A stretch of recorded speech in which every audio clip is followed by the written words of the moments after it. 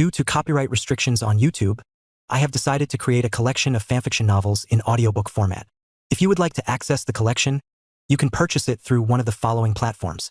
Patreon or Ko-Fi. You will find both links in the description. After completing your payment, you will automatically receive a link to a private Telegram channel that has a great collection of fanfiction audiobooks in audio format. This is a one-time payment that grants lifetime access to the existing collection. Please note that the collection is continuously expanding.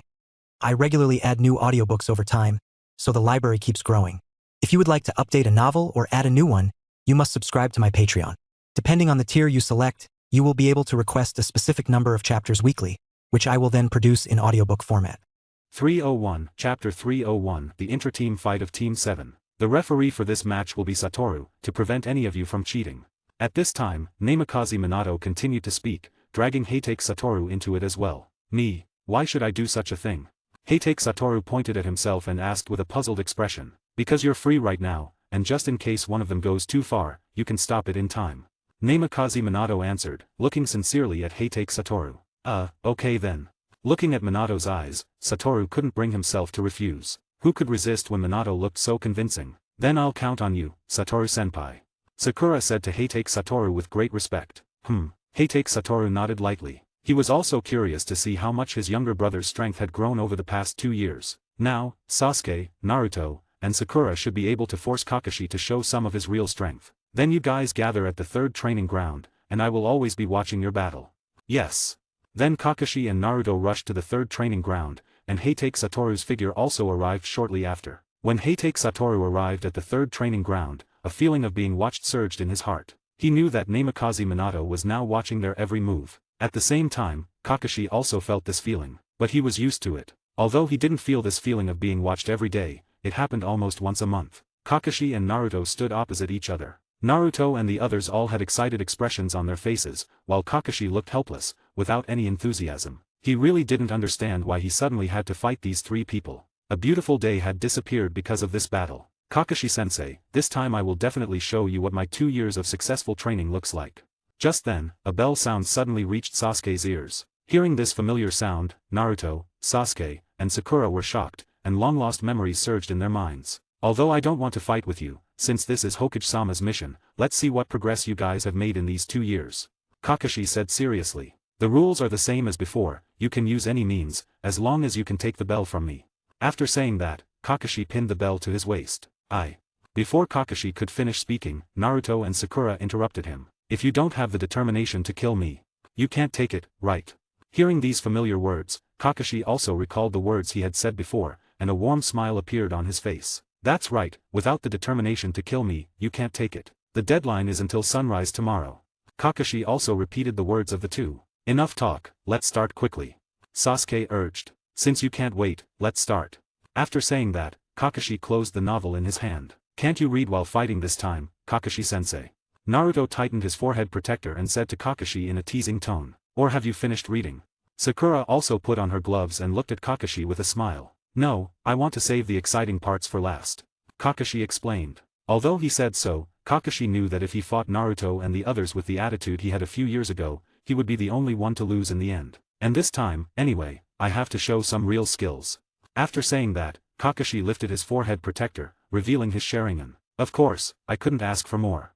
Sasuke closed his eyes and then opened them again, both pupils reflecting the Crimson 3-Tomo Sharingan. Now Sasuke's use of the Sharingan was definitely much stronger than in the original story. After all, in the original story, Uchiha Sasuke, who followed Orochimaru, had to explore the Sharingan on his own. However, Sasuke's Sharingan now not only benefited from Kakashi's guidance but also from his father, Uchiha Fugaku's teachings. Even Kakashi, facing Sasuke's activated Sharingan, had to be cautious because if he accidentally fell under the influence of Genjutsu, it would be difficult for him to escape from the 3-Tomo Sharingan's Genjutsu. 3-Tomo Sharingan. Naruto noticed Sasuke's eyes and was also shocked. He had thought that he might have surpassed Sasuke in these 2 years, but Sasuke's progress was beyond his imagination. In the shadows, several onlookers appeared, including Jiraiya, Tsunade, and Uchiha Fugaku. They all wanted to see how their disciples or children would perform in this battle. Suddenly, a breeze blew, making the bells on Kakashi's waist jingle. Since everything is ready, let the battle begin. With Heitake Satoru's announcement, Naruto took the initiative. He pulled out several shuriken from his ninja tools pouch and threw them at Kakashi. Kakashi, who had activated his Sharingan, clearly saw the trajectory of these shuriken and easily dodged them. However, Kakashi's attack wasn't over yet. While still in midair, Naruto was vulnerable, and Kakashi threw several more shuriken toward him. Shadow Clone Jutsu. Naruto created a shadow clone, which immediately pulled the original Naruto aside, successfully avoiding Kakashi's attack. Not bad. Impressed by Naruto's move, Kakashi praised him. Amazing. Using a shadow clone to move while unable to move freely in midair. Sasuke and Sakura were equally surprised by Naruto's actions. They hadn't expected the once battle-inept fool to learn such clever combat techniques. However, this also made them feel the pressure to keep up with Naruto's growth. End of the chapter. 302 Chapter 302 Mutual Shock. Transformation. After landing, Naruto and his shadow clone instantly transformed into a wind demon shuriken. However, before Naruto could throw the shuriken, Kakashi appeared directly behind him. Kakashi's hand held the one with the wind demon shuriken, while his other hand pressed Naruto's head. That's enough. Kakashi spoke, inwardly noting how much Naruto had grown taller. In their previous battle, Kakashi had seen this posture, but it gave him a completely different feeling. It was as if he was facing a different person. Furthermore, your shadow clone technique and timing have greatly improved. Kakashi glanced backward, and at that moment, Naruto appeared behind him, holding a kunai and pointing it at Kakashi's lower back. A triumphant smile played on Naruto's face. Jiraiya, who was observing from the sidelines, let out a surprised sound. Naruto's progress and combat intelligence were beyond his expectations. Not bad. Tsunade also praised Naruto. In the office, Minato watched with a contented smile. Although Naruto's talent might not compare to his own, he hoped his child would lead a safe and peaceful life. He couldn't protect Naruto forever, but he could at least protect him for most of his life. You've grown, Naruto, but your impatience hasn't changed a bit.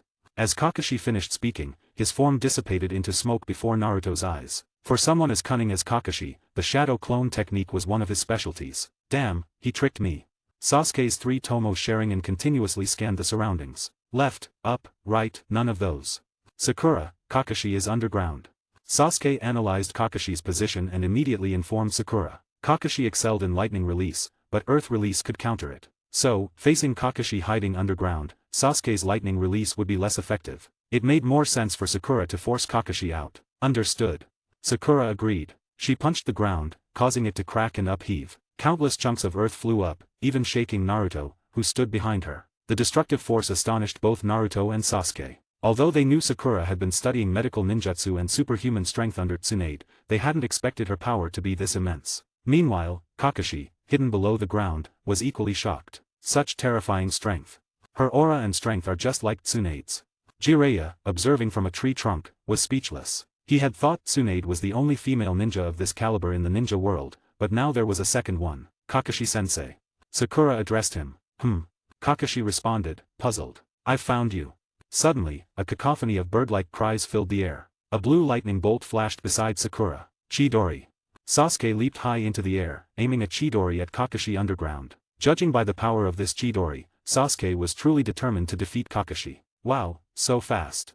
Both Naruto and Sakura were astonished by Sasuke's speed. They hadn't even reacted, and Sasuke was already beside Kakashi. As the Chidori approached, Kakashi felt a sense of helplessness. He hadn't expected that one day his own technique would be used against him. At the same time, he sensed the danger. He knew the power of the Chidori all too well. Even with Tsunade-sama present, he might not survive a direct hit. As Sasuke's Chidori descended, the ground erupted in another intense explosion, creating thick dust. But Sakura and Naruto remained vigilant. They knew Kakashi-sensei wouldn't be easily defeated. Kakashi's form emerged from the smoke, slightly disheveled. Although he bore no injuries, his clothes were worse for wear. TCH.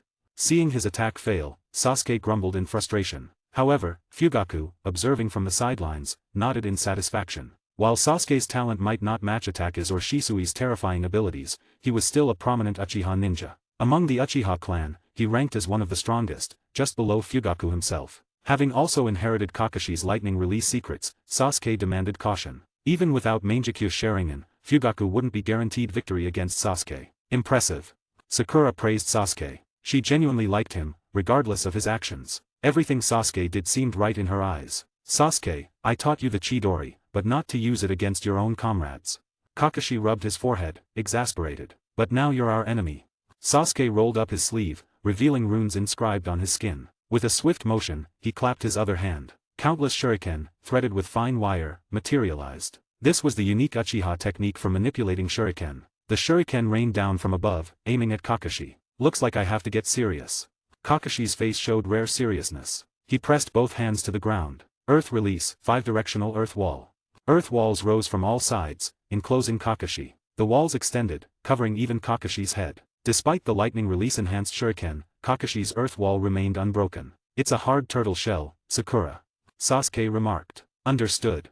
Sakura immediately grasped Sasuke's intention. She took over the attack position, delivering a powerful punch to the earth wall. Kakashi's form flew out from behind the wall. Amazing.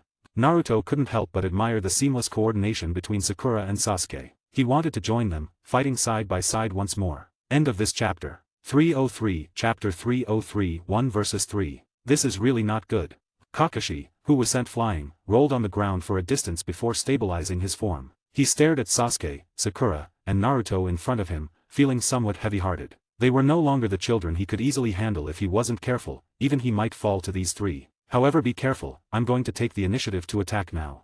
Kakashi extended his right hand, and the piercing sound of thunder reached everyone's ears again. His auditory and visual senses were the same as those Sasuke had given them, which was Kakashi's signature ninjutsu, Chidori. Then, with a push of his legs, Kakashi's body moved at a speed invisible to the naked eye, arriving directly in front of Sakura. To Kakashi, Sakura was now the biggest threat. If she were hit by his punch, it would be over for her. Sakura, be careful.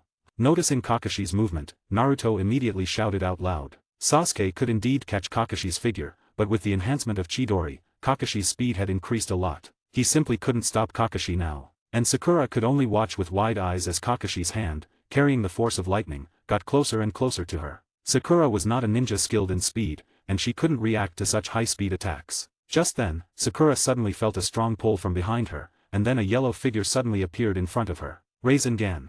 A light blue energy ball appeared in Naruto's right hand, colliding directly with the Chidori in Kakashi's hand. The two fierce attacks collided, and a terrifying explosion unfolded from the center of their clash. Sasuke and Sakura were also blown back a great distance by the explosion. Not bad, Naruto, it seems you've really grown a lot in these past 2 years.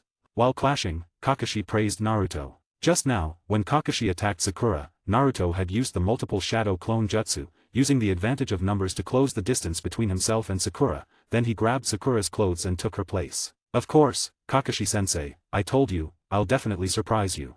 Naruto said with a smile, but soon he realized that Kakashi, who he was clashing with, had suddenly disappeared. After the dust settled, Sasuke and Sakura only saw Naruto's figure. Kakashi had disappeared again. Naruto, where's Kakashi? Sasuke frowned and asked Naruto, since Naruto was the closest to Kakashi just now. I don't know either. Naruto said with a puzzled expression on his face. Idiot. Sasuke cursed under his breath, then became vigilant of the surrounding environment. You jerk. Hearing Sasuke curse at him, Naruto pointed at Sasuke and retorted. However, this time, Sasuke didn't pay attention to Naruto. Suddenly, Sasuke felt something strange under his feet. Earth release, double suicide decapitation jutsu. A muffled voice came from the ground beneath Sasuke's feet, followed by a pale hand reaching out from the ground, aiming straight for Sasuke's ankles. But Sasuke, who was already on alert, felt something was wrong in an instant and immediately jumped away from his original position. The same move won't work on me, Kakashi. Sasuke said coldly as he looked at the hand that appeared on the ground. At that moment, Kakashi's figure also emerged from the ground. Indeed, you have all become a group of tough opponents. Kakashi's voice sounded somewhat weary. Now, fighting these three, he had to engage in a battle of wits and bravery. Even if Tsunade and I joined forces, we might not gain any advantage against these three now. Jiraiya, sitting on a tree trunk, commented as he watched the trio's performance. Although Sakura's monstrous strength was not on par with Tsunade's, and Naruto's power was not as great as Jiraiya's, they still had Sasuke. Any one of them could not be easily matched by either of the two, but when the three joined forces, they could unleash unimaginable power. That's right, these three have become ninjas who can stand on their own. Tsunade, hearing this, nodded in agreement, a smile appearing on her face. Clearly, she was very satisfied with Sakura's performance. Although Sakura was not her first disciple, she was the one Tsunade was most satisfied with and the one who inherited most of her mantle. These three guys are really something when they're together. Heitake Satoru, who had been watching from the air, also expressed similar sentiments. Over the past 2 years, he had been with Naruto almost all the time, but he had not noticed such significant progress in Naruto. However, when he cooperated with Sakura and Sasuke, he displayed even greater strength, perhaps highlighting the importance of teammates. After an unsuccessful strike, Kakashi gave up the idea of a sneak attack and instead took out a kunao to join the battle with Naruto and the others. Let me tell you something, one of the ninja tactical insights, Taijutsu. With that, Kakashi charged at Naruto first, attacking him with punches and kicks. Although Naruto's strength had indeed grown over the past 2 years, he was no match for Kakashi in taijutsu. Therefore, facing Kakashi's taijutsu attacks, Naruto could only dodge like Sasuke. There's an opening. At that moment, Sakura seized an opening in Kakashi's defense and swung out a punch. However, Kakashi, with the enhancement of the Sharingan, immediately noticed Sakura's movement and kept dodging her attacks. No matter how many punches Sakura threw, Kakashi narrowly avoided them all. Just one hit would be enough. That's what Sakura thought to herself. However, gaining great power meant sacrificing agility and speed, while Kakashi was an all-around ninja. Although not outstanding in any particular area, he was not weak in any either. As long as it doesn't hit, there's no threat. Kakashi observed Sakura's movements through the Sharingan and dodged her attacks. Just then, as Kakashi kept retreating, he suddenly felt something blocking his way back, but his reaction was quick, and he immediately sidestepped to avoid it. And Sakura's punch directly shattered the tree that had been blocking Kakashi's retreat. That was close, too close. Kakashi exhaled deeply. End of chapter. 304. Chapter 304. Kakashi rolled up secretly. Seeing that Sakura's attack was futile, Sasuke took out a kunai and charged at Kakashi. Facing Sasuke, who also possessed the Sharingan, Kakashi did not dare to be careless this time. He too pulled out a kunai from his ninja tools pack. The two moved back and forth, up and down, matching each other in speed and strength, with Sasuke proving to be Kakashi's equal. Both having the advantage of the Sharingan, they could predict each other's next move, making it difficult to determine the winner in their taijutsu clash. Moreover, since Kakashi was not a member of the Uchiha clan, prolonged use of the Sharingan was a significant burden on his body. How impressive! Sakura and Naruto were amazed at Sasuke's ability to fight Kakashi on equal terms. If Kakashi didn't use the Sharingan, he probably wouldn't show signs of fatigue so quickly, observed Satoru, who was watching the battle. From the beginning of the fight, Kakashi had been using the Sharingan, which, despite its convenience, was also a considerable strain. Even without the Sharingan, it wasn't certain that Kakashi would lose the fight. After several exchanges, Kakashi gave up the taijutsu contest with Sasuke, as he gradually began to fall behind and felt an indescribable sensation of being surpassed by his student, which was somewhat uncomfortable. Amazing, Sasuke. Seeing Kakashi willingly step back, Naruto and Sakura quickly praised Sasuke. Hearing the praise, Sasuke couldn't help but show a proud expression on his face. After all, everyone likes to be complimented, and Sasuke, with his proud nature, was no exception. Kakashi, if you don't show your true strength soon, you'll really be surpassed by your student. Satoru couldn't stand it any longer. His brother was now embarrassingly underperforming, possibly due to his reluctance to go all out against his student, displaying less than half his true capability. Of course, Naruto, Sakura, and Sasuke were also not performing at their full potential. Kakashi glanced at Satoru without saying much and instead pulled down his forehead protector, covering the exposed Sharingan. Seeing this, Sasuke, who had spent the most time with Kakashi, immediately became alert. Be careful, Kakashi is getting serious. Sasuke warned Naruto and Sakura, knowing that Kakashi without the Sharingan was the most formidable. Abandoning the Sharingan might actually make him even stronger. Hearing Sasuke's words, Sakura and Naruto also realized that Sasuke was not making baseless claims, and their expressions grew more solemn. Kakashi extended his right hand, and a short, white light blade formed in his palm. Seeing this move, Jiraiya and Tsunade, who were nearby, all showed grave expressions, clearly sensing the threat from the light blade. This is simply a high-density lightning condensation, even more powerful than the thunder sword left by the second Hokage. Jiraiya spoke up, being well informed. He naturally knew how the short sword in Kakashi's hand was formed, but it was precisely because he knew the principle that he felt amazed. Being able to condense something intangible into a tangible form, Kakashi's mastery of lightning release chakra must be no less than that of the Raikage of the Hidden Cloud Village. Moreover, even the Raikage might not be able to condense lightning release chakra into such a form.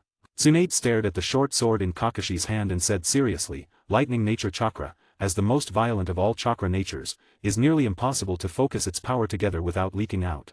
And yet, this nearly impossible feat has now been accomplished by Kakashi. This also shows just how terrifying Kakashi's talent is. He is now fully qualified to succeed the position of Hokage. And he is the best candidate for Konohagakure village after the fourth Hokage, Namikaze Minato. Neither Jiraiya nor Tsunade are more qualified than Kakashi. Because to become Hokage, it takes more than just strength, but Kakashi possesses any quality that a shadow should have. Unfortunately, Minato will not be leaving the position of Hokage anytime soon, and Kakashi has no desire to become Hokage, which is also a fortunate thing, as there will be no conflict between teacher and student over this matter. However, we should be able to see the long unseen Heitake sword technique from Kakashi, right? I wonder how much of Sakumo-senpai's sword technique Kakashi has learned.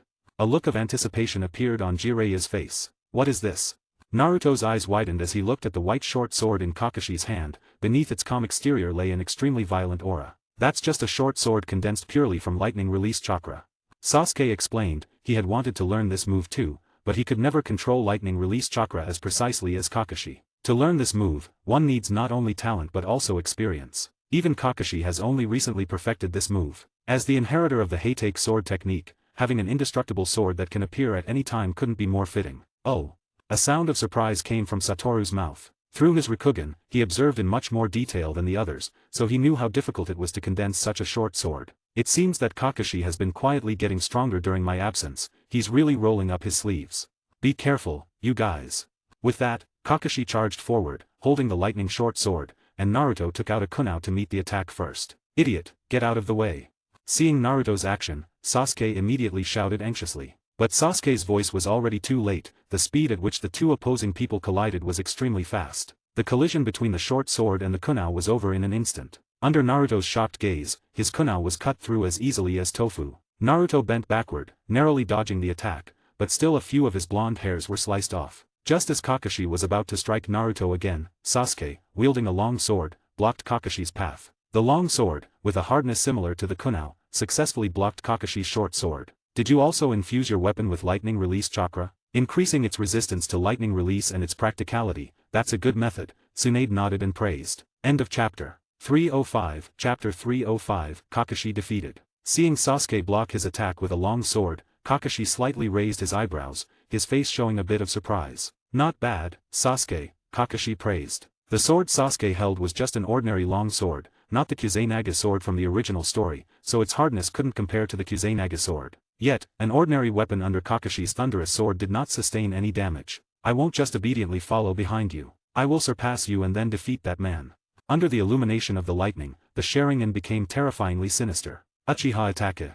Kakashi murmured. As one of Konohagakure's higher-ups, Kakashi knew all the reasons behind Uchiha Atake's actions, but he couldn't tell Sasuke because it was also one of the motivations for Sasuke to become stronger. Don't mention that man's name in front of me. Sasuke said angrily, his power seemingly influenced by his emotions, becoming incredibly vast and sending Kakashi flying several meters away, and he kept advancing to press his attack. This state of Sasuke, how frightening. At this time, Naruto, who had been sitting on the ground, also stood up, looking at Sasuke's back, feeling somewhat shocked. After all, that man has become Sasuke's mental block. If that man isn't dealt with, Sasuke might never be able to overcome his inner turmoil in this lifetime.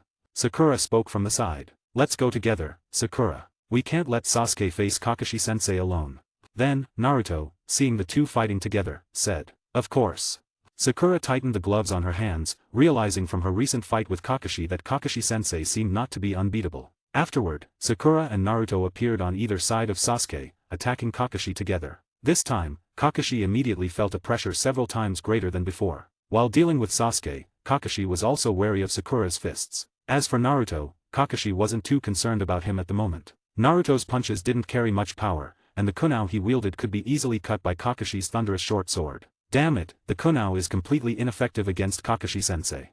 Naruto said somewhat unwillingly, realizing that if this continued, he would become the only burden in this battle. Idiot, infuse your chakra into the kunai to increase its hardness, which can extend the lifespan of your kunai.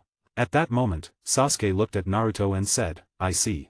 Upon hearing Sasuke's explanation, Naruto's face showed a sudden realization. Then, a pale blue chakra emerged on the surface of the kunai. Seeing this, Kakashi couldn't help but feel a headache coming on, especially with Naruto adding to his troubles. However, after Naruto's kunai clashed with Kakashi's lightning blade a couple of times, it broke. Darn it, why is this happening?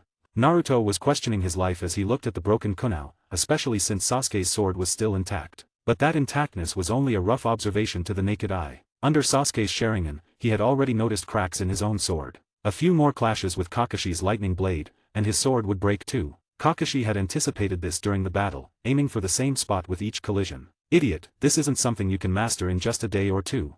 Jiraiya, who was watching the battle, covered his eyes, seemingly unable to bear watching what was to come. Jiraiya, haven't you taught Naruto even these basics?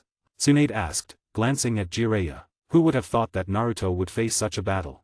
Jiraiya said helplessly. However, this was also a failure on his part as a teacher. Anything could happen during a battle. Sakura could also block Kakashi's lightning blade with her fist. After all, the monstrous strength she had trained for was, in some ways, much more difficult than perfectly covering a weapon with chakra. Therefore, Sakura's fists were very hard, and she could withstand a few hits from Kakashi's lightning blade without any problem. But she couldn't keep in contact continuously. After less than 5 touches with Kakashi's blade, Sakura's fists immediately felt a burning pain. This forced her to temporarily avoid Kakashi's sharp edge. If that's the case, then we'll have to use a Zerg Rush tactic, multi-shadow clone jutsu. Naruto quickly formed a seal, and a dense crowd of shadow clones instantly filled the training ground. I'll create an opportunity for you. Naruto shouted, and then the shadow clones surged forward, some trying to hold Kakashi, some trying to capture him, and some trying to attack him. This is bad. Seeing the number of Narutos, Kakashi muttered to himself that this was not good. He then sped up his own attacks. Every shadow clone that came close disappeared one after another upon touching Kakashi's lightning blade. Not a single shadow clone could withstand a hit from the lightning blade. Knowing these were just clones, Kakashi did not hold back in his attacks. Die. Seeing that Naruto was not achieving the desired results, Sakura clenched her fist and struck the ground forcefully. Instantly, the ground around her shattered, and several protruding rocks lifted Kakashi's body, causing him to lose his balance momentarily. At that instant, Naruto's shadow clones seized the opportunity. Several clones swarmed up and restrained Kakashi's limbs and body. Now's the chance, Sasuke. All of Naruto's shadow clones shouted in unison. You don't need to tell me, I already know. Sasuke swung his sword, and the lightning chakra covering it grew more intense. Then he swung it directly at Kakashi, and a lightning-like sword chi instantly arrived in front of Kakashi. This guy really wants to kill me. Watching the sword chakra close at hand, Kakashi resignedly closed his eyes, but his heart remained calm because he knew he was not in any real danger. Just then, a ding sound reached Kakashi's ears. Kakashi felt the restraints on his body disappear, and upon opening his eyes, he saw Naruto standing in front of him with a radiant smile, holding 2 bells in his hand. Sasuke stood beside Naruto, his face cold, while Sakura also showed a confident smile. Congratulations, you've passed. Kakashi let out a sigh of relief and announced the results of the test. End of chapter. 306. Chapter 306, Genin, Naruto. Although Kakashi was defeated, he did not use all his strength, at least not his trump cards, the Mangekyo Sharingan and Sage Mode. If this had been a battle to the death, then the 3 of them, Naruto and his friends, might have already been dead. After all, despite their significant progress over the past 2 years, Kakashi had not been standing still either. And when it comes to ninja talent, Kakashi is stronger than all 3 of them. Although Kakashi's room for improvement is small now, as long as Naruto and the others can continue to grow and have not yet reached their peak, they are still no match for Kakashi. What an exciting battle. At this moment, Tsunade and Jiraiya, who had been watching the battle, also came out, applauding and speaking to Naruto and the others. Sensei. Pervy Sage. Sakura and Naruto both exclaimed with joy. Uchiha Fugaku also came out at this time. You did well, Sasuke, truly worthy of being my son. Uchiha praised aloud. Hearing this, even the usually stoic Sasuke unconsciously lifted the corners of his mouth slightly. Since childhood, Sasuke had hoped to gain his father's approval. Previously, when Uchiha Itachi was present, after witnessing Itachi's stunning talent, although Sasuke's talent was also good and among the top, Itachi's example made Fugaku somewhat disappointed in Sasuke. But as time went on, he realized that this way of educating his child was not right, and instead, he gave Uchiha Sasuke more attention, which indeed made Sasuke feel much better. It gave him a bit of comfort in his heart, abandoned by his brother. But this is still far from enough. You can become even stronger. The next second, Fugaku's expression changed. Perhaps that's the role of a father, never able to give their child the tender love like a mother. But a father's concern for his child is no less than a mother's. Yes, father, I will perform even better next time. Hearing Fugaku's admonition, Sasuke immediately put away his smile and took on a serious attitude. Sasuke's father is really strict. Naruto whispered to Sakura. Yes. Sakura nodded in agreement. After all, Sasuke carries the entire Uchiha clan on his shoulders. At this time, Kakashi appeared behind the 2 and explained. After Fugaku steps down, the position of the Uchiha clan's patriarch is very likely to fall on Sasuke's shoulders, even though Sasuke has an older brother, Itachi. But even if Itachi's exile from the village was a sham, after returning to the village, he would not be able to take over as patriarch, at most supporting Sasuke to become the second in command of the Uchiha clan. Therefore, it's inevitable that Fugaku is strict with Sasuke. Fortunately, my father isn't that strict with me. Naruto said with some relief. If his father were that strict, he felt his life would be hopeless, a life worse than death. You should train well with Kakashi, and don't forget to take on more missions and engage in battles to hone yourself. After all, battle is the best way to increase one's strength. Fugaku then said to Sasuke, noting that many combat moves and techniques are developed during battle. Yes, father, I will definitely remember your advice. Afterward, Fugaku nodded at Satoru as a greeting and left. Satoru also nodded back. Although he wasn't very close to Fugaku, their relationship was significant. After all, he was the teacher of Fugaku's eldest son, and his brother was the teacher of Fugaku's younger son. After Fugaku left, Satoru appeared beside Kakashi. Kakashi. Satoru called out to Kakashi. Kakashi responded with confusion, as he hadn't reconciled with Satoru yet. Your performance this time is somewhat indescribable. Satoru shook his head and continued without paying attention to the puzzled look on Kakashi's face. I'm really disappointed. I can't even say you're my brother. Hey, we haven't made up yet, have we? Don't think you can gloss over that matter by changing the subject. Kakashi said, annoyed. If he could beat the jerk in front of him, he might have punched him in the face already. I didn't expect Kakashi-sensei to be scolded by his own brother. That's really lame. At this moment, Naruto was glad to be an only child, free from the trouble of being scolded by siblings. Thinking this, Naruto looked at Sasuke with a pitying gaze, realizing that the two things he was glad to avoid had both happened to Sasuke. Hey, don't look at me with that kind of gaze. Noticing Naruto's look, Sasuke immediately showed an annoyed expression. He didn't need anyone's pitying gaze, he didn't need anyone's sympathy. TCH, I was actually thinking of teaching you more combat techniques, but since you don't need them, forget it. Hearing Kakashi's words, Satoru replied and then turned to leave, though he walked very slowly, as if waiting for someone to call him back. As Satoru's brother, Kakashi was very familiar with Satoru's every move. He knew exactly what Satoru needed now, but he deliberately didn't do it, watching Satoru walk further away. And Kakashi didn't need anyone to teach him combat techniques now. His fighting style had already taken shape, and any improvements would come from his own efforts. Guidance from others would hardly be of any substantial help now. Not hearing Kakashi call him back, Satoru shook his head helplessly, thinking to himself, this little brother of mine is really not cute at all. Kakashi-sensei, our Team 7 has rarely gathered together again. Shouldn't we have a good meal to celebrate? Naruto said to Kakashi with shining eyes. Although in this world Naruto didn't worry about food and drink, not taking advantage of a good deal would be foolish. There's no need for a meal. I think we can take on an A rank or even an S rank mission to celebrate. And Naruto, I have some unfortunate news for you. What news? Naruto asked with a puzzled look. Sakura is already a Chunin, and Sasuke has even become a Jonin, while you are still a Genin.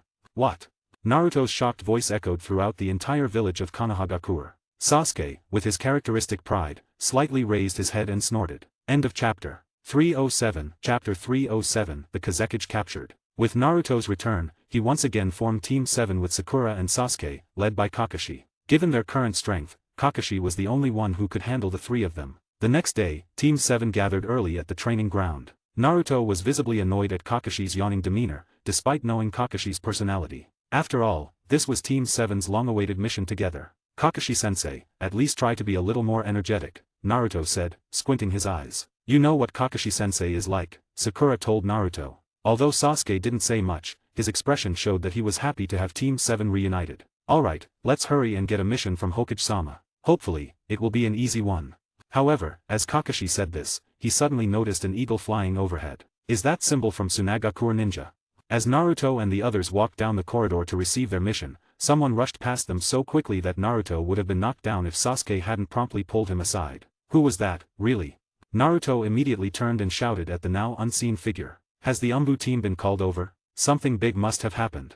Kakashi thought to himself. However, Naruto and the others didn't take it to heart and continued eagerly towards the mission reception area. But when Naruto learned about the mission they were to undertake, he immediately objected. A gold bar transport escort mission.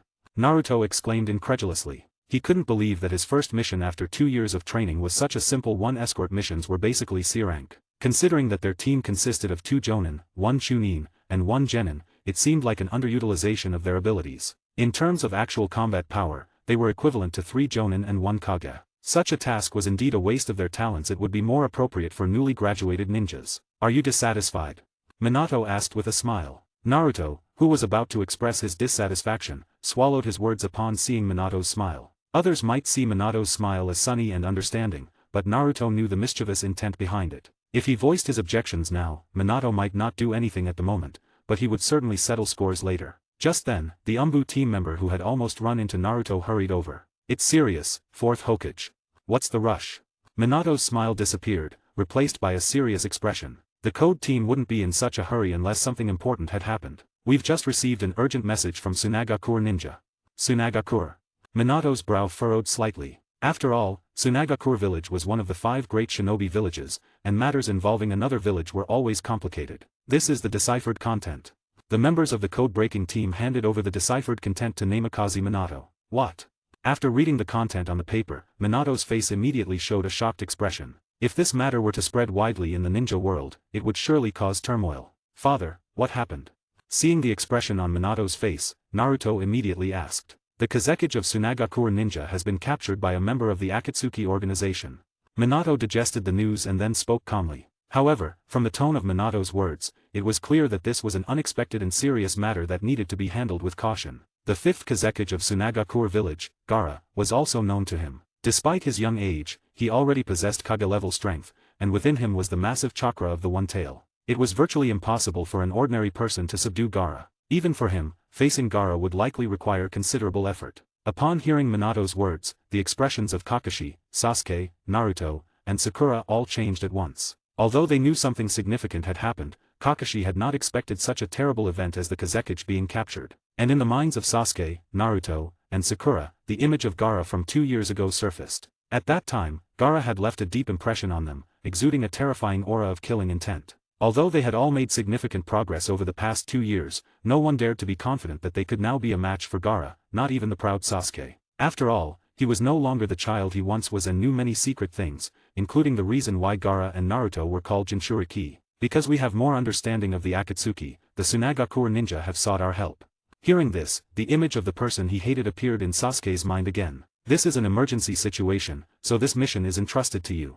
Minato said gravely. Although he did not know which member of the Akatsuki organization had acted against the Kazekage this time, based on the information about the Akatsuki members currently held by Konohagakure, each one was not easy to deal with, especially since they had the strength to defeat the Kazekage. But at present, apart from Kakashi's team, Minato could not find a second suitable team in Konohagakure village. Now, the mission is given to Kakashi's team: proceed to Tsunagakure village, gather intelligence, report back to Konohagakure, and then follow the instructions of the Tsunagakure ninja to assist them. Yes. The members of Kakashi's team answered simultaneously. Although they were now faced with a more challenging mission, Naruto's mood was far from happy, as Gaara was also his friend and shared a similarly tragic past. He had managed to rescue Gaara from the shadows of his childhood, only to have such an incident occur again. Wait for me, Gaara, I will definitely rescue you. Naruto thought firmly to himself. At the same time, to avoid any accidents during this mission, I will have Satoru assist you.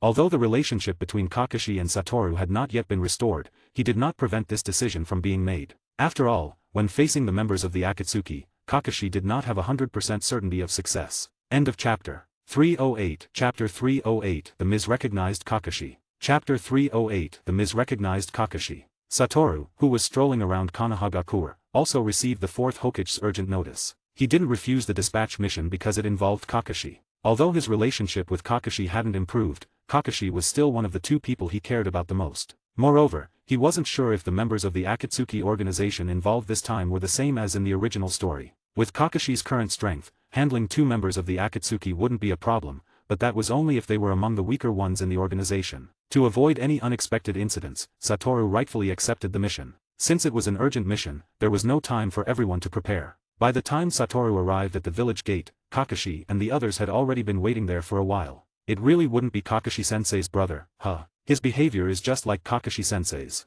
Sakura muttered to herself, as being late was something typically only Kakashi would do. Hurry up, Satoru-sensei. If we don't set off now, Gaara will be in even greater danger, Naruto urged upon seeing Hatake Satoru. Then let's set off, Satoru said after glancing at Kakashi. Although Kakashi was the captain of this squad, with Hatake Satoru's arrival, he became the leader. At Hatake Satoru's command, the 5 of them immediately ran towards Tsunagakure village, especially Naruto, who dashed ahead, clearly impatient. Not long after they had set off in haste, Satoru and his group encountered Temari, a Tsunagakure ninja, returning to the village alone. Temari, Sakura called out, then directly descended from a tree to land in front of Temari.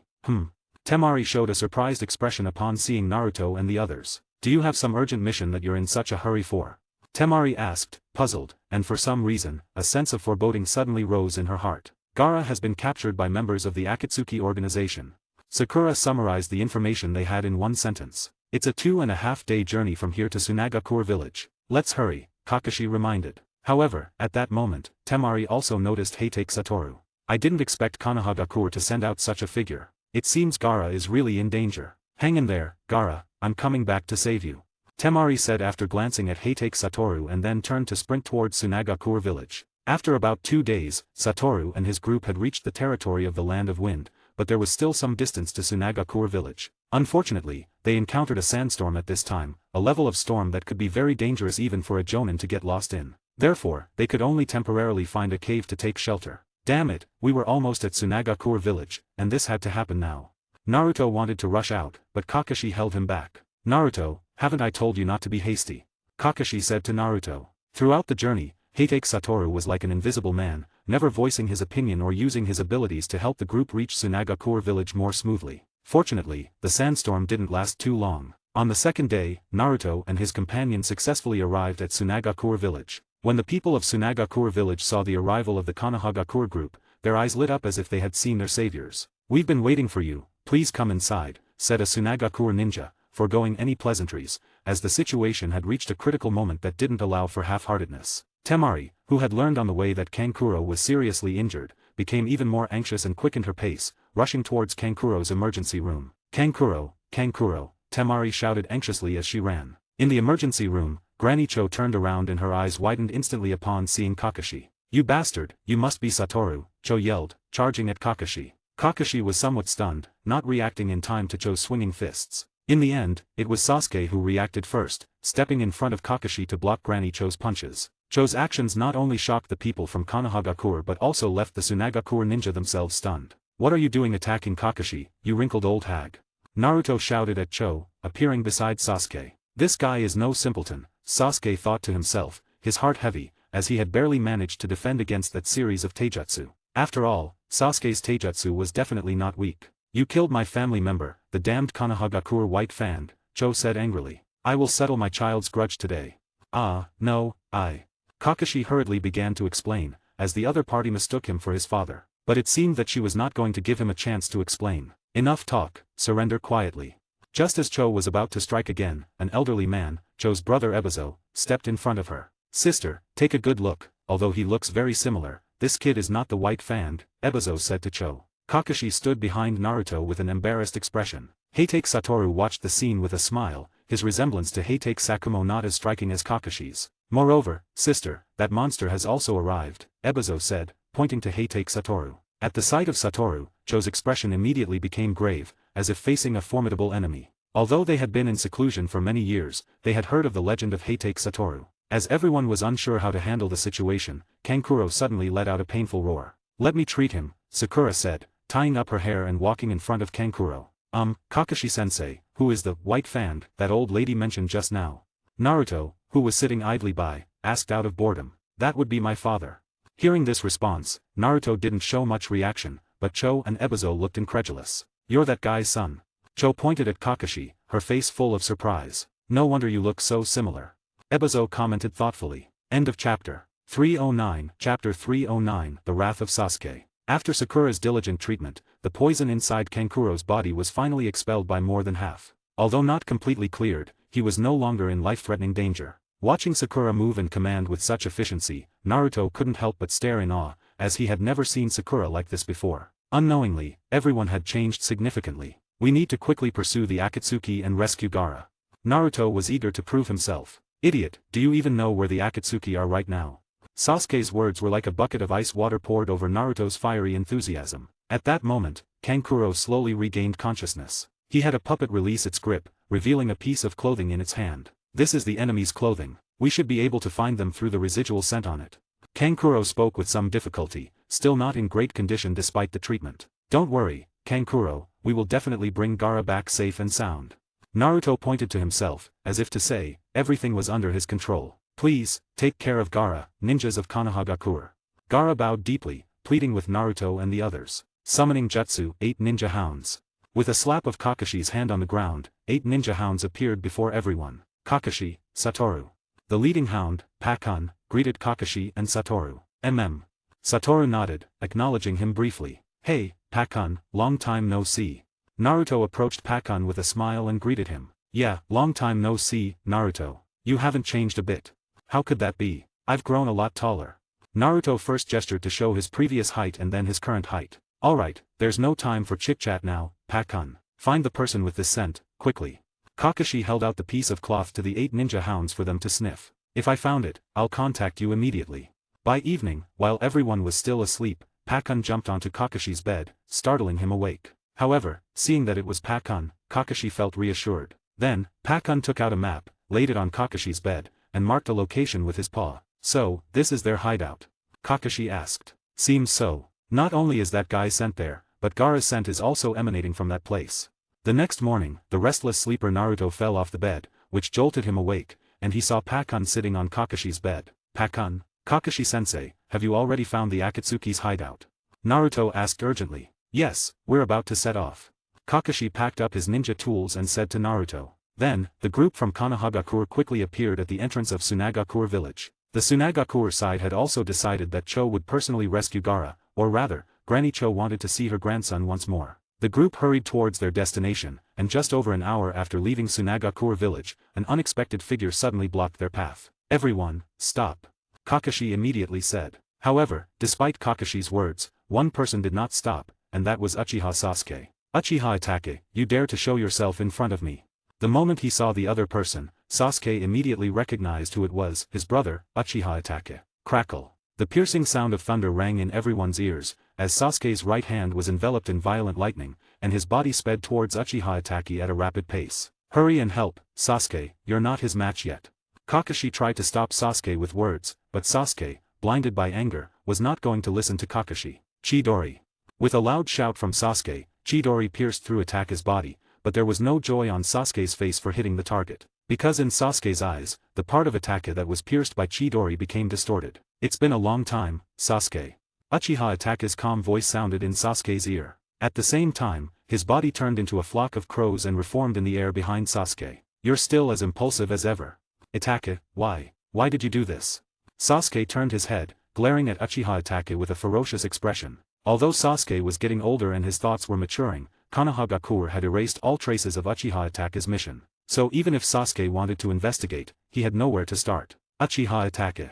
Kakashi also looked at the other person with a serious expression. Is that Uchiha Itachi? Sakura thought to herself in shock. Just standing there, the mere presence of the other person gave Sakura a terrifying sense of oppression. This time, Uchiha Itachi, not plagued by illness, was even stronger than in the original story. Hey, take Kakashi, Namikaze Naruto, and teacher, it's been a long time. Itachi did not answer Sasuke's question but turned his head to look at Kakashi and the others and spoke. Teacher. Sakura was shocked again, then turned her gaze to Heitake Satoru, who had been almost invisible in this mission. It's been a long time, Uchiha Itachi. Your strength has increased quite a bit. As your teacher, I'm glad to see you've become so powerful. Heitake Satoru said. However, as an enemy, the more terrifying your strength, the more of a headache it gives me.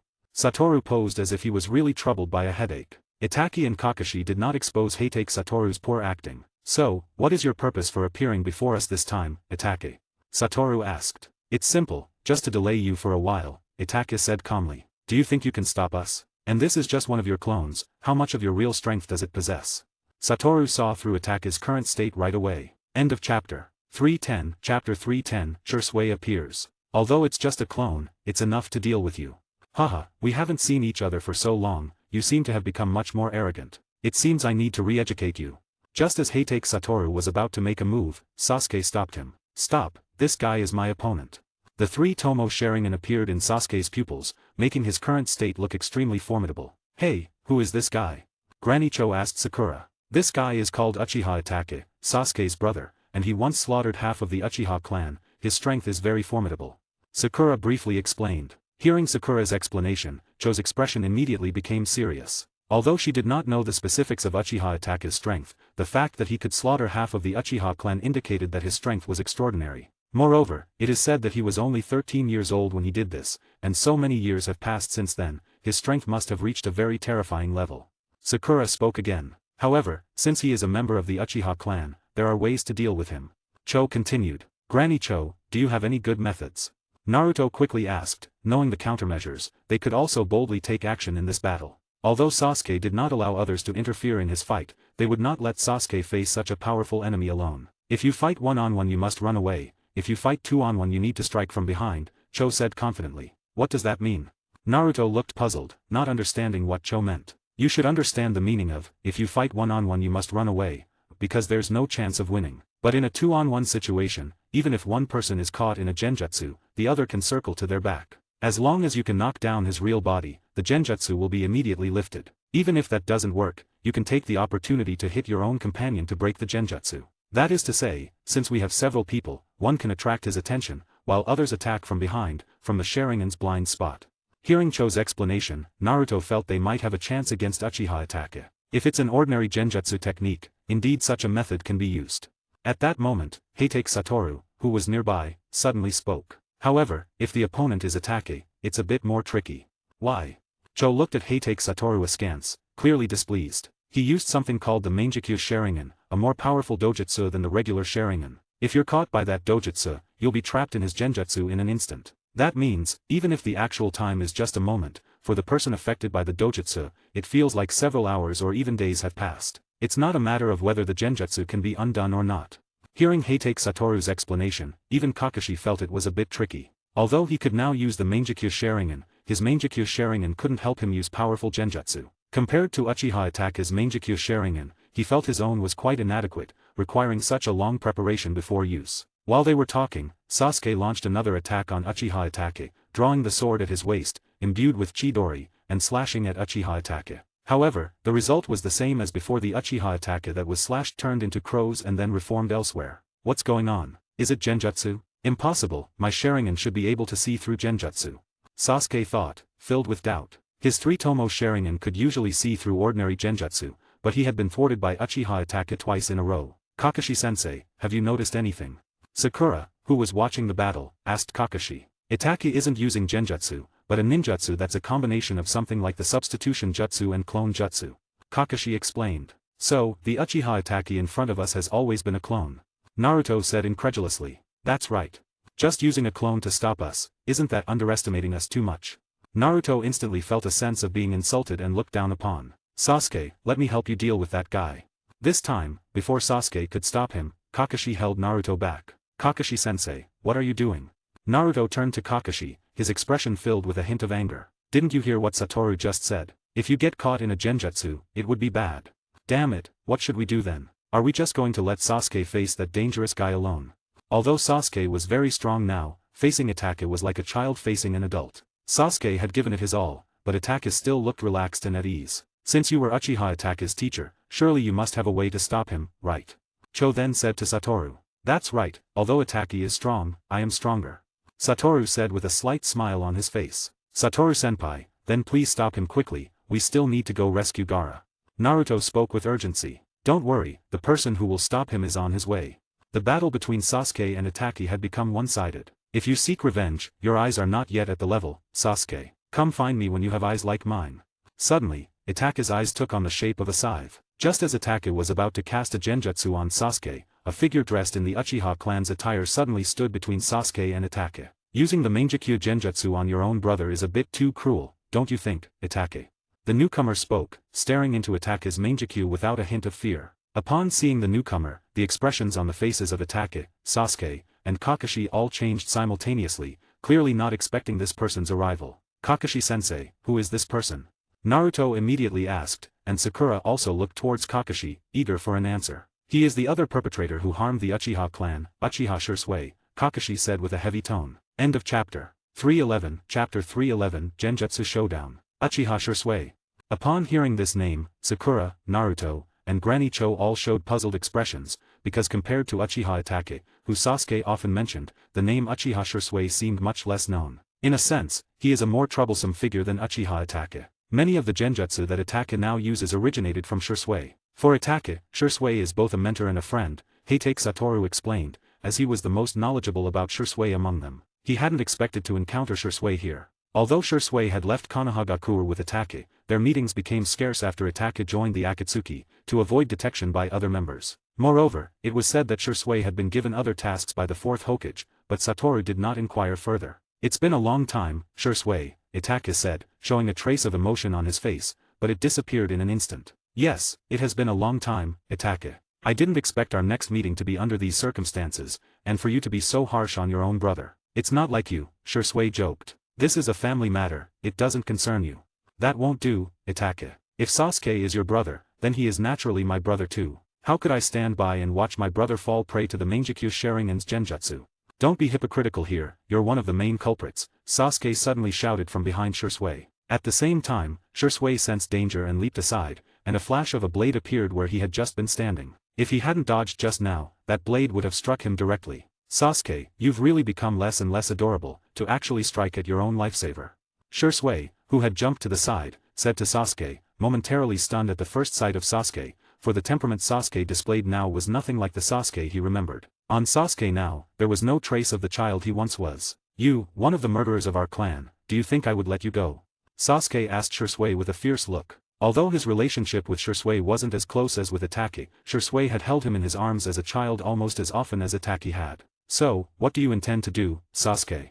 I will bring you back to Konohagakure, to kneel before our deceased clansmen and repent forever. Oh, do you think you can do that? Sasuke, this fool, has actually pushed the reinforcements to the enemy's side.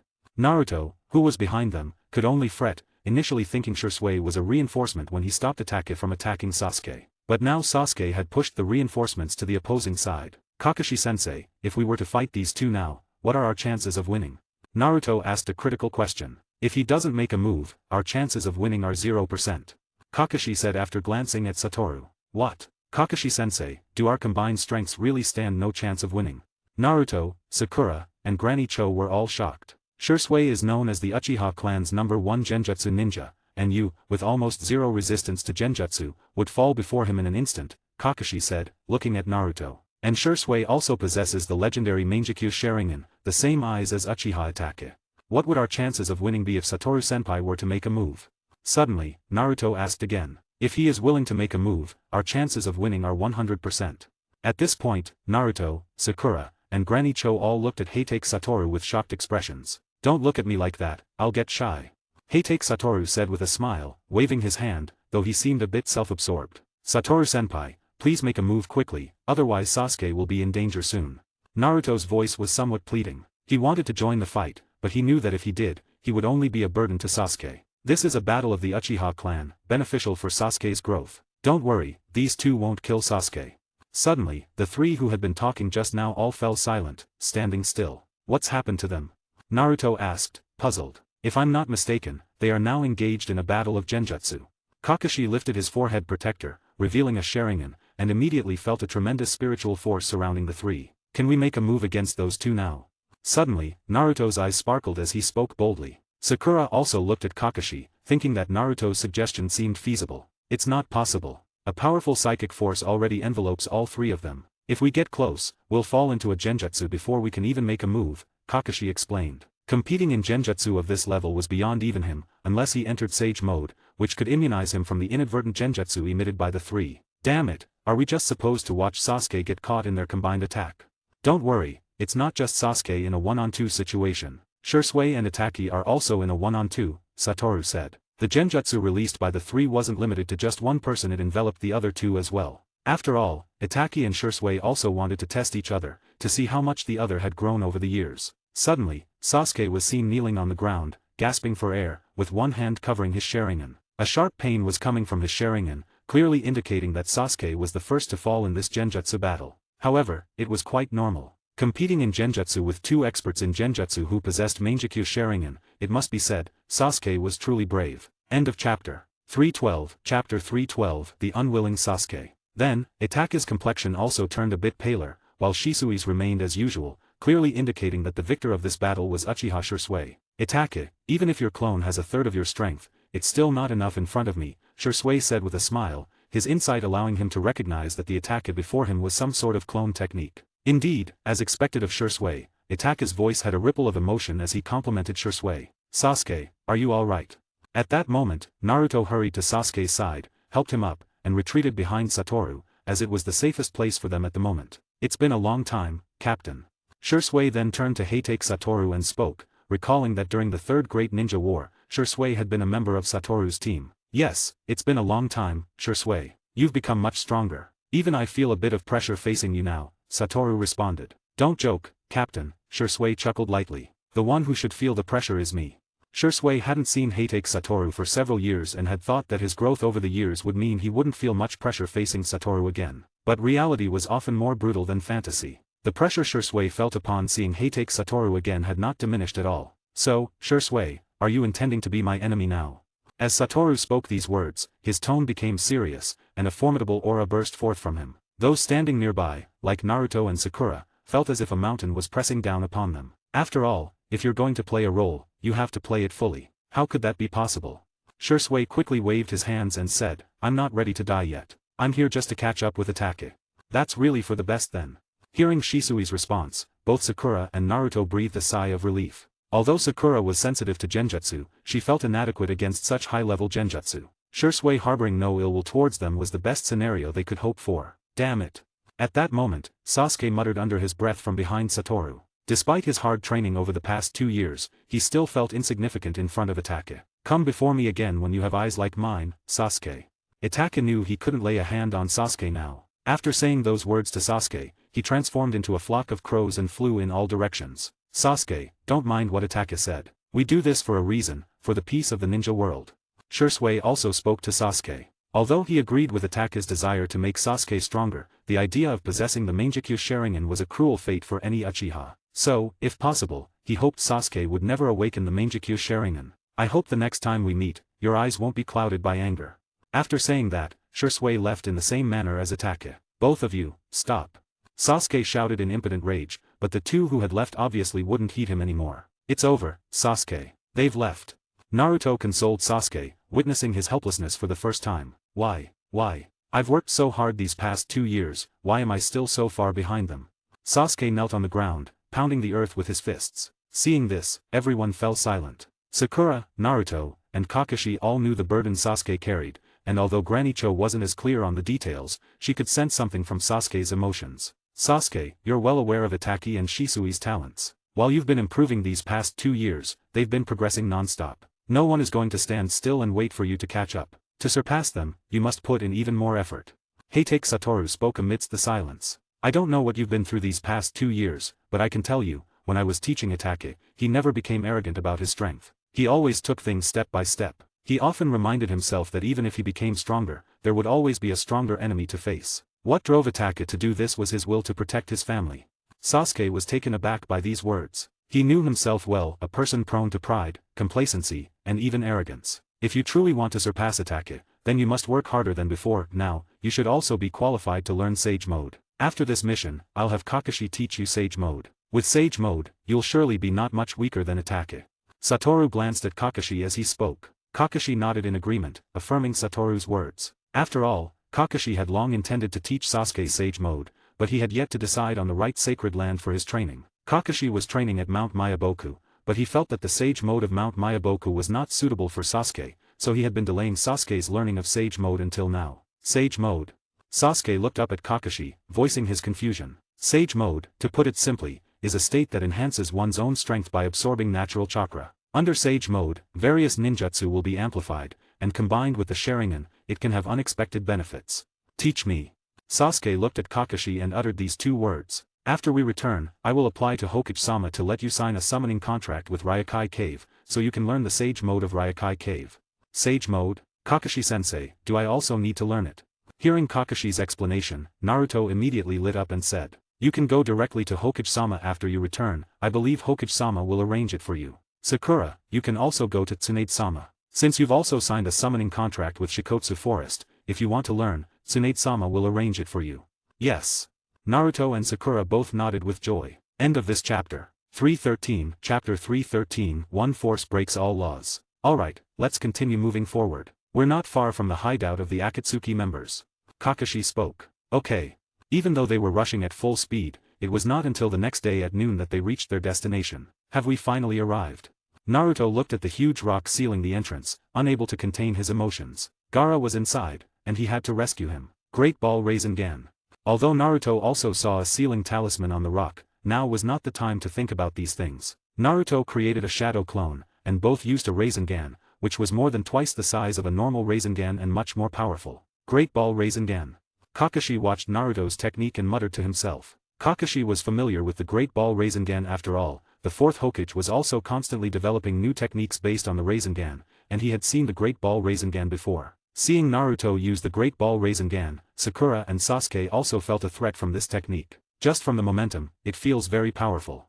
Sakura thought to herself. Although Naruto's Great Ball Rasengan was powerful, Sakura and Sasuke did not feel discouraged because they both had techniques comparable to the Great Ball Rasengan. The Great Ball Rasengan hit the huge rock, and instead of the expected explosion, the power of the Rasengan seemed to be absorbed by something, only causing ripples. What's going on?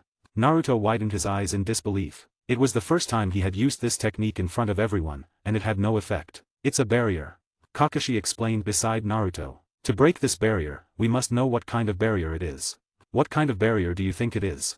At that moment, Cho walked up to Kakashi and asked. I think it should be the 5-seal barrier. Agreed. Cho nodded in agreement. The 5-seal barrier? Naruto asked with a puzzled voice, and Sakura and Sasuke also looked over with confused expressions. This 5-seal barrier is formed by placing talismans with forbidden characters at 5 locations around the perimeter. Besides the prohibition talisman in front of us, there are 4 others. Kakashi began to explain. How can we break it? Sasuke asked. The barrier can only be lifted by removing the talismans at all 5 locations simultaneously. It has to be done at the same time, right? Sakura asked for confirmation. That's right, if they can't be removed at the same time, then the barrier cannot be broken. Then where are the other 4 talismans? Naruto immediately asked. I don't know that either, but the range of this 5-seal barrier is limited, so the 4 talismans can't be too far from this one. Damn, do we have to waste time looking for talismans again? Naruto said with a hint of frustration. Any strong barrier has one thing in common: when a force greater than what the barrier can withstand is used, the barrier will naturally break. Heitake Satoru, who had been silent until now, spoke up. But the 5-seal barrier is a very strong one. It won't be easy to exceed the force it can withstand. Cho glanced at Heitake Satoru and said, clearly not believing anyone present had the ability to do so. It seems you've underestimated my nickname as the White Demon in the ninja world. Heitake Satoru smirked, then slowly approached the barrier. Please, brother. Following that, Kakashi also spoke, clearly indicating his belief in Heitake Satoru's strength. Black flash. A black aura emanated from Heitake Satoru's fist. With a squint, he punched directly at the rock in front of him, and instantly, an explosion sounded. The huge rock was shattered into small pieces by the immense force. Everyone except Kakashi was stunned by this scene. Cho felt as if her old face had been slapped, her earlier implication that none of them had the power to forcefully break the barrier now proven wrong. In the next second, such a person appeared right before her. Naruto and the others were shocked by Heitake Satoru's power. Although Naruto had been with Satoru for over 2 years, Satoru rarely took action, and even when he did, it didn't show how powerful he really was, as no one could withstand a single hit from him. Such immense power, stronger than my monstrous strength, no, even stronger than my master's. Sakura thought in shock. She had believed her master Tsunade was the strongest in terms of physical power in the ninja world, but she had not expected someone to surpass that. And Sasuke, who had activated his Sharingan the moment Heitake Satoru made his move, found that even with the Sharingan, he couldn't discern the principle behind the technique and was unable to copy it. Is this the strength of the White Demon? Cho said aloud, her tone undisguisedly shocked. This is less than 1% of his strength. If he wanted, even if the 5 great ninja villages joined forces, they wouldn't be able to stop him. Kakashi spoke again. Even though Satoru was his brother, Kakashi realized he knew very little about Satoru's strength now. As a child, Kakashi could still see Satoru's back, but as time passed and they grew older, the gap between Kakashi and Satoru had grown ever wider. Even if Satoru stood still, the gap between him and Kakashi might be something Kakashi could never catch up to. I heard a rumor during my seclusion that the White Demon of Konohagakure not only killed the 4 tails of Uegakure village but also severely injured the 3rd Tsuchikage and leveled Uegakure village to the ground. Let me correct that it's not a rumor. Currently, when facing Satoru, the 3rd Tsuchikage has ordered that one must take a detour upon seeing Satoru. Any mission involving Satoru should be abandoned without any penalty. The last one to receive such treatment from Uegakure village was my master, the 4th Hokage. End of this chapter. 314, Chapter 314, Assigning Opponents. After the giant boulder blocking the cave entrance shattered, Deidara and Sasori appeared before everyone. Compared to Sasori, Deidara was in a more disheveled state, with one sleeve hanging empty, clearly having lost that arm in the battle with Gaara. Despite the presence of so many people, their gaze did not fall on Cho or Kakashi but was nervously fixed on Heitake Satoru. Hey, big brother Sasori, Uchiha Itachi didn't mention that Heitake Satoru would be here. Deidara and Sasori were quite confident in handling these people, but the arrival of Heitake Satoru shattered their illusions. Yo, long time no see. Heitake Satoru greeted them casually with one hand in his pocket and a bright smile on his face. You, Gaara, what are you leisurely sleeping there for? Before Deidara could finish speaking, Naruto, upon seeing Gaara sitting beneath Deidara, immediately shouted out. Stand up, Gaara. Hey, Gaara, can you hear me? Seeing no response from Gaara, Naruto continued to yell. Naruto wanted to rush out, but Kakashi immediately stopped him. Stop, Naruto, you should understand. Yeah, you should realize he's long gone. Deidara, still sitting on Gaara's body, added fuel to the fire with his words. Indeed, just as Itachi said, the first one to rush in shouting is the Jinchuriki. But Itachi is really meticulous in his observations of people. Noticing the subtle changes on Naruto's face, Deidara and Sasori confirmed that Naruto was indeed the Jinchuriki. But now, they had no intention of capturing Naruto. All they thought about was how to quickly leave this place and escape from that demon. I won't make a move this time, even if you reach a life or death situation. After Kakashi stopped Naruto, Heitake Satoru silently leaned against the wall, arms crossed over his chest. Really? Upon hearing Heitake Satoru's words, Kakashi and the others weren't too excited, but Deidara asked eagerly. Of course, after all, using you two as their whetstones should be more than enough. Whetstones. Sasori's hoarse tone carried a clear atmosphere, but what does it matter if the white devil makes a move, even if it's just to give in for a moment? Sasuke, that blonde guy is yours to handle, no problem, right? Of course, he's just a cripple. Although Sasuke said this, the serious expression on his face made it obvious that he didn't take it as lightly as he claimed. After all, this was someone who had defeated Gaara and become the Kazekage. If he wasn't careful, he might fall into the same trap. Sasuke, the younger brother of Uchiha Itachi. After learning of Sasuke's identity, Deidara's tone also revealed a hint of excitement. After all, the first time he doubted his own art was when he faced Uchiha Itachi, which brought him a sense of shame. I will return the humiliation Uchiha Itachi gave me 100-fold onto you, Uchiha Sasuke. Deidara's tone clearly intensified when he said the name Uchiha. After speaking, a large white bird appeared beneath Deidara, and then flew out of the cave entrance with him. Don't think of escaping. Sasuke immediately gave chase. Kakashi, you follow Sasuke. Then, Satoru spoke to Kakashi. Okay. Kakashi nodded, as he was also worried about Sasuke. Just a tip, his weakness is lightning release. Hearing Satoru's tip, Kakashi nodded in agreement, feeling relieved. When facing an unknown enemy, it's always best to be cautious and vigilant. But knowing that the opponent's weakness was lightning release, Kakashi wasn't so worried anymore. Both he and Sasuke were proficient in lightning release. In the ninja world, aside from the fourth Raikage, Kakashi believed that his lightning release was second to none. Even when facing the fourth Raikage, Kakashi believed that he could match the opponent's lightning release with his own. As for Sasori, he's up to you too, Naruto, Sakura. Of course, no problem. Naruto glared fiercely at Sasori, his hair standing on end and fox-like whiskers appearing on his cheeks, his pupils turning into fox-like slits. Although Sasori wasn't the direct culprit who took Gaara away, he was an accomplice, and naturally, he was one of the targets Naruto couldn't let go of. Or rather, Naruto wouldn't let go of anyone from the Akatsuki organization. A terrifying aura of killing intent emanated from his entire body, which, of course, was not Naruto's own, but the Nine-Tails killing intent. But just a hint of the Nine-Tails killing intent emanating through Naruto's body was enough to make Sakura and Cho beside him shudder. So this is the Nine-Tails. Indeed, it's the strongest of the 9 great-tailed beasts. Just from this hint of aura, it's incomparable to the One-Tail. Cho glanced at Naruto, shocked by the thought. As one of the initiators of the plan to seal Shikaku inside Gaara, she had naturally faced the rampaging One-Tail and knew its strength. Apart from the shock on Sakura's face, there was also a hint of fear. This fear is uncontrollable even knowing that the other party won't harm oneself. One must understand that the Nine-Tails grudge and murderous aura have accumulated over hundreds of years. To stand before this murderous aura without trembling legs is already considered exceptional. Even Naruto's son, Boruto, trembles in the face of the Nine-Tails' murderous aura. Stay calm, remember, he is your comrade. At that moment, Heitake Satoru's voice suddenly rang in Sakura's ear, and just like magic, it truly settled the frightened Sakura's heart in an instant. Thank you, Satoru-senpai. Sakura regained her courage and thanked Satoru. Now, go and show what you've got. Only in real combat can you know whether the hard work of these 2 years is worth it. Although they had previously sparred with Kakashi, that match could not measure the progress they had made over the past 2 years. Only in a life-and-death battle can one truly know how much they have grown. I will definitely not disappoint Tsunade-sama. End of chapter. 315, Chapter 315, The Death of Cho, The Revival of Gaara. Chapter 315, The Death of Cho, The Revival of Gaara. The outcomes of the 2 battles were naturally without suspense. Although the process was very difficult for Naruto, Sakura, and Sasuke, who fought Deidara, fortunately, the results were good, and both were killed. During the battle between Sasuke and Deidara, Kakashi was almost always supporting from the sidelines without intervening. Only when Deidara was about to self-destruct did Kakashi, sensing danger, enter Sage Mode and use Kamui to transfer the self-destructing Deidara to another dimension, ensuring the safety of both lives. The battle against Sasori, fought by Sakura, Naruto, and Granny Cho, was not easy either. However, Sakura and Naruto could be said to be Sasori's natural enemies. In battles with others, aside from using puppets, Sasori's main method of attack was poison. Sakura had already developed an antidote for Sasori's poison, and Naruto, due to the Nine-Tails chakra within him, could quickly expel the poison from his body with the Nine-Tails cloak, even if he was poisoned. In terms of puppet combat, there was Cho.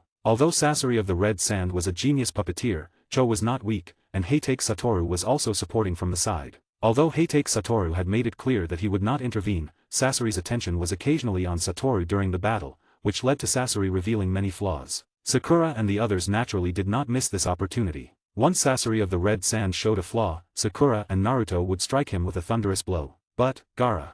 After the battle, Naruto walked over to Gaara's body. Looking at Gaara's body, tears kept streaming from Naruto's eyes. Although they had won the battle, Gaara had left them forever. Naruto, we've done what we should have done, we tried our best. Kakashi walked up to Naruto, patted his shoulder, and spoke with a heavy tone. After all, the one lying before them was a village leader. A disheveled Sasuke looked at Gaara's body, feeling very uncomfortable inside. He once considered Gaara his greatest rival and wanted to continue their unfinished battle from before, but now there was no chance. His life force has completely disappeared.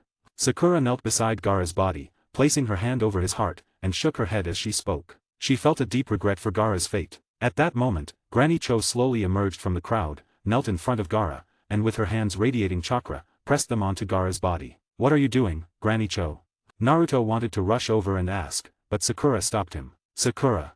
Naruto asked, puzzled. She's trying to bring Gaara back to life. At these words, shock registered on the faces of Naruto and Sasuke. Resurrection was a forbidden jutsu, and most resurrections weren't true revivals. Resurrection? Can such a thing really be done? It's Granny Cho's unique ninjutsu. At that moment, Naruto noticed that Granny Cho's chakra had significantly diminished. Granny, use my chakra. I have plenty of it. Alright. Sasuke and Kakashi, standing behind the others, also noticed the uniqueness of this ninjutsu. The cost of using such a jutsu to resurrect someone was enormous. Only a few minutes had passed, and Naruto was already sweating profusely, surprised by the immense chakra consumption in such a short time. But Naruto didn't give up. As long as there was a chance to revive Gaara, he was willing to expend as much chakra as needed. His life force is returning. Suddenly, Sakura, who was observing, exclaimed with surprise. Did it work? At this point, Granny Cho's eyes seemed barely able to stay open. She was reaching her limit. Stop, Naruto, it's over. Oh. Naruto responded, then withdrew his chakra and cradled Gaara in his arms. Soon after, everyone noticed Gaara's eyelids flutter before slowly opening his eyes. Gaara. Seeing Gaara awaken, Naruto immediately shouted with excitement. Naruto. Gaara spoke in a confused voice. Then, Gaara looked around and saw Sakura, Sasuke, Kakashi, Satoru, and the Tsunagakure ninja who had just arrived. What's this? Gaara said, bewildered. Everyone came to save you.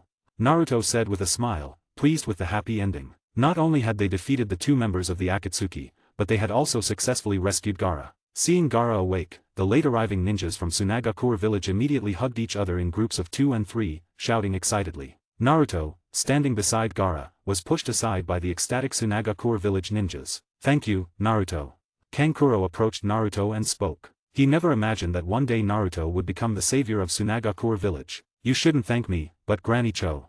Naruto said, looking at Granny Cho, who lay exhausted in Sakura's arms. She used a powerful medical ninjutsu to save Gaara. She's just tired and asleep now. She'll recover once we get back to the village, right? That's not right. Kankuro said gravely, being one of the higher-ups of Tsunagakure village, he was well aware of the ninjutsu Granny Cho possessed. What do you mean, not right? Naruto asked, a bad premonition rising in his heart. That's not any medical ninjutsu, but a reincarnation ninjutsu. Granny Cho has already passed away. What happened? Naruto's eyes widened, and he asked with a trembling voice. It's a ninjutsu that can bring the dead back to life at the cost of one's own life. Indeed. Upon hearing Kankuro's explanation, Sasuke thought to himself, knowing that such a ninjutsu to revive others couldn't be so simple. Everyone present fell silent. Let's all pray for Granny Cho.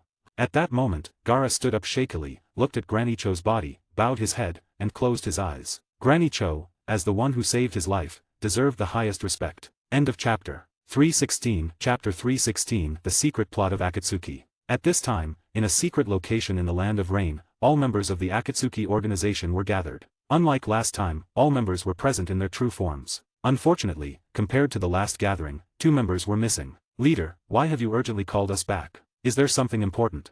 Haydn, with his scythe over his shoulder, looked at Pain, speaking in a casual tone. Other members might have more or less fear of Pain, but Haydn was not afraid, because he was immortal. Even if he was no match for the opponent, he would not die. We just received news that Sasori and Deidara have been killed in battle. Pain spoke in a calm tone. Hearing this, all members of the Akatsuki showed surprised expressions. It wasn't that there had never been deaths in the Akatsuki before, but those who had died previously were not very strong, at most at the Jonin level. But Deidara and Sasori were different. They both had solid Kaga level abilities, and even among those with Kaga level strength, they were not low-ranking. Yet today, someone suddenly told them that these two had been killed in battle. Their first reaction was disbelief, and the second was to find out who had killed them. After all, this news came from their leader's mouth, so it should be true. The one who killed Sasori was one of the Sannin of Konohagakure village, Tsunade's disciple, as well as Sunagakure village's Cho and the Nine-Tails Jinchuriki. And the one who killed Deidara was Uchiha Sasuke and Hatake Kakashi. When he heard the name Sasuke, Uchiha Itake's expression showed a slight change. To be able to kill Deidara. You've grown quite a bit, Sasuke. I look forward to our next meeting. Uchiha Itake thought to himself. If I'm not mistaken, that Uchiha Sasuke is your younger brother, isn't he, Itake? Kakuzu glanced at Itachi and then spoke. Everyone's gaze turned to Itachi, but even with so many eyes on him, Itachi's expression remained very calm. So what if he is? Not only was his expression calm, but even the tone of his voice was very calm, as if the person called Uchiha Sasuke had nothing to do with him. Anyone who has killed members of the organization has not lived to tell the tale. It might be better for Sasuke to handle you personally, but of course, if you can't bring yourself to do it, I can take care of it for you. This statement immediately enraged Itachi. Without saying much, he activated his Mangekyou Sharingan and glared at Kakuzu, the ominous aura from his eyes causing Kakuzu to shiver. Such eyes reminded him of Uchiha Madara. Although he knew that Uchiha Itachi did not possess the same terrifying power as Uchiha Madara, Kakuzu still did not dare to underestimate him. He was aware of the ninjutsu of Itachi's Mangekyou Sharingan, which made him feel even more troubled, as no Mangekyou Sharingan could be easily dealt with. Then let me take care of that Nine-Tails Jinchuriki. I'm quite interested in the Nine-Tails. Haiden, standing beside Kakuzu, seemed completely oblivious to the current atmosphere and spoke out of turn. If the leader gives the order, I will personally bring Uchiha Sasuke's body before everyone. Uchiha Itachi then turned his head towards Pain, and although the latter possessed the Rinnegan, Itachi did not avert his gaze. He felt that Pain's Rinnegan might not be as formidable as his Mangekyou Sharingan. Now is not the time to deal with these matters. Moreover, the Nine-Tails Jinchuriki is complicated. The Nine-Tails has been split into 3 and sealed within 3 individuals, one of whom is the 4th Hokage. Upon hearing the name of the 4th Hokage, everyone from the Akatsuki fell silent. Although each of them was very powerful, none considered themselves a match for the 4th Hokage. Moreover, the 4th Hokage with the 9 tails inside him would only be stronger. So what do we do now? Haiden also gave up on the idea of the 9 tails Jinchuriki. Although he had never faced the 4th Hokage, the latter's reputation was not unfounded. According to records, no ninja who had faced the 4th Hokage had survived, except for the current 4th Raikage and the 8 tails Jinchuriki. Now that we have successfully captured the 1 tail, our organization has been completely exposed to the ninja world. Therefore, our next goal is to accelerate our plan. Before the other ninja villages ascertain our specific intentions, we will capture the 2 tails to the 8 tails. As for the 9 tails, when the time comes, all of us from the Akatsuki will strike and attack Konohagakure. The 2 tails to the 8 tails should be no problem, but are you serious about attacking Konohagakure, leader? Haiden asked, still haunted by the memory of the White Demon. Attacking Konohagakure would inevitably lead to an encounter with that individual. At this moment, Kakuzu also did not want to set foot in Konohagakure, or rather, did not want to encounter that individual. Is there a problem? Pain asked with a stern expression and a cold tone, which immediately made everyone feel a sense of oppression. Leader, you have never fought that Hatake Satoru. If you encounter him, you will realize that we stand no chance against him. Even if we all attack together, we would definitely not be a match for that individual. Haiden spoke up. I can capture the 2 tails to the 8 tails, but I absolutely refuse to attack Konohagakure. Haiden laid his cards on the table, willing to do anything but set foot in Konohagakure. I agree. Kakuzu also expressed agreement with Haiden's sentiment. Do you two intend to defy my will?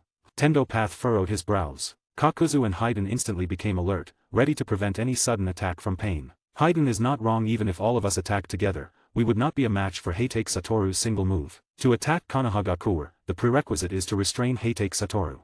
At this moment, Uchiha Itachi also spoke up. Hearing Itachi speak in such a manner, Haiden, standing beside him, looked at Itachi with a surprised expression. He remembered that Itachi was supposed to be a spy for Konohagakure, so why was he now thinking of ways to deal with Konohagakure? Even Uchiha Itachi saying so made Pain, or rather Nagato behind Pain, seriously consider the matter. Let's put the 9 tails matter aside for now. Everyone should focus on capturing the tailed beasts from 2 tails to 8 tails with utmost speed. Understood. End of this chapter. 317, Chapter 317, The Secrets of the Tailed Beasts. After rescuing Gaara, Naruto and his companions successfully returned to Konohagakure. Sunagakure village also established the deepest friendship with Konohagakure village due to this incident. After all, Konohagakure village had saved the Kazekage of Sunagakure village. In a sense, it could also be said that Konohagakure village saved Tsunagakure village from the brink of extinction. If other major ninja villages knew that Tsunagakure village had lost both the tailed beast and the Kazekage, they would certainly not hesitate to make a move against Tsunagakure village. You all did very well on this mission. Looking at the alliance agreement with Tsunagakure village in his hands, the fourth Hokage showed a radiant smile. Even during Tsunagakure village's heyday, he had never taken Tsunagakure village seriously, but after all, it was one of the 5 great ninja villages. Even if it was the last in terms of strength, it was not comparable to those smaller ninja villages. Moreover, for the former Konohagakure, whether or not they obtained the alliance of Tsunagakure village was the same. The fourth Hokage was now mainly laying a solid foundation for Naruto's future ascension. Because he was uncertain about what the future of Konohagakure would look like, he wanted to establish a deep friendship while Konohagakure village was at its strongest. Hearing the fourth Hokage's praise, Naruto's face showed a brilliant smile. Clearly, he also very much wanted his father's approval. However, according to reliable information we've received, members of the Akatsuki organization are planning to target the other tailed beasts. Currently, the tailed beasts from 2 tails to 8 tails are all within the Akatsuki's plans. The next second, Minato's expression turned serious as he spoke. This reliable information naturally came from Uchiha Itachi. What? It's not enough that they captured Gaara, and now they want to go after the other tailed beasts. Naruto's tone was also somewhat angry, as he was also a Jinchuriki. Should we inform the other ninja villages of this news? Kakashi's face also showed a serious expression, as capturing the tailed beasts was indeed a big deal. I have the same intention, but whether the other ninja villages will take precautions, we do not know. Minato felt that most ninja villages would think they were being alarmist. After all, capturing the tailed beasts was something that could be described as a wild fantasy. The power of the tailed beasts was well known to everyone in the ninja world. A single ninja village might not have more than 3 people capable of subduing a tailed beast, so even if Konohagakure village told them that an organization was targeting the tailed beasts, they probably wouldn't take it seriously. Even with the bloody lesson of Tsunagakure village before them, they would think it was because the one tail and the strength of Tsunagakure village were too weak. It's up to them to be on guard against the Akatsuki organization or not. We just need to give them a friendly reminder, that's enough. After all, that's all we can do. To say any more would be overstepping, said Minato. At this moment, Heitake Satoru also spoke up. However, the fact that they have temporarily given up on the 9 tails, I must say, is indeed a wise choice.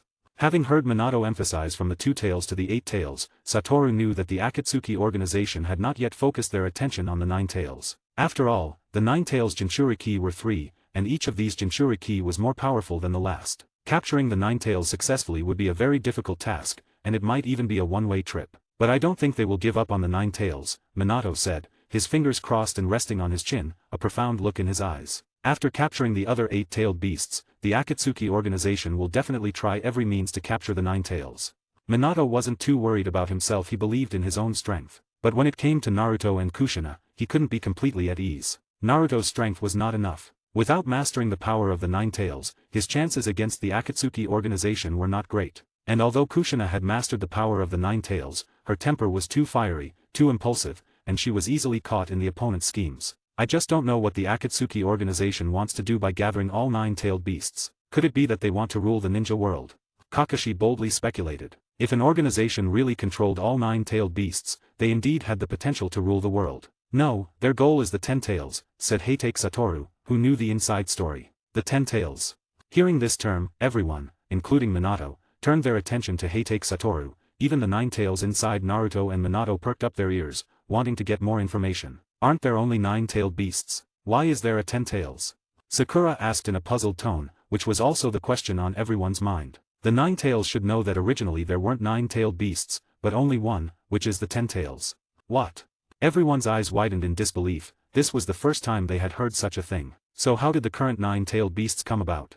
This question was asked by Naruto, perhaps because he was a Jinchuriki himself, so he was more curious about the origins of the tailed beasts than others. Because the power of the 10 tails was too strong and terrifying, Rikudo Sennin used his own power to divide the 10 tails' power into 9, which are the current 1 tail to 9 tails. If they had heard this from someone else, they would definitely not believe it. They might even think the other person was joking, talking nonsense, lying, deceiving them. But since this was coming from Heitake Satoru, they knew it had to be true. Heitake Satoru simply disdains to deceive them, and there is no benefit in doing so. How powerful is the 10 tails, really? Minato also asked a key question. Well, let's put it this way, currently in the ninja world, anyone other than me who encounters the 10 tails will die. After some thought, Heitake Satoru gave such an answer. This was not an exaggeration from Heitake Satoru, but rather the truth. At present, in the ninja world, apart from Heitake Satoru, the strongest should be Namikaze Minato. However, even if Minato were to enter the Hermit Fox mode, which is the Sage mode combined with the Nine Tails Chakra mode, he would definitely not be a match for the Ten Tails. If Minato had the complete Nine Tails inside him, perhaps the odds would be 2 to 8 against the Ten Tails, with Minato at 2 and the Ten Tails at 8. This means that in a battle with the Ten Tails, Minato would not be completely overwhelmed. Hiss, is it really that powerful? Everyone gasped in shock because the answer given by Satoru was beyond their expectations. End of chapter. 318. Chapter 318. Akatsuki's Ally. The Nine Tails is already too powerful in their minds. Currently, in Konohagakure, apart from Minato and Heitake Satoru, it seems no one can match the complete Nine Tails. But such a powerful Nine Tails is merely a part of the Ten Tails, so they dare not speculate on the true strength of the Ten Tails. If Akatsuki plan really succeeds, then the ninja world is in peril. After saying this, Minato looked at Heitake Satoru again, hoping he could think of a solution or directly take action to stop the Akatsuki organization, which would make things easier for them. Don't worry, as long as I'm here, there won't be any accidents. Heitake Satoru said with a smile. While the people of Konohagakure village were discussing how to deal with the Akatsuki organization, an uninvited guest suddenly visited the headquarters of the Akatsuki organization, or rather, appeared before the true body of pain, Nagato. Who are you? Nagato, his body full of tubes and looking emaciated, stared at the man who emerged from the void, dressed entirely in white. This man exuded a sacred aura, his eyes were Byakugan, but in the palm of his hand, there was a Rinnegan. As for whether there was a Rinnegan in his other palm, Nagato did not see. Atsutsuki Miki. Upon Nagato's inquiry, the man replied coldly, Atsutsuki. Hearing this name, Nagato frowned. He had never heard of this name before, but he felt an oddly familiar sensation, not knowing where it came from. You're not qualified to speak to me. Call out the person behind you. Atsutsuki Miki said again with a cold tone. What do you mean? Nagato's frown did not ease, and he became even more puzzled upon hearing Atsutsuki Miki's words. It seems you don't know yet, your Rinnegan was transplanted by someone else. From the first glance at Nagato, Atsutsuki Miki sensed something unusual about Nagato's Rinnegan, and it was impossible for Nagato's bloodline to evolve a Rinnegan. What? Nagato said in a shocked tone. Just then, the space in front of Nagato suddenly twisted, and a man wearing a Due mask emerged from the void, arriving between the two. This person was none other than Uchiha Obito, who went by the alias Uchiha Madara. It seems you are the person behind the scenes. Looking at the opponent's Sharingan, Atsutsuki Miki spoke with confidence. He felt a special power from the opponent's Sharingan. Although this power was strong, it was not enough to threaten him. The Atsutsuki clan. Obito narrowed his eyes at the person before him, sensing a great threat from him, a threat that was enough to take his life. You don't need to know who I am. You just need to know that I can help you complete your Eye of the Moon plan. At these words, Obito's eyes widened in shock. What exactly do you know? Obito asked in a tone of astonishment. I know everything you know, and I also know what you don't. As for the 10 tails you desire, it's nothing more than a pet in my eyes. What do you want? Obito asked with a serious look, knowing that there are no favors without reason in this world. I know that there is one person who is the biggest obstacle in your plan, and that is Heitake Satoru. Are you his opponent? Obito asked. If this person could help him stop Heitake Satoru, it would be more than he could ask for. No. At this point, Atsutsuki Miki shook his head. Then what is your purpose for coming here? I may not be his opponent, but I can help you stop him for a while. Whether you can complete your plan in the time I hold him off is up to you. Why help us? Obito voiced the question in his heart, knowing that the other party would not help them without reason, because he is also an enemy of our Atsutsuki clan. However, as he said this, a look of confusion appeared on Atsutsuki Miki's face. He did not know why Heitake Satoru had become their enemy. It was just an order from the patriarch, instructing him to observe the ninja world, and he was told that if he encountered someone named Heitake Satoru, he should not engage him but report back immediately. Hearing Atsutsuki Miki's response, Obito somewhat agreed in his heart. As the saying goes, the enemy of my enemy is my friend, and now he and the Atsutsuki clan were friends. But to the people of the Atsutsuki clan, they were just puppets of the Akatsuki organization. They needed the people of the Akatsuki organization to help them capture the tailed beasts and cultivate the complete 10 tails. Then, the people of the Atsutsuki clan would absorb the 10 tails and achieve a more powerful evolution. Heitake Satoru had no idea about these plans against him. He could never have imagined that the people of the Atsutsuki clan would actively seek out the Akatsuki organization. Heitake Satoru also did not know that when they destroyed the future timeline's Atsutsuki clan, the leader of the Atsutsuki in this timeline, Atsutsuki Sato, had already received the news. The memories of the future Sato had all been transferred into the mind of this timeline's Sato. When he received the memories from the future, he was filled with shock. But he knew that these memories could not be false. The Atsutsuki clan of the future timeline had indeed been annihilated by 2 Heitake Satorus. Except for the lucky clan members who were out on missions, all the others had been absorbed by him. Even though the future him had evolved to the final form, he still lost to the opponent and was absorbed into a black hole, where the future him died.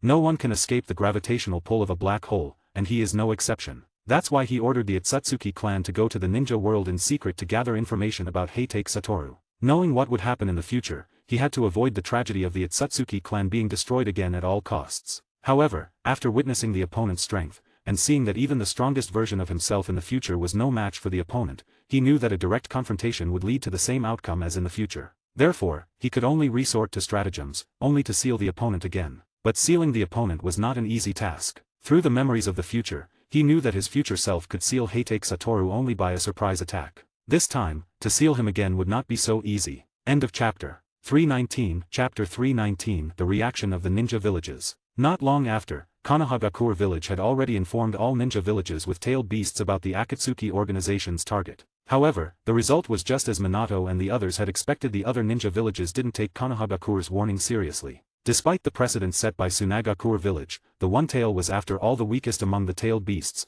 and the Kazekage was a young man of 16 or 17, so it was normal for him not to be very strong. Therefore, they believed that the one-tail was captured by the Akatsuki organization not because the members of the Akatsuki were too strong, but because the people of Tsunagakure village were too weak. What they didn't know was that this view would completely change in a few months, and the Akatsuki organization would become the enemy of all ninja villages. The villages that currently still have Jinchuriki are Kirigakure village, with the Six Tails Jinchuriki Iwagakure village, with the Four Tails and Five Tails Jinchuriki Kimagakure village, with the Two Tails and Eight Tails Jinchuriki Takigakure village, with the Seven Tails Jinchuriki and Konohagakure village, with the Nine Tails Jinchuriki. Reikage-sama, shouldn't we be on guard against the Akatsuki organization? In the office of Kimagakure village, the Reikage secretary, Mabi, spoke to the fourth Reikage. No need, they are just an organization of worms gathered together, not to be feared, said the fourth Reikage with a tone of contempt. But after all, they have successfully captured the one tail of Tsunagakure village. If it weren't for a Tsunagakure village elder reviving the Kazekage with a secret technique, Tsunagakure village might be electing the sixth Kazekage by now. The current Kazekage is just a brat. Moreover, our Kimagakure village's Jinchuriki, Killer Bee and Yujito Ni, are perfect Jinchuriki who can control the power of the tailed beasts. Even if the Akatsuki organization's people come, it will just be walking into a trap. The Reikage was still very confident in his village's Jinchuriki. Mabi wanted to say something else, but when she saw the current state of the Reikage, she knew that anything she said now would be useless. However, Mabi had already made up her mind she would definitely remind Yujito Ni and Killer Bee-sama to be careful in private. Iwagakure village was also discussing this matter, but compared to the safety of the tailed beasts, there was something else that made them more uncomfortable: the death of Deidara, the disciple of the third Tsuchikage. Although Deidara had long been a rogue ninja of Iwagakure village, he was after all the most proud disciple of the third Tsuchikage. If Deidara hadn't defected from the village, the heavy responsibility of the fourth Tsuchikage might very well have fallen on him. At first, when they learned that Deidara had defeated the fifth Kazekage, Gaara, their initial reaction was not happiness for Deidara's achievement, but concern for Deidara's safety. Even though Gaara's strength was the least among the Kages, he was still the Kazekage after all. Deidara's victory over him must have come at a great cost. However, just a few days later, they received news of Deidara's death. For Unaki, it was like a bolt from the blue. To him, Deidara was like a disobedient child. But now this child had left him forever, which caused the third Tsuchikage to fall seriously ill. He is still bedridden without any signs of improvement. Master, the ninja who killed Deidara are from Konohagakure, Uchiha Sasuke and Heitake Kakashi. Should we demand that Konohagakure hand over the murderers? At this moment, the third Tsuchikage's guard, Akatsuki, spoke up. Uchiha Sasuke and Heitake Kakashi. The third Tsuchikage muttered these two names to himself. But as soon as Konohagakure is mentioned, one cannot avoid mentioning the person that Iwagakure village cannot get around, Heitake Satoru. Is Heitake Kakashi that Heitake Satoru's brother? After the incident involving Heitake Satoru, they had investigated all of Heitake Satoru's personal relationships, so they had come to understand his background. Yes, he is his brother. When the name Heitake Satoru was mentioned, everyone in Iwagakure village clenched their fists tightly. It was a shame that they could never erase from their village. But we cannot give up on avenging our brother Deidara. At this time, Kuratsuki, who was standing by, spoke up. She had already guessed from the third Tsuchikage's question that he was considering giving up on holding Konohagakure responsible. But Deidara was a rogue ninja from our Iwagakure village. If we hold Konohagakure responsible, then Tsunagakure village will surely hold us accountable. Are we supposed to compensate them with a tailed beast? Hearing this, Kuratsuki also fell silent. Although she had no fondness for Deidara, he was still a member of their Iwagakure village. Now that their villager had been killed by someone from Konohagakure, and they could do nothing about it. It was something Kurotsuka found hard to bear, yet it was a harsh reality. In the face of Deidara's death, they were powerless to do anything. May, you must be careful recently. According to the information sent back by Deidara, every member of the Akatsuki organization is not to be underestimated. Each possesses the strength of a kage of a village. Subsequently, Atsutsuki addressed the 2 Jinchuriki from Iwagakure village. Mei was the new Jinchuriki for the Four Tails, succeeding Rashi in Iwagakure village. Although Deidara was not an undercover agent sent to the Akatsuki organization by Iwagakure village, he still had some feelings for Iwagakure village. Otherwise, he wouldn't harbor such deep hatred for Heitake Satoru. Therefore, some information about the Akatsuki organization, namely the details of its members, was also passed on to Iwagakure village by Deidara. Don't worry, Tsuchikage-sama, as long as anyone from the Akatsuki organization appears before me, I will ensure they won't return.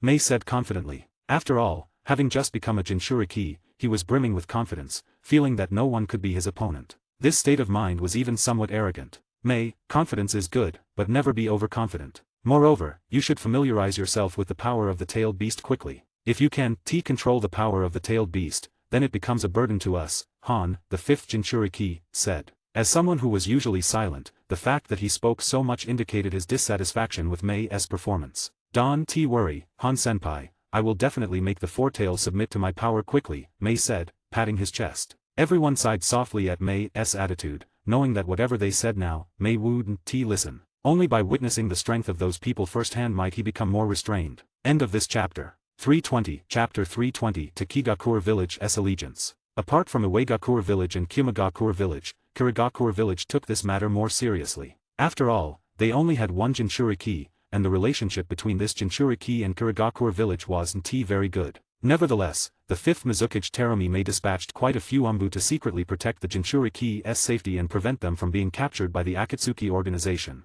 As for Takigakure village, knowing they lacked the strength to protect their Jinchuriki, they sent their Jinchuriki to Konohagakure village overnight, seeking protection. Minato saw no reason to refuse Takigakure village's plea for help and directly arranged for the 7 Tails Jinchuriki, to stay in Konohagakure village, next to the Minato family's home. Are you a Jinchuriki too? Naruto blinked and stared at the somewhat dark-skinned woman, his expression showing curiosity. Yes, I am the 7 Tails Jinchuriki, the 7 Tails Jinchuriki introduced herself. The 7 tails, 2 tails less than my 9 tails. I suppose the tailed beast inside me is stronger, Naruto said. Upon hearing this, a well character appeared on Fu's forehead. Even if what he said was true, there was no need to say it so bluntly. Humph, of course, I am the strongest tailed beast, the 9 tails said within Naruto. Of course, this was just the 9 tails talking to itself, and Naruto did not hear it. Undeniably, the 9 tails is the strongest tailed beast, but as a Jinchuriki, your strength doesn't seem to be that great, Fu retorted without hesitation. What? Upon hearing Fu's mockery, Naruto immediately became angry. Don't think that just because you're a girl, I won't dare to lay a hand on you. Naruto rolled up his sleeves, as if he was about to start a fight. Calm down, Fu, calm down. The elders of Takigakure village, seeing Fu like this, immediately stood by her side, holding her arm, and their faces showed a look of panic. They knew that this 9 Tails Jinchuriki was the son of the 4th Hokage, and if they angered Hokage-sama, they might be in big trouble. Come on, see if I'm afraid of you. Hearing Naruto's words, Fu was not afraid at all, and the elders of Takigakure village who were holding her were thrown away by her. Minato, on the other hand, just showed an awkward smile. He felt that this girl's temper was somehow very familiar to him. Hokage-sama, I apologize, Fu is still young and doesn't understand much. Please forgive her. Seeing that he couldn't stop Fu, the elder of Takigakure village could only turn to Minato and said, It's okay, after all, she's just a child. It's normal for kids to have a temper and a personality. Minato didn't mind too much about this matter. If Naruto could make some friends with strong abilities, he would be happy for Naruto. Thank you, Hokage-sama, for your generosity.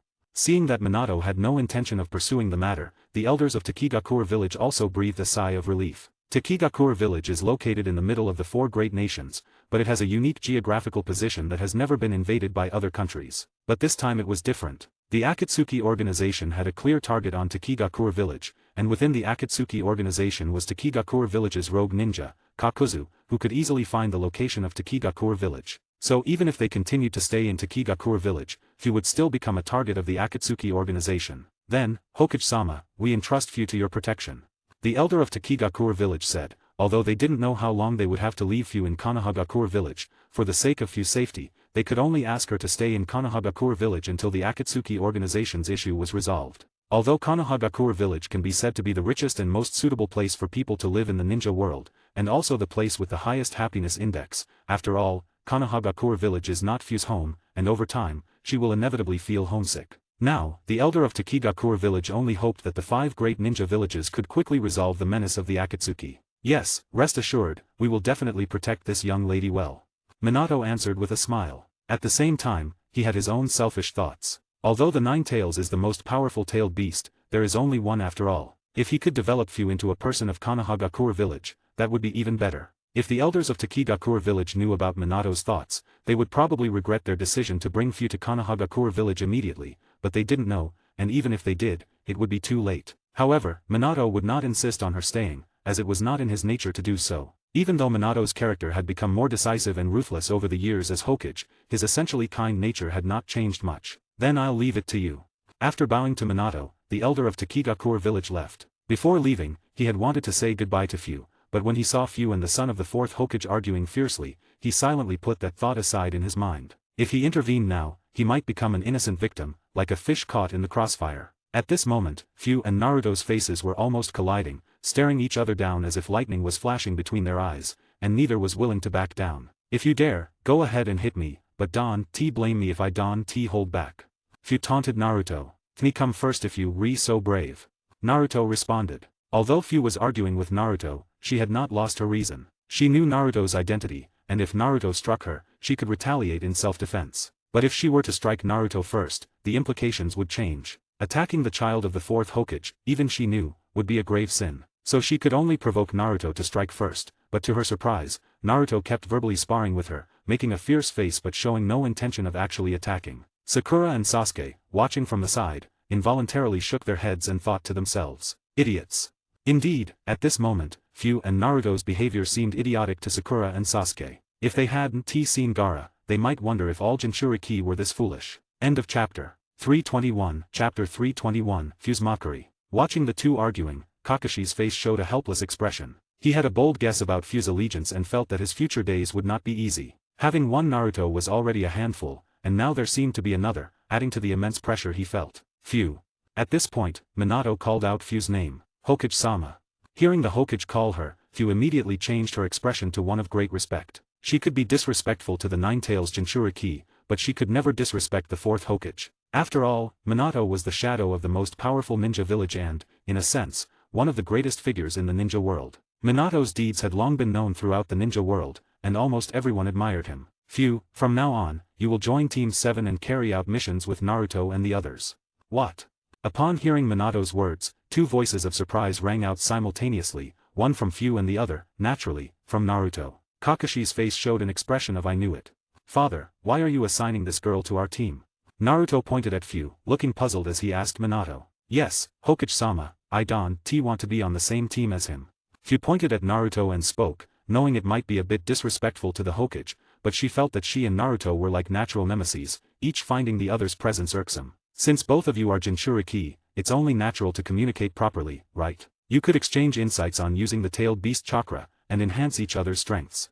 Minato didn't take Fu's impertinence to heart. In fact, he hoped for someone to properly guide Naruto in harnessing the tailed beast's power. Although Fu wasn't a perfect Jinchuriki, he believed that instructing the utterly clueless Naruto should be more than manageable. Minato and Kukuna could also wield the Nine Tails chakra's power, even entering the Nine Tails chakra mode, but they weren't perfect Jinchuriki either. They were merely forcibly borrowing the Nine Tails' strength. They had subdued the Nine Tails with their own martial prowess, which meant the beast could potentially turn on them at any moment. I don't want to, Naruto flatly refused. Neither do I. When she heard Naruto's rejection, she couldn't show weakness. Naruto, this is an order. Minato's face suddenly turned stern as he spoke with gravity. Seeing the sudden change in Minato's expression, Naruto's heart tightened with tension. Yes, father, no, I mean, Hokage-sama. Naruto quickly corrected his posture and responded. Then Fu, I entrust Naruto to you. Yes, Hokage-sama. Despite her irritation, Fu couldn't afford to lose face in front of the Hokage. Kakashi, I'm entrusting Fu to your care as well. If you encounter an unbeatable foe, channel chakra into the flying thunder god Kunao immediately, and I will be there in an instant. Yes, sensei. Only Kakashi himself could understand the immense pressure he was under at that moment. With two-tailed beast Jinchuriki in one team, they were bound to become the prime targets of the Akatsuki organization. It was unbelievable the kind of enemies he would face thereafter. Minato had placed Fu in Kakashi's team to ensure her safety, as it was unlikely anyone in the ninja world would dare attack Kakashi, the younger brother of the White Devil, who also possessed peak Kage-level abilities. "Hey, don't you dare hold our team back," Naruto grumbled at Fu after a while, unable to hide his annoyance. "That's my line to you. After all, someone who can't even use tailed beast chakra is a disgrace to Jinchuriki," Fu retorted. "Darn it," Naruto clenched his fists in anger upon hearing her words. But what Fu said was true. Gaara, the former one-tailed Jinchuriki, had been able to use a portion of Shikaku's power. Rashi, the four-tails Jinchuriki who fought Hatake Satoru, could also use a part of Son Goku's power in his human form. The same was true for the other Jinchuriki. They could all use some of the tailed beast's power to varying degrees. Naruto, however, should be content with just borrowing a fraction of the Nine-Tails chakra. As for other powers, the Nine-Tails certainly wouldn't allow him to use them. "Nine-Tails, lend me your power quickly, so I can smack this arrogant woman's face," Naruto inwardly pleaded as he looked within himself, where a massive cage appeared before him, housing the nine-tailed fox, Kurama. "Humph, if you want to use my power, then prove to me that you're worthy of it," Kurama responded with a snort. The Nine-Tails glanced sideways at Naruto and then settled back down, feigning sleep. "Damn it, Kurama, you jerk," Naruto yelled, calling the Nine-Tails by its true name. Ever since Satoru told him to treat the tailed beast inside him as a friend, Naruto had taken it to heart. Initially, Naruto wanted to give the Nine-Tails a name, but it already had one, and it certainly wasn't going to let someone else name it. When Naruto learned the Nine-Tails name, his expression was one of utter surprise. After much pestering, the Nine-Tails finally couldn't stand it anymore and revealed its name to Naruto. Naruto was overjoyed when he first learned the Nine-Tails name, even sharing the news with his parents. Minato and Kushina were equally astonished to learn that the Nine-Tails had a name, as they had always simply referred to it as the Nine-Tails. This revelation showed Minato and Kushina another way of interacting with the tailed beasts. After ejecting Naruto from his mental space with a powerful burst of chakra, the Nine-Tails' lips curled into a slight smile, a sensation it had never felt since its birth. It realized that besides anger and hatred, it could possess other things. At the very least, it would always remember Naruto, even after Naruto's death and its eventual departure from his body. "Naruto, grow up quickly. You're not yet strong enough to handle my power," the Nine-Tails muttered to itself before drifting back to sleep. End of chapter. 322. Chapter 322, Akatsuki makes a move. The news of Takigakure village's Jinchuriki joining Konohagakure spread rapidly throughout the ninja world. While the other villages understood Takigakure's decision, knowing full well that the village lacked Kage-level ninjas and that their strongest was probably their Jinchuriki, they couldn't help but envy Konohagakure. Already in possession of the strongest tailed beast, the Nine-Tails, the addition of another tailed beast to Konohagakure was not just timely help but an embellishment to their strength. If such an event had occurred in a village without a tailed beast, like Tsunagakure, it would have been a much-needed aid. Even now, Tsunagakure, despite potentially having a Jinchuriki, lacked the strength to protect one, leaving them to only watch helplessly, as others simply didn't trust them. Tsunagakure was almost in a state of peaceful non-existence, their strength too meager. If not for their large national territory, they would almost be excluded from the ranks of the 5 great ninja villages. Currently, the only noteworthy ninja from Tsunagakure was Gaara, so they harbored no illusions or desires for additional manpower. But now the Sand Ninja village is also developing in a good direction. The battle with Deidara and Sasori of the Red Sand made the villagers acutely aware of their own weakness. As a result, everyone, including Gaara, has begun to train diligently to strengthen themselves, determined not to let such an event happen again. Kankuro and Temari are training as if their lives depend on it, tirelessly. They don't want to be helpless again, as they were when Gaara was in danger. That deep sense of powerlessness has been etched into Kankuro's heart, and now he's also researching puppetry. His battle with Sasori made him realize that what belongs to others will eventually return to them, no matter how powerful. So, to prevent a repeat of the past, Kankuro practices puppetry by day and studies the theory of puppet making by night. Fortunately, Tsunagakure village has made significant achievements in puppetry, with both Sasori and Cho leaving behind a wealth of knowledge. This has allowed Kankuro to make rapid progress in his abilities recently. Temari, naturally, does not want to fall behind her brothers. She could do nothing when Gaara was captured and Kankuro was gravely injured. That scene is deeply imprinted in her mind. Although the enemy who hurt her brothers is dead, Temari has not forgotten who was behind it all. As long as there is someone left in the Akatsuki organization, she will not give up her goal of becoming stronger. She wants to have the strength to protect her 2 brothers. Although it's a difficult goal for Temari, she is working towards it at all costs. She may not have the same talent as Gaara and Kankuro, but her determination to protect her family is second to none. The 7 Tails Jinchuriki is now in Konohagakure village, which is the worst news for us, Pain of the Akatsuki organization stated coldly at their base. Their next target was the 7 Tails Jinchuriki, the only one not in a major ninja village, whose capture wouldn't raise the alarm of the major villages. Unexpectedly, before they could act, Konohagakure village had already spread the news of Akatsuki's intention to capture the tailed beasts, and Takigakure village had proactively sent their Jinchuriki to them. Kakuzu, your Takigakure village is too cowardly, Haiden mocked, knowing Kakuzu was once a ninja of that village. Humph, they are nothing but a bunch of cowards afraid of death. Kakuzu didn't defend his village against Haiden's mockery. He still harbored great resentment towards Takigakure village. If the higher-ups hadn't assigned him the task of assassinating the first Hokage, he might not have become a rogue ninja. However, he was also grateful to the elders who issued the task. Without them, he wouldn't have had the opportunity to master the forbidden jutsu, Earth Grudge Fear. What should we do now, leader? Should we give up on the Seven Tails? Haiden asked Pain, as everyone's gaze turned to him, awaiting his decision. Let's put the Seven Tails aside for now. We'll capture it along with the Nine Tails later. Kakuzu, Haiden, you two go and capture the Two Tails Jinchuriki. Its location has already been scouted. Bring it back as quickly as possible, Pain commanded. Understood. With a nod from Haiden, he and Kakuzu released their holographic projection technique, and their figures vanished from the other's sight. Itake, Kisame, you two are tasked with capturing the Four Tails and Five Tails from Uegakure village. Yes, leader. After Kisame's response, he and Uchiha Itake also released their holographic projection technique. Then, only Pain and Konan were left in the Akatsuki's base. Nagato, which tailed beast should I take on? The Six Tails. Konan asked. Now, only the Six Tails, Eight Tails, and Three Tails were left unassigned. Konan was well aware that she was no match for the Eight Tails, a perfect Jinchuriki, but she felt she might stand a chance against the Six Tails. No need, you just stay here. I'll handle the Six Tails myself, Tendo Pain declared. But what about your body? Konan asked, her tone laced with concern. Don't worry, a mere beast doesn't concern me.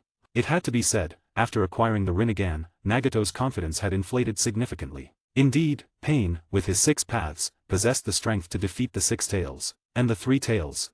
The Three Tails will be my responsibility.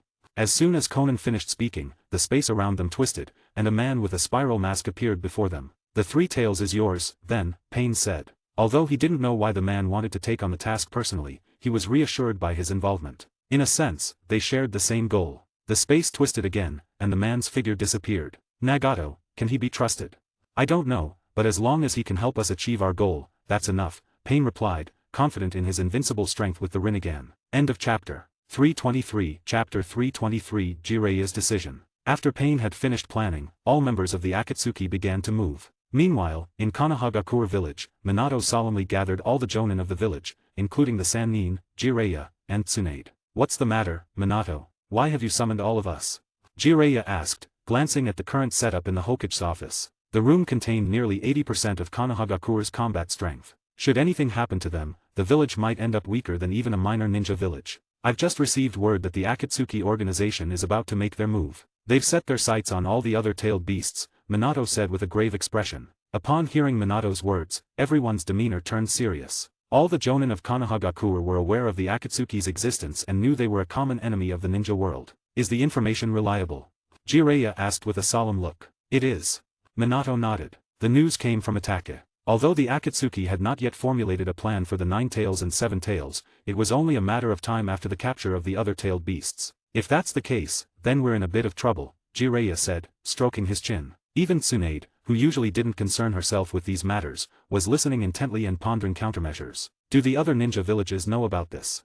Jiraiya continued. Minato shook his head. As of now, no. And given their attitude the last time, even if we told them, they wouldn't take it seriously. So, Minato, what do you plan to do? We can't control what happens in the other villages, but we must ensure the safety of Naruto and Fu. If the Akatsuki dare to reach into our territory, we'll chop off their hands. Understood. All the jonin responded in unison. Minato's main purpose for gathering them was to raise their vigilance to prevent a sudden attack by the Akatsuki on their village. After the jonin left, the once bustling office became quiet, leaving only Minato, Jiraiya, and Tsunade. Minato, you must have figured out where the Akatsuki's base is by now, right? Suddenly, Jiraiya asked seriously. Although we don't know their exact location, we have a rough idea. Let me go, Minato. Jiraiya pleaded. No. Before Minato could respond, Tsunade immediately spoke up. It's too dangerous. Tsunade shared her thoughts while looking at Jiraiya. Undeniably, Jiraiya was powerful, but no matter how strong one person is, they can't compare to a group, except for that freak, Heitake Satoru. Somebody has to do it. The identity of the Akatsuki's leader has always been a mystery. Why can't I be a person who revealed this puzzle? Jiraiya asked with a smile, ready to step into the abyss ahead. And I've always been concerned about the one with the Rinnegan. Suddenly, Jireya's tone changed, and he spoke gravely. For some reason, a voice inside him was telling him that the Akatsuki organization might be deeply connected to his 3 former students. Jiraiya-sensei, are you prepared? Minato's gaze was fixed intently on Jiraiya, knowing that once Jiraiya made up his mind, nothing could change it. Even if he disagreed now, Jiraiya would still act covertly. Minato, you can't assign such a dangerous mission to Jiraiya. Tsunade was just as urgent as Minato upon hearing his words, as if the previous statement implied sending Jiraiya on the mission. Don't stop me, Tsunade. Of all the people I know, your support is what I hope for the most. Jiraiya looked at Tsunade with eyes full of emotion, speaking deeply. Tsunade seemed to blush under Jiraiya's gaze, her face turning a slight red as she unconsciously lowered her head. Then I'll go with you. Together, we surely won't have any problems. No. Tsunade had barely finished speaking when Jiraiya immediately rejected the idea, his tone leaving no room for negotiation. Why not? It's too dangerous. Jiraiya used the same reason Tsunade had given earlier to reply to her. You're being hypocritical. Tsunade spoke in frustration, upset by the double standard. Facing danger herself was acceptable, but not for others. I'm sorry, Tsunade, but I can't agree to this, no matter what. Jiraiya said in a muffled voice, head lowered. If it were any other situation, like Tsunade asking him on a date, Jiraiya would agree without hesitation. But to let Tsunade face unknown dangers with him, he would refuse just as strongly. Jiraiya, you. Enough, Tsunade-sama. As it seemed the two were about to argue further, Minato quickly stepped between them, spreading his arms to separate them. Don't worry, Tsunade-sama, I absolutely won't let Jiraiya-sensei undertake such a dangerous mission. Minato assured Tsunade. He didn't want Jiraiya to embark on a mission deep into enemy territory either, especially since the Akatsuki leader's abilities remained unclear to them. Even Itaka didn't know the extent of the leader's powers, only that he possessed the Rinnegan. Given the terrifying abilities of the Mangekyo Sharingan, the Rinnegan's powers were likely even more formidable. Shizun, please take Tsunade-sama back to rest. I'll take care of Jiraiya-sensei. Yes, Hokage-sama. Shizun bowed to Minato and then, with a firm pull, led Tsunade away. Jiraiya, if you dare act on your own, I won't forgive you. I'll remember this for a lifetime. Even with the door closed, Tsunade's shouting could still be heard. If being remembered by you for a lifetime is what it takes, Tsunade, then it's not a bad deal at all. Jiraiya whispered to himself, audible only to him. He knew that he still hadn't fully entered Tsunade's heart, or perhaps, Tsunade's heart no longer wished to make room for anyone else. End of chapter. 324. Chapter 324. Minato's stealthy move. Jiraiya-sensei, if you're determined to go, then take this with you. Otherwise, no matter what you say, I won't let you leave. Minato handed Jiraiya a Flying Thunder God Kunao. With it, even if Jiraiya encountered danger, Minato could use the Flying Thunder God Jutsu to instantly bring Jiraiya back to Konohagakure village. Alright. Jiraiya, understanding Minato's intentions, promptly stowed the Kunao in his ninja tools pouch. Then, Jiraiya-sensei, I'll be waiting in the village for your triumphant return. Don't worry, I'll definitely return. Jiraiya said with a smile, then turned and waved goodbye as he left. Minato slowly moved to the window, watching Jiraiya's figure recede into the distance. Jiraiya-sensei, please return safely. Minato silently prayed for Jiraiya's safety. As evening approached and midnight neared, the bustling Konohagakure village gradually quieted down. A figure with white hair took advantage of the night's cover and slowly made his way out of the village. Jiraiya, you bastard, you're really going, aren't you? Just as the figure was about to step out of the gate, a voice suddenly called out from behind Jiraiya. I didn't expect to still find you here after all this time, Tsunade. Jiraiya turned around, speaking in a resigned tone, as if he had known all along that Tsunade would be waiting for him. What about Shizun? She's asleep. She shouldn't be involved in such dangerous matters. That's why, Tsunade, I can't take you with me either. Upon hearing this, Tsunade seemed to realize something. A yellow blur suddenly appeared behind her, and a hand chop struck Tsunade's neck. Jiraiya, Minato, you two bastards. Even though Tsunade realized what was happening, she couldn't react in time against Minato and was knocked out by his strike. These were her last words before losing consciousness. I'm sorry, Tsunade-sama. Minato spoke with a tone full of regret, unsure if Tsunade could hear his apology, and knowing that even if she did, she wouldn't forgive him before waking up. Jiraiya-sensei, you've really put me in a difficult position. Minato said helplessly. Minato, please take care of Tsunade. Jiraiya spoke to Minato, but his gaze never left Tsunade. Don't worry, Jiraiya-sensei, I won't let Tsunade-sama leave the village during this time. Alright, I'll return as soon as I can.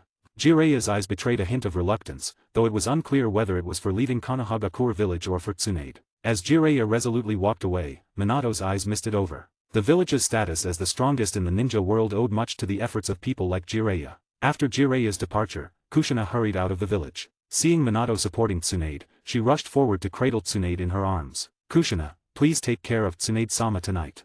Alright, you should get some rest too. It's already so late, and you'll need to think about how to face Tsunade-sama's wrath tomorrow. Kushina's face showed a mischievous grin, while Minato could only offer a wry smile. He knew that after what had happened today, Tsunade would not let it go easily upon waking. We'll just have to take it one step at a time, Minato said resignedly. I'll try to talk to Tsunade-sama in the morning, but I can't guarantee it will help. It's fine. From the moment I acted, I was prepared for the storm. Take Tsunade-sama and get some rest. Minato told Kushina. Okay.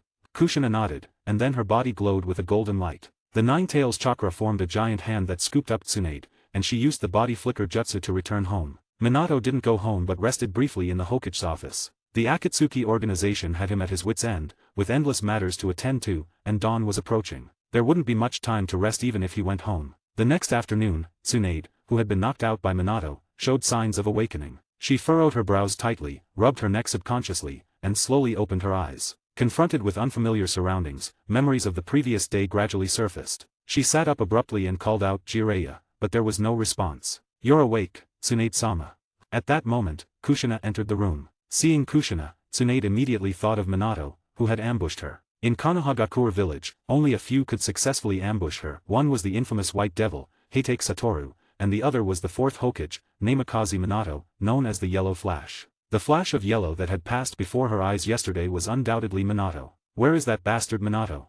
Remembering the events of last night, Tsunade's face instantly contorted with rage as she angrily questioned Kushina. She had never spoken to Kushina with such a tone before, but now she was so angry. Tsunade-sama, Minato is naturally busy with governmental affairs. Upon hearing this, Tsunade immediately threw off the blanket covering her and headed for the door, only to be blocked by Kushina standing at the entrance. Step aside, Kushina. Tsunade tried to push Kushina away, but to her surprise, she couldn't budge her. Please calm down, Tsunade-sama. Minato had no choice, it was also Jiraiya-sensei's command. Just as you don't want Shizune to be in danger, Jiraiya-sensei doesn't want you to be in danger either. Is it the same, though? Tsunade retorted. Shizune lacked strength, but Tsunade's power was on par with Jiraiya's. For Jiraiya-sensei, it is the same. Tsunade-sama, you should understand the feelings Jiraiya-sensei has for you. End of chapter. 325. Chapter 325. Fu and Satoru's interaction. Somehow Kushina managed to console her, and eventually, Tsunade calmed down. However, she stormed into Minato's office and left him with a stern warning. If anything happens to Jiraiya, I will never forgive you. After dropping those harsh words, Tsunade slammed the door and left, leaving Minato with only her angry departure. That's all I could do. Kushina stood beside Minato, her expression somewhat helpless. She felt as if she had said a year's worth of words just now. You've had it tough, Kushina. Minato's eyes were filled with tenderness as he looked at Kushina, his tone much softer than before. It's you who's had it tough, with those dark circles under your eyes. Seeing the obvious signs of fatigue on Minato's face, Kushina's expression turned sympathetic. As the wife of the Hokage, she felt useless for not being able to help her husband share the burden. How has Naruto been lately? Minato changed the subject and asked Kushina. He had been too busy these days to pay much attention to Naruto, knowing only that Naruto was studying senjutsu at Mount Myaboku. Kushina shook her head in response to the question. According to the messages from Kakashi, Naruto's senjutsu training doesn't seem to be going smoothly. That's normal. When I was learning senjutsu, it also took a long time. It was normal for Naruto to have little progress in just a few days of senjutsu training. And Fu? Minato then inquired about the Seven Tails Jinchuriki's situation. You've entrusted Fu to Heitake Satoru. It would be strange if there were any problems.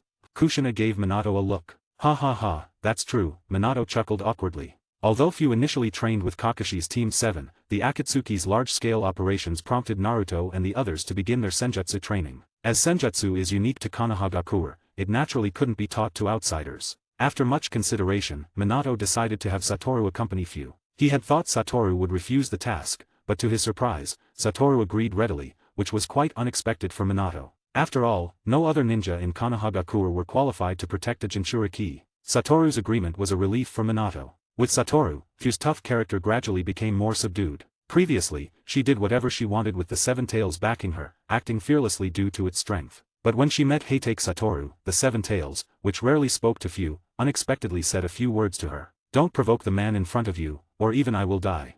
The Seven Tails spoke with a hint of fear. Why? Why do you look at me with eyes filled with fear and confusion? Satoru asked, walking ahead of Fu with his back to her. Can you see the expression on my face? Do you have eyes on the back of your head? Fu's lips twitched slightly at the question, realizing Satoru was even more troublesome than Naruto. Do you want to see? Satoru asked, his hands in his hair as if he was about to lift it up. Fu watched Satoru's back intently. Just kidding, Satoru suddenly turned around and made a face at Fu. Seven Tails, are you sure this guy really has the power to kill you? Fu questioned inwardly, doubting the Seven Tails' words as she observed Satoru's behavior. Fu felt the white-haired man before her was far from normal, even less reliable than the previous white-haired man. Of course, the Four Tails was killed by this man, the Seven Tails said solemnly. Although it had 3 more tails than the Four Tails, its true strength wasn't as great. If Satoru had the power to kill the Four Tails, he naturally had the power to kill it too. What? This guy? He can kill a tailed beast. Are you joking with me? Fu asked incredulously. He's not joking with you. Satoru, walking ahead of Fu, suddenly spoke. His words startled Fu. You can hear my conversation with the Seven Tails. Fu asked in shock. Infiltrating your mental space is easy for me. Of course, I didn't mean to eavesdrop, your voices were just too loud, Satoru said, his face showing a smug expression after hearing the Seven Tails' praise. Hearing this, Fu's face showed disbelief, finding it hard to believe someone could unintentionally hear conversations within another's mental world. So you'd better listen to the tailed beast inside you, or I really won't be polite. Take Satoru stopped in his tracks, turned around, and with a serious tone behind his sunglasses, spoke to Fu. TCH, I'm the one Hokage-sama ordered to be protected. I don't believe you dare defy Hokage-sama's orders and lay a hand on me, Fu said, arms crossed and head held high, her pride evident in her posture, clearly unscathed by the harshness of society. You don't really think that with my strength, I need to listen to the Hokage, do you? Hearing this, Fu's eyes widened in disbelief, looking around. Yes, they were indeed in Konohagakure village, yet he dared to speak such treasonous words. Even if I killed you, Minato wouldn't say much. In an instant, Fu felt as if she had fallen into an icy cave despite the scorching weather. She felt an abnormal chill. Even the Seven Tails, which usually offered her help at such times, seemed to have vanished. Of course, I'm just joking with you. Suddenly, the serious expression on Satoru's face disappeared, replaced by a look of successful mischief. You're really too mean, Fu couldn't help but roar in a mix of anger and embarrassment, feeling as if she had been close to death. Ha ha ha, teasing kids like you is really fun.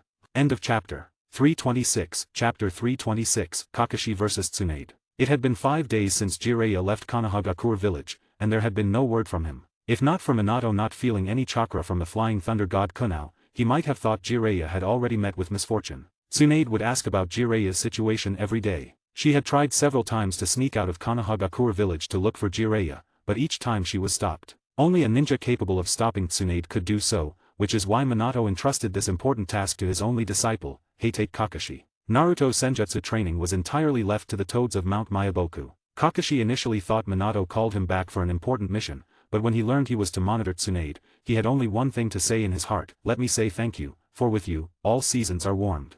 Of course, this was just what Kakashi thought to himself, not daring to say it out loud in front of Minato. Kakashi's strength was indeed formidable, but stopping Tsunade required his utmost effort, or else a single punch from her could lay him up in bed for a month or more. Yet, this was a mission given by both the Hokage and his teacher, and he had no choice but to complete it. Although his power was not far behind Minato's, Kakashi held a deep respect for Minato, his teacher for a day and father for life. Kakashi, you bastard. After being stopped by Kakashi on another dark night, Tsunade cursed at him and swung a punch at his face. However, Kakashi narrowly dodged it using the body flicker jutsu. I'm sorry, Tsunade-sama, I don't want to do this either, but this is the task my master has given me. Please don't make it difficult for me, Kakashi said, his gaze heavy, wary of a sudden attack from Tsunade. Step aside, or don't blame me for being rude. If you insist on attacking, Tsunade-sama, then I will have to boldly ask for a few pointers, Kakashi said, his whole body on alert. Then prepare to lie in bed for a few months. With that, Tsunade used the body flicker jutsu to appear in front of Kakashi and threw a punch. So fast. Kakashi inwardly exclaimed at Tsunade's speed, his eyes widening as he crossed his arms in front of his chest. The powerful strike, backed by monstrous strength, sent Kakashi flying dozens of meters away. At the moment of impact between his arms and Tsunade's fist, Kakashi clearly heard a crack from his arm, indicating a fracture if nothing else. As expected of Tsunade-sama.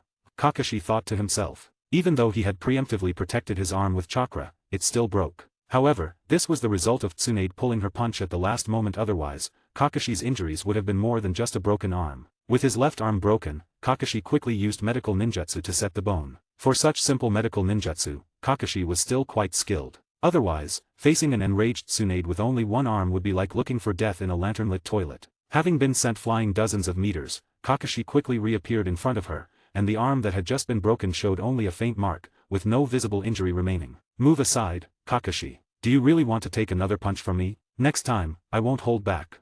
Tsunade spoke with a furrowed brow, acknowledging her disadvantage in speed. If Kakashi persisted in his relentless pursuit, her plan to sneak away would end in failure. Under normal circumstances, Tsunade would be allowed to leave the village, given her status as the granddaughter of the first Hokage and the disciple of the third. She held a high position within the village. However, due to the special circumstances and to fulfill a promise to Jiraiya-sensei, Minato could not allow Tsunade to leave the village unless Jiraiya returned safely. "I'm sorry, Tsunade-sama, but if that's the case, I must offend you."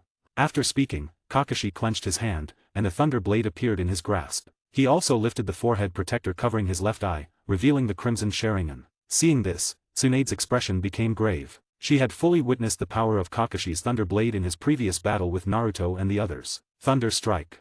Facing Tsunade, Kakashi had to strike first. His form seemed to turn into silver lightning, appearing before Tsunade in a flash. As Kakashi's blade came down, a bolt of lightning struck down from the sky towards Tsunade. Tsunade's reaction was swift. A chakra cloak appeared around her, much like the Raikage's lightning release armor, and she took Kakashi's strike head-on. At home, ready to rest, Minato heard the thunder outside and looked through the window to see several blue lightning bolts falling outside the village. "What's happening, Minato?"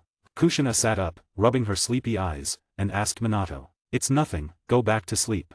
With that, Minato embraced Kushina and lay back down. "You've worked hard, Kakashi." Heitake Sakumo, who had been resting, was also awakened by the sound of the thunder. Thunder Strike? Is Kakashi fighting a formidable opponent? But after a moment, Sakumo turned over and went back to sleep, trusting in Kakashi's strength to face any enemy without falling behind, especially since they were still within Konohagakure's territory. If Kakashi knew that both his teacher and father were aware of the battle and didn't come to help, one wonders if he would be frustrated to the point of spitting blood. To have mastered the Heitake sword technique to such an extent, you've probably surpassed Sakumo-senpai, haven't you? Tsunade, who took the strike head-on, spoke with discomfort, feeling the severe internal impact of the attack. End of chapter. 327, Chapter 327, Kakashi's discomfort. Tsunade, having taken the lightning strike head-on, felt her blood roiling inside her, nearly spitting out blood but forcibly holding it back and immediately using medical ninjutsu on herself. Because of the chakra protecting her body, the lightning strike did not cause Tsunade any visible external injuries, but it did cause her severe internal damage. "Stand down, Tsunade-sama. You are no match for me now." The light from the thunder blade in his hand cast half of Kakashi's face in blue, complementing the crimson Sharingan, making him appear exceptionally cold and alluring. "Kakashi, don't get ahead of yourself, you're just a junior," Tsunade said as she leaped forward, throwing a punch at Kakashi. He managed to block it with his thunder blade just in time, the forceful fist colliding with the sharp blade, pushing Kakashi back several steps and leaving a slight trace of blood on Tsunade's knuckles. Such minor injuries were nothing to Tsunade. She could heal them in the blink of an eye. "If you're willing to back down, then show me, Kakashi, how much of Sakumo-senpai's sword technique you've mastered," Tsunade challenged. She had never fought Heitake Sakumo and was unaware of the full extent of the Heitake sword technique's power. After all, when they were just making a name for themselves, Heitake Sakumo was already at his peak. Back then, even if the three Sannin had joined forces, they might not have been a match for Heitake Sakumo. They had struggled against the demigod-like Sannin Hanzo, so Heitake Sakumo was considered even stronger. "As you wish, Tsunade-senpai," Kakashi replied, his aura changing in an instant, exuding a sharp presence as if he were an unsheathed treasured blade. Even at a distance from Kakashi, Tsunade felt a stinging sensation on her skin. With the Sharingan enhancing his insight and combined with the Heitake family's sword technique, Kakashi's mastery had now surpassed even Sakumo's peak. Kakashi was fully capable of inheriting the title of Konohagakure's White Fang. Though the White Fang's blade was no more, Kakashi's strength was not dependent on a single weapon. Heitake sword technique, lightning flash.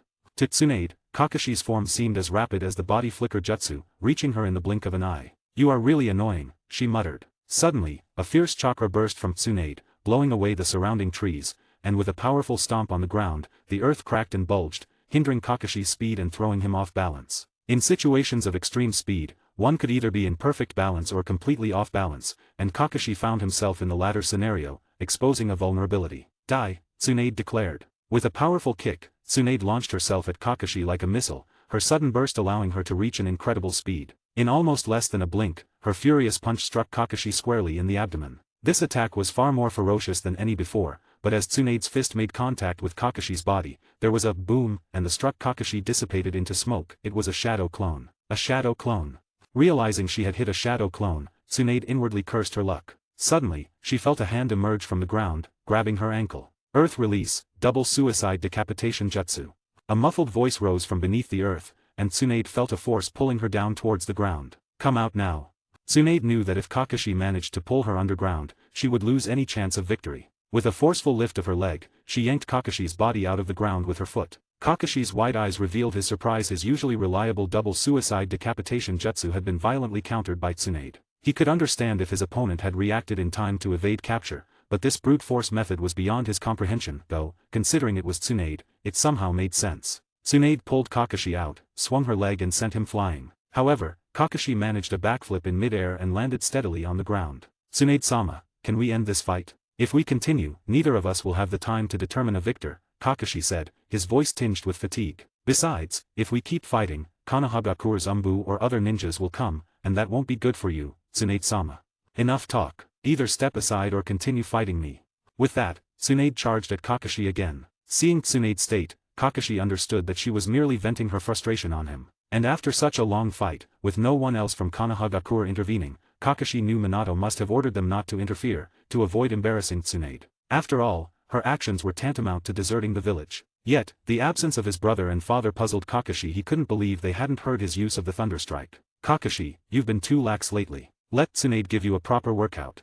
This is what Heitake Satoru thought when he saw that lightning strike. He already knew when Kakashi started fighting Tsunade, but he didn't step in to help. First, Kakashi could handle Tsunade. Second, it was a good chance for Kakashi to train. Heitake Satoru couldn't stand seeing him so relaxed. Though he might not realize it, Satoru was even more relaxed than Kakashi. But no one bothered him about it. That's the privilege of being the strongest. End of chapter. 328. Chapter 328. Jiraiya vs. Konan. Kakashi and Tsunade's clash lasted until the sky began to lighten. When it ended, both were panting heavily, looking like they had just finished an intense workout. Although they looked quite disheveled, neither had serious injuries. Most were minor cuts and bruises. With Tsunade's abilities, she would probably heal in less than a day, but Kakashi would need a few more days to recover. After all, he didn't have Tsunade's incredible medical ninjutsu. As the top medical ninja in the world, Tsunade could heal almost anything in a day, unless it was a terminal illness or severe injury. Especially when it came to her own body. Meanwhile, in the Land of Rain, just as Jiraiya finished gathering intel and was about to infiltrate the Akatsuki base, white paper sheets appeared in front of him, wrapping around his body instantly, giving him no time to react. Konan's figure appeared before the wrapped Jiraiya, holding a paper knife, ready to stab him. But at that moment, a shadow of Jiraiya emerged from the darkness. Fire release, flame bullet. A massive fireball shot towards Konan. Toad flat shadow manipulation. Konan's slightly cold voice echoed in Jiraiya's ears. As Jiraiya's former student, she knew his ninjutsu well. To lure out pain, I didn't expect you to take the bait. Your skills have sharpened, and you've become quite the woman, Konan. Seeing Konan in the Akatsuki, Jiraiya's expression showed no surprise. I thought you were dead, but you've turned into paper. Jiraiya stroked his chin, looking curiously at Konan, whose body had turned into sheets of paper. Who is Pain? Jiraiya's tone shifted as he questioned Konan. Although he already had a clear answer in his heart, he didn't want it to be true. He didn't want his student to be the one causing chaos in the ninja world. It has nothing to do with you, sensei. Konan's body rose higher, her tone still cold. At that moment, the papers flying around her gathered behind her, forming two large wings. Do you think you can become an angel like this? What good does it do to appear in such a manner? Jiraiya questioned Konan again. God's will is to kill you. Hearing this, Jiraiya's expression froze slightly. He hadn't expected his disciple to be so ruthless, speaking of killing him without any emotion. Then, the paper wings behind Konan, sharp as swords, shot directly at Jiraiya. Jiraiya's reaction was quick. He opened his mouth, and a huge fireball spewed out. The flames collided with the paper. Even though the paper was as sharp as a sword, it was still paper. When it met fire, it burned up immediately. So, although Konan's attack seemed much grander than Jiraiya's, she didn't gain any advantage. Toad oil bullet. At this moment, Jiraiya seized the opportunity, rolled to the side, and spat out a mouthful of toad oil, spraying it on Konan. He quickly formed hand seals, and his hair extended, binding Konan. You can't do anything after stained with oil. Just from observing Konan earlier, Jiraiya had already figured out her abilities. You, who loved origami, were the gentlest among those children. What about the other two, Nagato and Yahiko? Jiraiya asked the question that concerned him the most. I heard they died too. That's a lie, right? After all, Konan, who was rumored to be dead, was standing right in front of him. If that's the case, then Pain must be one of them. Seeing Konan not answering, Jiraiya boldly voiced his guess. Now that you're here, what do you want? Konan asked Jiraiya, with a hint of resentment in her heart. If Jiraiya had appeared when they needed him the most, things wouldn't have turned out this way. I don't want anything, if you weren't Akatsuki. I heard you were dead, but I didn't expect things to turn out like this. At that time, if I had listened to Orochimaru, things would have been better, right? Konan guessed Jiraiya's thoughts. Hearing Konan's words, memories flashed in Jiraiya's mind, and Orochimaru's voice echoed in his ears. Kill these children, I've seen many war orphans, but they are still pitiful. Killing them here would be a mercy. But you saved us. Conan's voice pulled Jiraiya back from his memories. It's too late. We've already acted according to his ideas. I never thought about killing you back then. Jiraiya spoke with unwavering conviction. Indeed, even though I'm aware of the many sins my disciple has committed, I've never harbored such thoughts.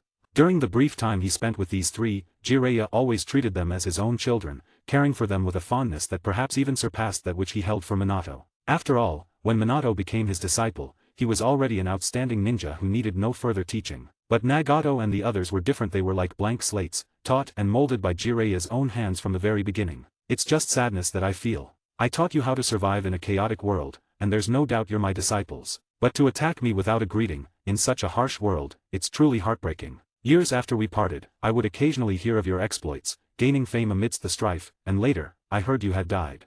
You knows nothing of us after we parted. Indeed, I don't know, but even so, did you have to join Akatsuki?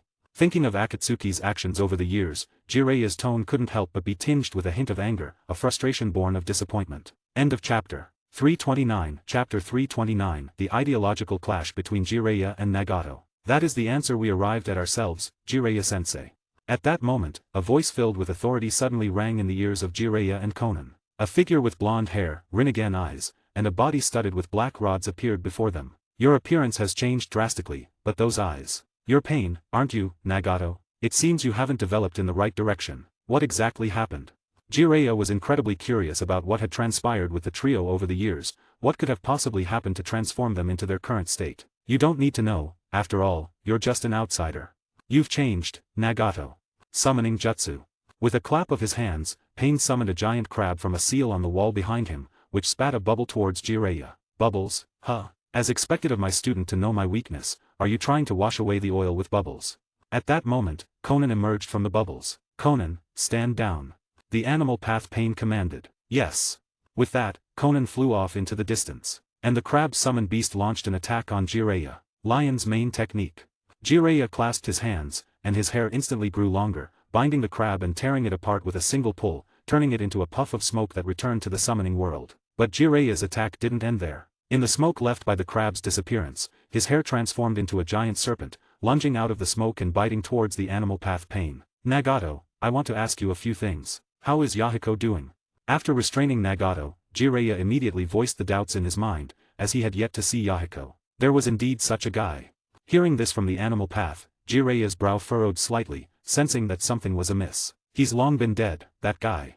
Nagato, what exactly happened to you? You weren't like this before. Jiraiya truly didn't understand what had happened to make Nagato turn out this way. Nothing much, just experienced war. Many people died here, and that pain made me grow. What do you mean? Ignorant and foolish children, after knowing the pain of Akatsuki, will grow up, both in speech and thought. Animal path Pain spoke with an air of superiority, as if he knew all the great truths of Akatsuki. So you think abandoning the memories of friends is what you call growth?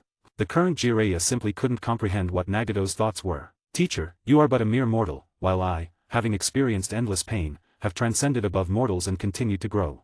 What are you saying? That's right, I've evolved from a mortal into a god. Once one becomes a god, everything they say and think is considered from a god's perspective. Teacher, you're still just a mortal, it's normal for you not to understand me. I can't believe you've become so delusional. By now, Jiraiya knew that he couldn't bring Nagato, who had gone astray, back to the right path. Things that mortals can't recognize, I can see clearly after becoming a god. So, precisely because I am a god, I realize that I can do things mortals can't. Simply put, it's evolution. What exactly do you want to do?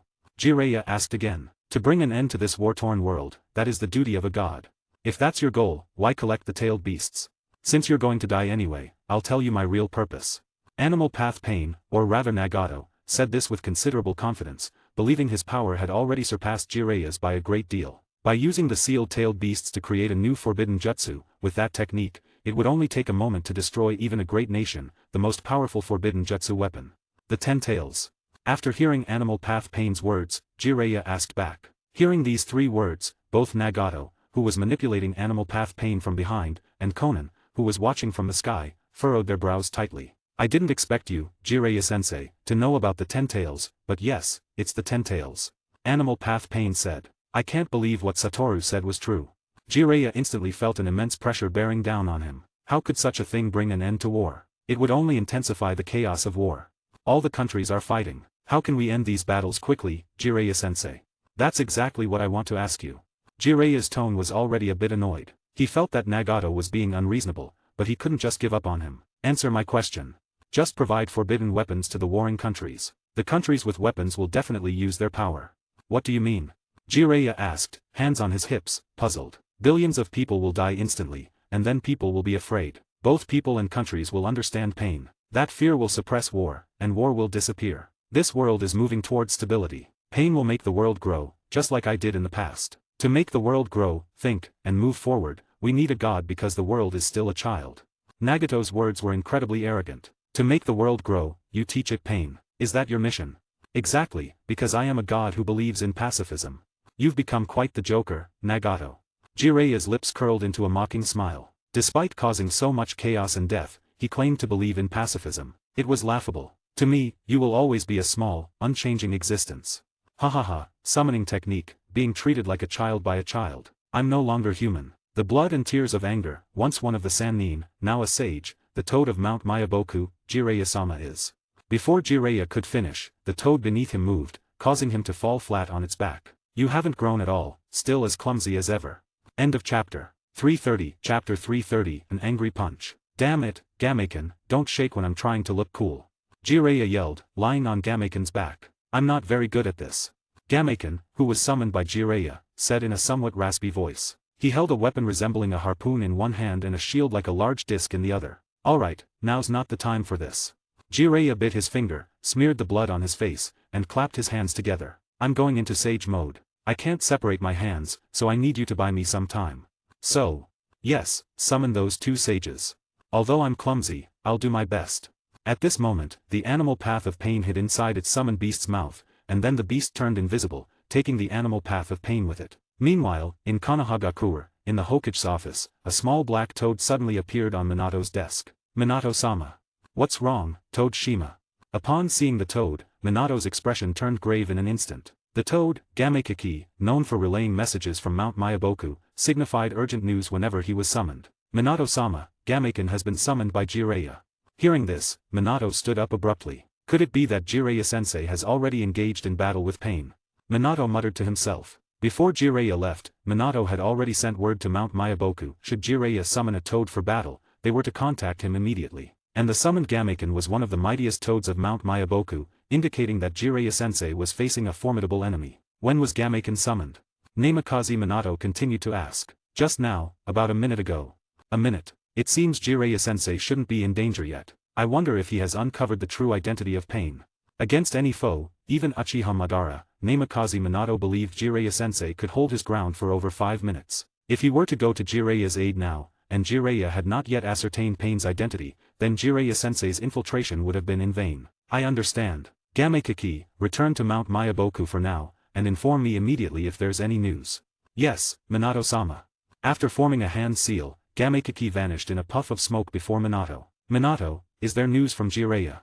Just then, the door to the Hokage's office was flung open with such force that it could have flown off its hinges if not for its sturdiness. Only Tsunade would barge into the Hokage's office with such urgency and concern for Jiraiya. Yes, if nothing unexpected has happened, Jiraiya-sensei is now battling with pain. Minato answered Tsunade truthfully. What? Then what are you still doing here? Hurry and go rescue Jiraiya, take me with you. After speaking, Tsunade naturally placed her hand on Minato's shoulder, clearly aware of the nature of the Flying Thunder God Jutsu. Now is not the time. Although Minato wished to be by Jiraiya's side at this very moment, he could not do so just yet. What are you saying? Are you going to just watch as Jiraiya falls into danger? Tsunade, gripping Minato's collar, spoke angrily. I'm sorry, Tsunade-sama. You bastard. Having finished speaking, Tsunade swung a punch towards Minato's face, a blow filled with anger and power. If Minato didn't defend himself, that punch could seriously injure him. Minato didn't make any move to dodge Tsunade's punch. It was unclear whether he was confident in himself, believed Tsunade wouldn't really hit him, or trusted that someone would save him at this moment. Just as Tsunade's fist was about to connect with Minato's face, a pale hand suddenly appeared beside them, effortlessly catching Tsunade's furious punch. Tsunade-sama, it seems you care so much for Jiraiya-sama. If you two don't get married, it's going to be hard to settle things. A voice full of teasing resounded in Minato and Tsunade's ears. Turning their heads, they saw Heitake Satoru's smirking face. Minato was visibly surprised by Heitake Satoru's sudden appearance to save him, something he hadn't anticipated. He had been ready to enter the Nine-Tails chakra mode to withstand Tsunade's punch. Satoru, what kind of cold joke is this? Tsunade snapped, pulling her fist free from Heitake Satoru's grasp. She was inwardly shocked by Heitake Satoru's strength. She had held nothing back in her punch, yet he had caught it with ease. Tsunade-sama, you should have more faith in Jiraiya-sama's abilities, and you should trust Minato too. He would never let his teacher face mortal danger. Heitake Satoru glanced at Minato, signaling him to continue. That's right, I've given Jiraiya-sensei a flying thunder god kunao. If the teacher is in danger, I can sense it and will instantly teleport to his side. Minato quickly caught on to Heitake Satoru's cue and spoke up. Their back and forth seemed to cool Tsunade's anger somewhat. I'm sorry, I was impulsive just now, Tsunade admitted, realizing her mistake. After all, attacking the Hokage was almost akin to treason. It's okay, Tsunade-sama, I understand how you feel. I'm just as concerned about Jiraiya-sensei as you are. Minato didn't blame Tsunade, considering she might become his mother-in-law in the future. However, Tsunade-sama, please trust me. I swear on my position as Hokage that I won't let anything happen to Jiraiya-sensei. As he said this, Minato's expression turned very serious. End of chapter. 331. Chapter 331, Sage Mode, appears. Facing the invisible summoned beast, Jiraiya could only use a barrier to respond. Since he couldn't separate his hands, Jiraiya had to form seals with his feet. As his feet clapped together twice, a transparent barrier spread out from Jiraiya as the center. At this moment, a three-headed hellhound summoned beast appeared directly above Jiraiya, with its blood-red mouth wide open, roaring as it charged towards Jiraiya. Seeing the barrier, you switched to a more powerful attack strategy? Gameken, I'm counting on you. Jiraiya shouted to Gameken beneath him. Well, although I'm not very useful, let me do my part. Then, Gameken leaped towards the three-headed hellhound, swinging his trident forward, instantly locking the necks of all three heads. Not bad at all. Seeing Gameken's performance, Jiraiya praised him. It's nothing, I'm really not very useful. Gameken humbly replied. At this moment, Jiraiya suddenly sensed a change in the three-headed hellhound. The other two heads split into two separate entities, breaking free from Gameken's control. What? Jiraiya looked at this scene in disbelief. The three-headed hellhound was only recorded in legends as a summoned beast, and no one knew its exact abilities. Now, Jiraiya could be considered a pioneer exploring the unknown. This is not good. Jiraiya thought to himself, and then all the three-headed hellhounds charged towards Gameken. Although Gameken's movements were agile, he couldn't withstand the sheer number of enemies. After a few rounds, Gameken's body was covered in scratches from the hellhounds. Despite their numerical advantage, the individual hellhounds were not very powerful, and Gameken could successfully repel them each time. However, with each attack, the hellhounds grew more heads. Now, they could be described as 9-headed hellhounds. When the hellhounds split into 12 heads, Jiraiya finally couldn't hold on any longer, as Gameken had already fallen to the ground, covered in scratches and bites from the hellhounds. Jiraiya then jumped onto Gameken, clapped his hands, and said, "Enjoy your time in the Toad Sage's stomach." Finally, after much hardship, Jiraiya and Gameken managed to deal with the hellhounds. However, as they emerged from the Great Toad Sage's stomach, a giant rhino summoned beast appeared before them. Why only use summoned beasts to fight? Do you think you don't need to do it yourself? Then, the rhino charged at Jiraiya like a mad beast. Gameken, that's enough. You can go back now. Leave the rest to me. Jiraiya clapped his hands together, and a white halo suddenly enveloped him. Sorry. After saying this, Gameken returned to Mount Mayaboku. The giant rhino then charged at Jiraiya, slamming him into the wall. Animal Path Pain observed everything from the shadows. Did it work? Just as this thought crossed his mind, the giant rhino was suddenly sent flying and disappeared mid-air. What? Animal Path Pain uttered in surprise, blinking twice as if he couldn't believe what he was seeing. At that moment, footsteps echoed from the wall Jiraiya had been slammed into. Kid, why do you always summon us in such noisy places? No wonder Bunta gets angry. An old woman's voice complained, revealing the reason for Jiraiya and Gamabunta's discord. Don't say that, dear. Jiraiya must have his reasons, right?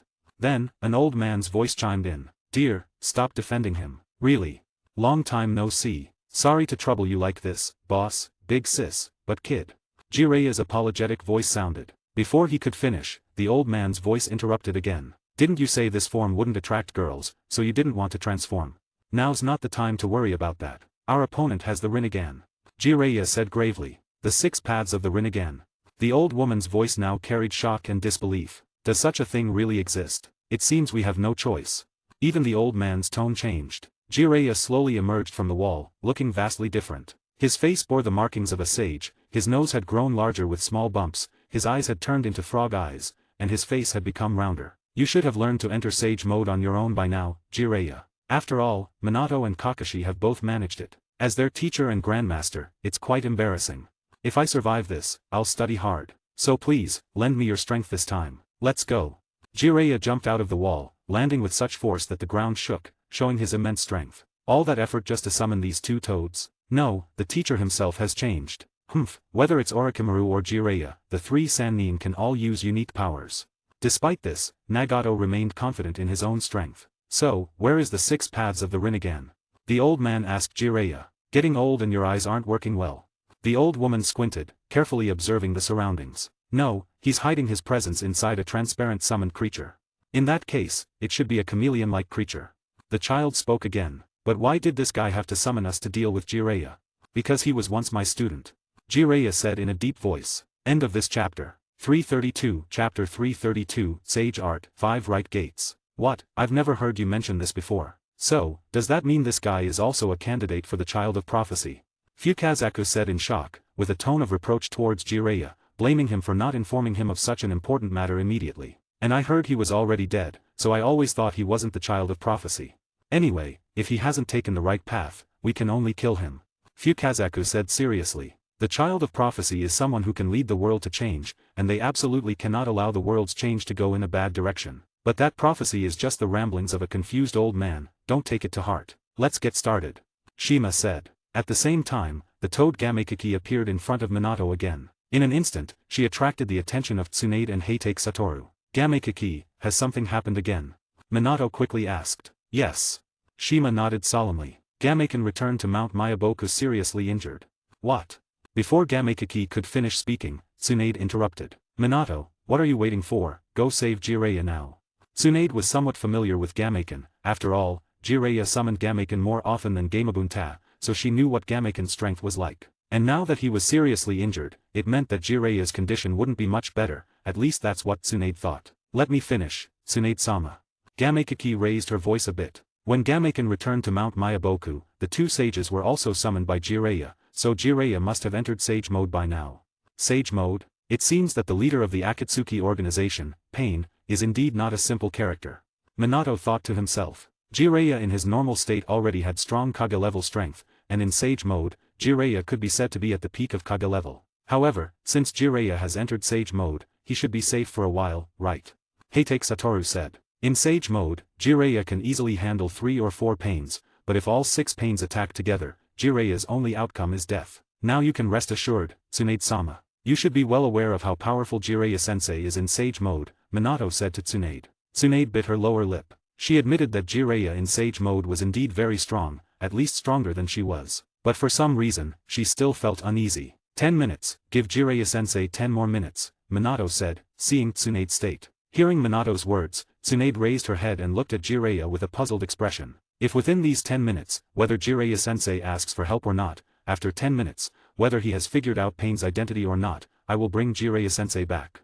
Minato said firmly. He knew his teacher was in a very dangerous situation, and his heart was also in torment. So these 10 minutes were a limit Minato set for himself. Okay, Tsunade nodded. She thought Jiraiya in Sage Mode should be able to hold on for 10 minutes. Gamekiki, you go back first. If anything happens, notify me immediately. Yes, Minato. Gamekiki said and then disappeared in a puff of smoke. Meanwhile, Jiraiya in Sage Mode also made a move. To be precise, it was the Shima on his shoulder who made a move. She extended her tongue, which had eyes, a nose, and a mouth on it, and it stretched forward like a long snake. Found it.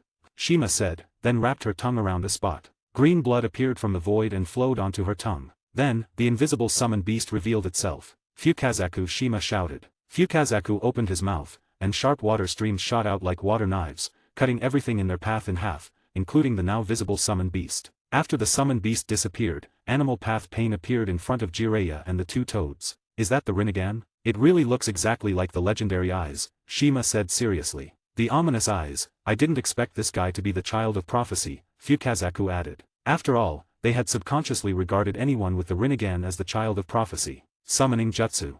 With a clap of his hands, Animal Path Pain summoned 2 more people around him. Are these human-shaped summoned beasts this time?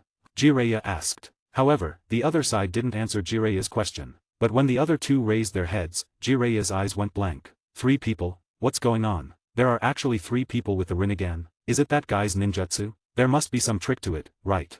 Jiraiya seemed to be talking to himself, or asking the 2 toad sages, or even asking Pain in front of him. But even in the face of 3 people with the Rinnegan, Jiraiya's expression showed no fear, and neither did the two sages. They even wanted to finish the battle quickly and go back to prepare dinner. At this moment, one of the pains suddenly rushed towards Jiraiya, but Jiraiya reacted quickly and kicked the opponent in the face, sending him flying. Well done, Animal Path Pain praised. Let's quickly take care of these guys.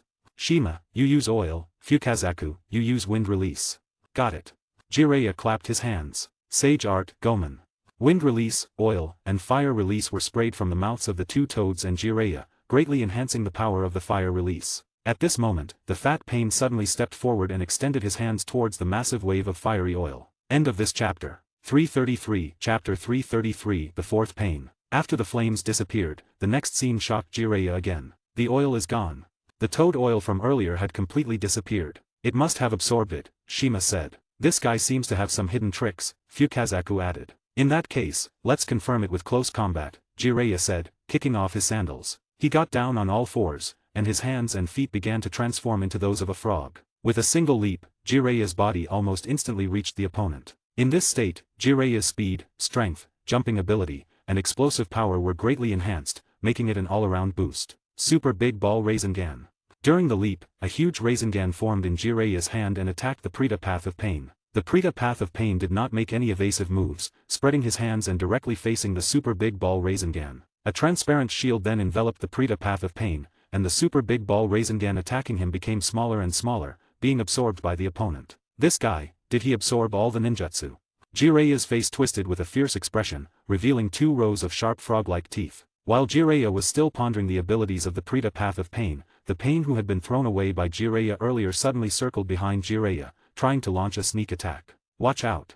Fukazaku quickly reminded, then took out a smoke bomb and threw it on the ground. Thick purple smoke instantly engulfed the human Path of Pain and Jiraiya. However, when Jiraiya counterattacked the human Path of Pain in the smoke, he was blocked by the opponent. What's going on? Jiraiya was involuntarily shocked and puzzled. He blocked my Sage Mode attack without even looking. Although puzzled, there was no time for Jiraiya to figure it out. Since this pain didn't work, Jiraiya decided to attack another pain. Using a frog's illusion, his main body jumped out of the smoke and appeared behind the Animal Path of Pain. Sage Art, Hair Needle Senbon. Jiraiya's hair shot out like Senbon needles towards the Animal Path of Pain. The number of hair Senbon was extremely large, and using it too many times would definitely risk baldness. However, the Animal Path of Pain didn't even look back. He quickly formed hand seals, and a panda-shaped summon beast appeared behind him, blocking Jiraiya's attack. Damn it. After the failed attack, Jiraiya retreated again. The last chance for a sneak attack was wasted. No extra movements, just trying to dodge would be caught by me. I didn't expect him to summon a beast in front to protect his back. What's going on? This has happened more than once. There's no verbal communication, no eye contact. Even if all 3 are sensory-type ninjas, if they can't see the attack coming, they can't respond. And Hair Needle Senbon is the widest range ninjutsu I have. To defend against it, they can only use a shield like just now. He made the judgment without even looking. It seems these guys are not ordinary clones.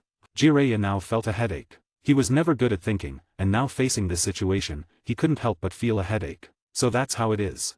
At this moment, Fukazaku suddenly spoke. Did you notice? Fukazaku asked Jiraiya. Notice what? When we caught those flaws, we locked onto a target and attacked from a blind spot, right? One of the people outside the target was watching us the whole time. I noticed that too. Even so, those guys didn't signal each other with words or looks. Right, those eyes. All 3 of them have the same eyes. If they can share what they see, then this would be easy for them. Hearing this, Jiraiya's face showed a sudden realization. All of them sharing 3 pairs of eyes, is that it? Most likely. At this moment, all 3 pains had iron rods in their hands. This is bad. Without using ninjutsu, fighting 3 people is really tough. If this keeps up, even Sage Mode could get killed. I didn't expect them to be this strong.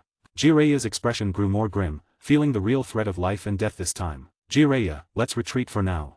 Fukazaku said, clearly understanding the current situation. Alright. With Jiraiya's response, he turned into a puff of smoke and disappeared in front of the 3 pains. Escaped through the pipes. Animal Path Pain immediately guessed Jiraiya's escape route. Why did he run away? Shima, standing on Jiraiya's left shoulder, asked in confusion. We need to analyze the 6 paths and come up with a strategy. This will take some time. Those guys may look different, but they all have the same eyes. Does that mean they all have the Rinnegan? Fukazaku also felt his head spinning. The 3 pains clearly hadn't given up on killing Jiraiya and immediately chased him through the pipes. If you 2 encounter a life-threatening situation, you must leave my shoulders. Suddenly, Jiraiya said in a deep voice. That's not acceptable. This battle concerns the future of the ninja world. As soon as Jiraiya finished speaking, Shima immediately retorted. Soon, the three pains caught up, and Jiraiya, using ninjutsu, taijutsu, and most importantly, genjutsu, finally defeated them. Is it over? If so, I've fulfilled my mission. Jiraiya's voice was low, feeling the pain of killing his own students. At that moment, Jiraiya suddenly felt a sense of danger behind him. Don't let your guard down, isn't that what you taught me, Jiraiya-sensei? End of chapter. 334. Chapter 334, The Arrival of Reinforcements. Just as Jiraiya was about to turn around, he felt a heavy punch land on his body. He crashed through the wall and flew out onto the water's surface, rolling several times before he could stabilize himself. This punch was incredibly powerful, almost as strong as one of Tsunade's normal punches. When Jiraiya finally steadied himself, he realized that his right sleeve was empty, and blood was continuously flowing down. Kid, your arm. Shima said in disbelief. I know. Jiraiya replied, but now was not the time to deal with his arm. What on earth is going on? Fukazaku Sage asked anxiously. Everything had happened so fast that they didn't even have time to react. I don't know. They don't look like the three people from before. They must have been summoned using a summoning technique. Jiraiya said with a pained expression. The intense pain from his broken arm was constantly tormenting him. At that moment, 6 figures suddenly flew out from the hole in the wall where Jiraiya had been sent flying. The 6 paths of pain have arrived. Tendo Pain, the pain created from Yahiko's body, spoke. Even the 3 pains that Jiraiya had killed earlier were now fully revived. 6 people? There are actually 6 of them. Fukazaku said in disbelief. Look, the 3 people who were killed earlier are here too. Shima said in the same tone. Pain, who exactly are you? Jiraiya asked gravely, clutching his broken arm. Pain is the collective name for the 6 of us. Tendo Pain said. However, when Jiraiya saw Tendo Pain's appearance, his expression involuntarily changed, and even his pupils couldn't help but tremble. This person was too familiar to him. Even after decades, Jiraiya could recognize him at a glance. Are you Yahiko? Jiraiya asked with a trembling voice. What is going on? Isn't Yahiko already dead? And those eyes? Jiraiya was confused. Why did Yahiko have the Rinnegan? Did you see Yahiko's shadow in me? As expected of my former teacher. But Yahiko has long been dead. The one standing here is Pain. Just as Jiraiya's question remained unanswered, 3 figures suddenly appeared beside him: Minato, Tsunade, and Satoru. Jiraiya, your arm. Seeing Jiraiya's condition, Tsunade immediately asked with concern. Jiraiya-sensei. Minato also asked with concern. Why are you here? Jiraiya asked nervously. We couldn't wait any longer, so we asked Minato to bring us here. If we had been a step later, the consequences would have been unimaginable, Jiraiya. Seeing Jiraiya's severed arm, Tsunade couldn't help but feel a pang of heartache. Jiraiya-sensei, are they the leaders of the Akatsuki organization? Minato looked at the 6 pains in front of him, his eyes serious. He felt a sense of threat from these 6 people. Yes, they are Pain. With Tsunade's medical ninjutsu treatment, Jiraiya immediately felt the pain in his arm ease a lot. Pain are 6 people. They're just 6 puppets. Maybe they're just 6 dead people. At this moment, Heitake Satoru said disdainfully from the side. Even the ancestor of the Rinnegan, Heitake Satoru, could solve them, let alone 6 puppets controlled by the Rinnegan. What did you say? You said they're all dead. Could it be that Yahiko is really dead? Jiraiya stared blankly at the puppet created by Yahiko. That's right, the black rods on them are what control them. You could say they're chakra receivers. If you pull out the black rods inserted in them, they will immediately lose their ability to move. While Minato and the others were discussing Pain, the 6 pains were also looking at Minato and the others with serious expressions. The 4th Hokage, Namikaze Minato, Tsunade of the Sannin like Jiraiya-sensei, and the White Demon, Heitake Satoru. Each one of them are very troublesome. Minato, please retrieve Jiraiya's severed arm first. Suddenly, Tsunade spoke. The arm hadn't been severed for long, and with Tsunade's current medical skills, she could completely reattach Jiraiya's arm. Alright. With a response, Minato's figure disappeared in front of everyone. The 6 pains glanced back, but in the next second, Minato reappeared in front of them, holding Jiraiya's severed arm. Seeing the severed arm, even Minato's good-natured personality began to turn angry, and the chakra of the 9 tails began to emanate from him. Minato, calm down. At this moment, Jiraiya spoke from the side. Shouldn't we take them all down here, Jiraiya-sensei? Minato asked. With our strength, we can easily take down these 6 people. As he spoke, Minato glanced at Satoru. With Satoru here, what he said could be easily achieved. No, we must return to the village now. Jiraiya's arm can't wait. As soon as Minato finished speaking, Tsunade immediately said. Alright, I understand. Hey, have you had contact with the Otsutsuki clan? At this moment, the silent Heitake Satoru suddenly spoke. The moment he stepped in here, Heitake Satoru felt a familiar aura, the same aura as the Otsutsuki clan he had once eradicated. Minato and Jiraiya also looked at Hatake Satoru with shocked expressions. They had witnessed the power of the Otsutsuki clan. I don't know what you're talking about. Tendo Pain frowned and said, Humph, if you don't know, then let me tell you. If you are cooperating with the Otsutsuki clan, a friendly reminder, you are playing with fire. The Rinnegan you trust so much is nothing in the Otsutsuki clan, everyone has it. And the Ten-Tails you are painstakingly trying to merge the tailed beasts into is nothing but fodder to enhance their power in the eyes of the Otsutsuki clan. Think about it carefully. Then, Satoru placed his arm on Minato's shoulder, looked at Minato, and along with Tsunade and Jiraiya, their figures disappeared from in front of the 6 paths of pain. End of chapter. 335. Chapter 335, Minato's Vigilance. Did they leave? Seeing these people leave, Tendo Pain slightly relaxed. Although they didn't fight, the aura they exuded made it clear that if a battle had occurred, his side would not have been their match. If Minato's teleportation technique had targeted any one of them instead of Jiraiya's broken arm, they wouldn't have had a chance to dodge and would have been instantly killed. But the Otsutsuki clan? How does he know about the Otsutsuki clan? Nagato muttered to himself behind the scenes. From the arrival of Otsutsuki Miki last time, Nagato knew that the Rinnegan he possessed wasn't his own but belonged to someone else. He was just a puppet being manipulated by others. But as long as he could achieve his ideals, he didn't mind being a puppet. However, Hatake Satoru's description of the Ten-Tails made Nagato feel like he was making wedding clothes for someone else. In the distant sky, a space suddenly tore open, and a snow-white figure walked out from the torn space. If Nagato or Obito were here, they would immediately recognize this person as Otsutsuki Miki, who had met with them last time. Is that Hatake Satoru? He indeed possesses extraordinary power. At this moment, Otsutsuki Miki's Byakugan also changed, with a strange blue light flickering in his eyes, and streams of data seemed to flow through this blue light. This was a data eye, capable of seeing through all of a person's abilities and cards, and calculating their power. But when he used the data eye on Hatake Satoru just now, his eyes immediately felt a sharp pain, and red lights flashed continuously, giving a frantic warning. The final conclusion was countless question marks. Even the patriarch of the Otsutsuki clan didn't have as many question marks under the data eye as Hatake Satoru. Back in Konohagakure, the group immediately pushed Jiraiya into the emergency room. Jiraiya's arm couldn't be delayed. Minato sat in the office with a serious expression, while Satoru sat on the opposite sofa, leisurely peeling an orange. Satoru, are you sure? Did someone from the Otsutsuki clan appear? Minato asked Satoru seriously. If the Otsutsuki clan really appeared, they would have to make new plans because no one knew what the Otsutsuki clan's goal was. Yes, that annoying and superior aura is unmistakable. That guy was hiding in the space around us just now. The Otsutsuki clan teaming up with the Akatsuki organization, that's really troublesome. Minato couldn't help but feel a headache. This was truly a turbulent time. Don't worry, I think the Otsutsuki clan's target should be me. After all, to them, I'm the variable. Hatake Satoru also guessed the purpose of the Otsutsuki clan's appearance. There was a 99% chance that their target was him. They might even know about the future destruction of the Otsutsuki clan and use the time-traveling artifact. Transmitting future memories shouldn't be difficult for the Otsutsuki clan. Even if their target is you, we must take it seriously. After all, you are also a member of Konohagakure, and we don't want anything to happen to you.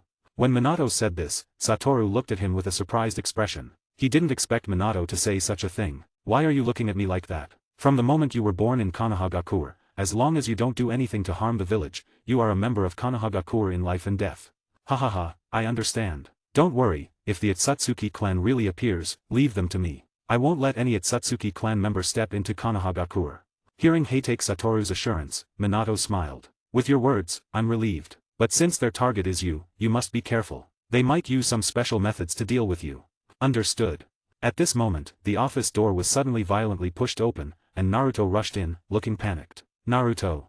Seeing Naruto appear, Minato showed a surprised expression. Naruto should be training in Sage mode at Mount Mayaboku. Father, is it true that Jiraiya-sensei is injured? Naruto asked anxiously. Hearing Naruto say this, Minato understood that it must have been the 2 sages or Gamekin who told him about it when they returned to the village. That's right, but don't worry, with Tsunade-sama's treatment, Jiraiya-sensei will soon be out of danger. Minato signaled Naruto to calm down and said, Hokage-sama, Jiraiya-sama's treatment is complete. Tsunade-sama wants you to come over. Suddenly, an Umbu appeared in front of them. Hearing this, Naruto didn't even have time to reply to Minato and rushed out the door, heading towards Konohagakure Hospital. This panicked behavior is definitely inherited from Kushina. Watching Naruto's flustered back, Hatake Satoru said with a smile. Minato also smiled helplessly, but seeing Naruto like this made him very happy. He preferred Naruto to remain this way rather than becoming too mature and steady. Let's go too.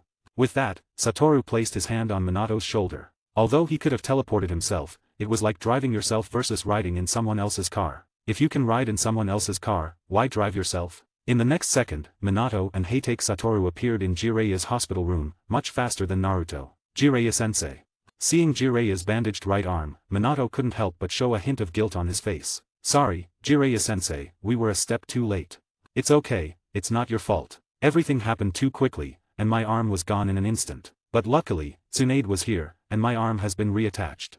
After saying this, Jiraiya glanced at Tsunade, but she only gave him a reproachful look. But I've figured out 2 of the 6 paths of pain's abilities.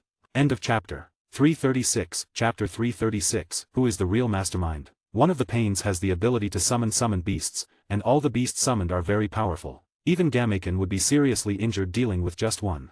Hearing this, Minato and Tsunade both showed serious expressions. They had thought Gameken was heavily injured from being ganged up on, but it turned out it was just one summoned beast. Another pain has the ability to absorb ninjutsu. He can even absorb my senjutsu, so to deal with that pain, we must use taijutsu. Absorb ninjutsu. Jiraiya and Tsunade murmured to themselves. If that's the case, then this guy is perfect for me to handle. Tsunade said confidently. When it comes to taijutsu, she hasn't lost to anyone. Even the Reikage of the Kumagakure village, Tsunade believes in her own strength. Indeed, Tsunade is just right to deal with that guy. Jiraiya nodded in agreement. I haven't had time to figure out the abilities of the other 4 pains, but there's one who can turn parts of his body into weapons. That's how I lost my right arm. It seems each of the 6 pains has a different ability. That's right, but the most important thing is that their eyes are connected. This means one of them can see what all 6 see. Even if you attack one from a blind spot, the others will share the same view. Hearing this, Minato and Tsunade frowned. If that's the case, then we must separate them to deal with them. Minato said. I think so too. With our strength, we should be more than capable of handling the 6 paths of pain. In Sage mode, I can handle 2 or 3. If Tsunade uses her trump card, she can too. As for Minato, there's no need to say more. Minato can now enter Sage mode on his own and has an even stronger Ninetales mode. He could handle the 6 paths of pain by himself without much trouble. So, these 6 paths of pain are no longer a threat to us. Tsunade said again. That's right. Jiraiya nodded. But Jiraiya, is the one controlling the 6 paths of pain really that kid with the Rinnegan? Tsunade asked Jiraiya, her mind flashing back to the thin red-haired kid. Even Tsunade found it hard to believe that the person causing such chaos in the ninja world was someone they had once kindly taken in. It must be Nagato.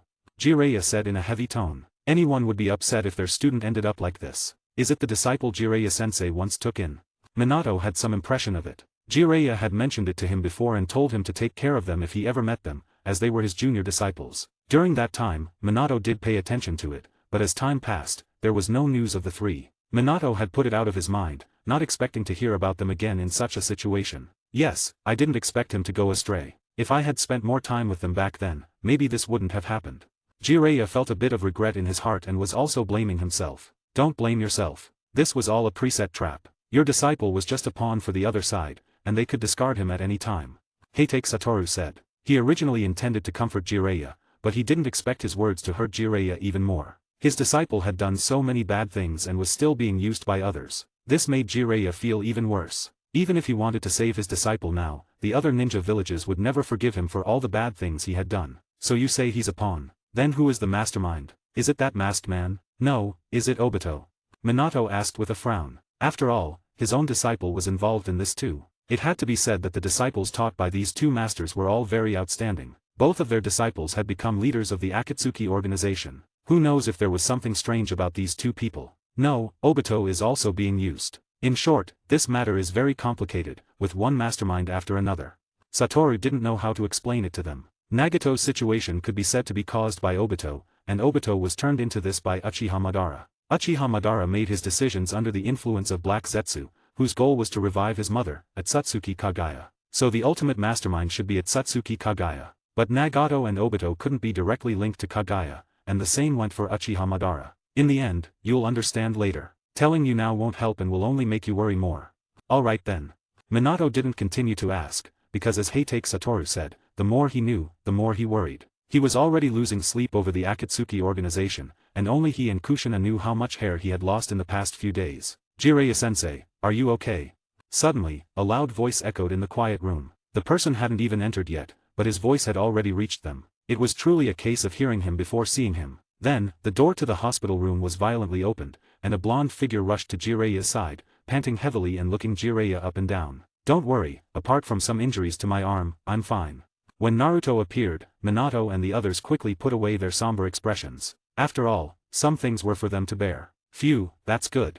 Naruto breathed a sigh of relief and said. At this moment, Naruto noticed Minato and Satoru standing nearby and blinked his big eyes in confusion. Weren't these two still in the Hokage building just now? How did they get here? Was he seeing things? Father, Satoru-senpai, why are you here? Naruto asked in a puzzled tone. Did you forget your father's ninjutsu? Satoru said with a smile. End of chapter. 337. Chapter 337. Akatsuki taking an action. After Jiraiya's surprise attack on the Akatsuki base, contrary to everyone's expectations, Akatsuki did not retaliate. Perhaps Nagato also felt that attacking Konohagakure now would be futile, so they hadn't taken any action. Although Akatsuki didn't target Konohagakure, it didn't mean they wouldn't target other ninja villages. 2 days after the Jiraiya incident, a major event suddenly occurred in Kimagakure village, shocking the entire ninja world. The two-tails Jinchuriki, Yujito ni, from Kimagakure village was captured by Akatsuki. This was the second-tailed beast to be captured after the one-tail. For a time, even other Jinchuriki were feeling uneasy. It should be noted that Yujito ni was a perfect Jinchuriki, able to fully control the power of the tailed beast and even exert power greater than the tailed beast itself. Yet, even such a Jinchuriki was defeated by Akatsuki. Damn it, have you found any trace of those two? In the Raikage's office in Kimagakure village, the Raikage was furious. There wasn't a single intact spot left in the room. He had always been very confident in his village's Jinchuriki, as both were perfect Jinchuriki. Even if he personally took action, he couldn't take them down. Unexpectedly, the village he had the most confidence in was the second to suffer after Tsunagakure village. Sorry, Raikage-sama, we haven't found the two ninjas who took Yujito ni yet. The Raikage secretary, Mabi, said apologetically. She felt very sympathetic towards Yujito ni's situation but was powerless to do anything. Damn it, you bunch of useless fools. The Raikage couldn't control his explosive temper, constantly yelling at his subordinates. Even Killer Bee, standing nearby, had a serious expression. Although he didn't have much contact with the two-tails Jinchuriki, they were both Jinchuriki from Kimagakure village and had similar experiences. They would greet each other warmly when they met. He never expected that Yujito ni would meet such a fate. Big brother, let me go. I will personally bring back the culprit who killed Yujito ni to Kimagakure village to apologize. Killer Bee spoke up. No. Without thinking, the Raikage immediately refused. The strength of Akatsuki is unfathomable now. You can't afford to have any accidents. At this moment, the Raikage no longer underestimated Akatsuki. Yujito ni's situation had deeply reminded him that he couldn't let anything happen to Killer Bee. Compared to Yujito ni, Killer Bee was the most important to the fourth Raikage. Big brother. Alright, let's not talk about this anymore. You go back and stay put. I'll have people guard you 24/7. Remember, don't act rashly. I don't want you to leave my side again. Although the 8 tails is the second strongest among the 9-tailed beasts, Raikage no longer felt confident. Continue searching for those two people and have the other ninja villages cooperate with us. I believe that with such a major incident happening in Kimagakure village, they should be alert now. If someone as hot-tempered as Raikage could be alert, then others should be too. Understood.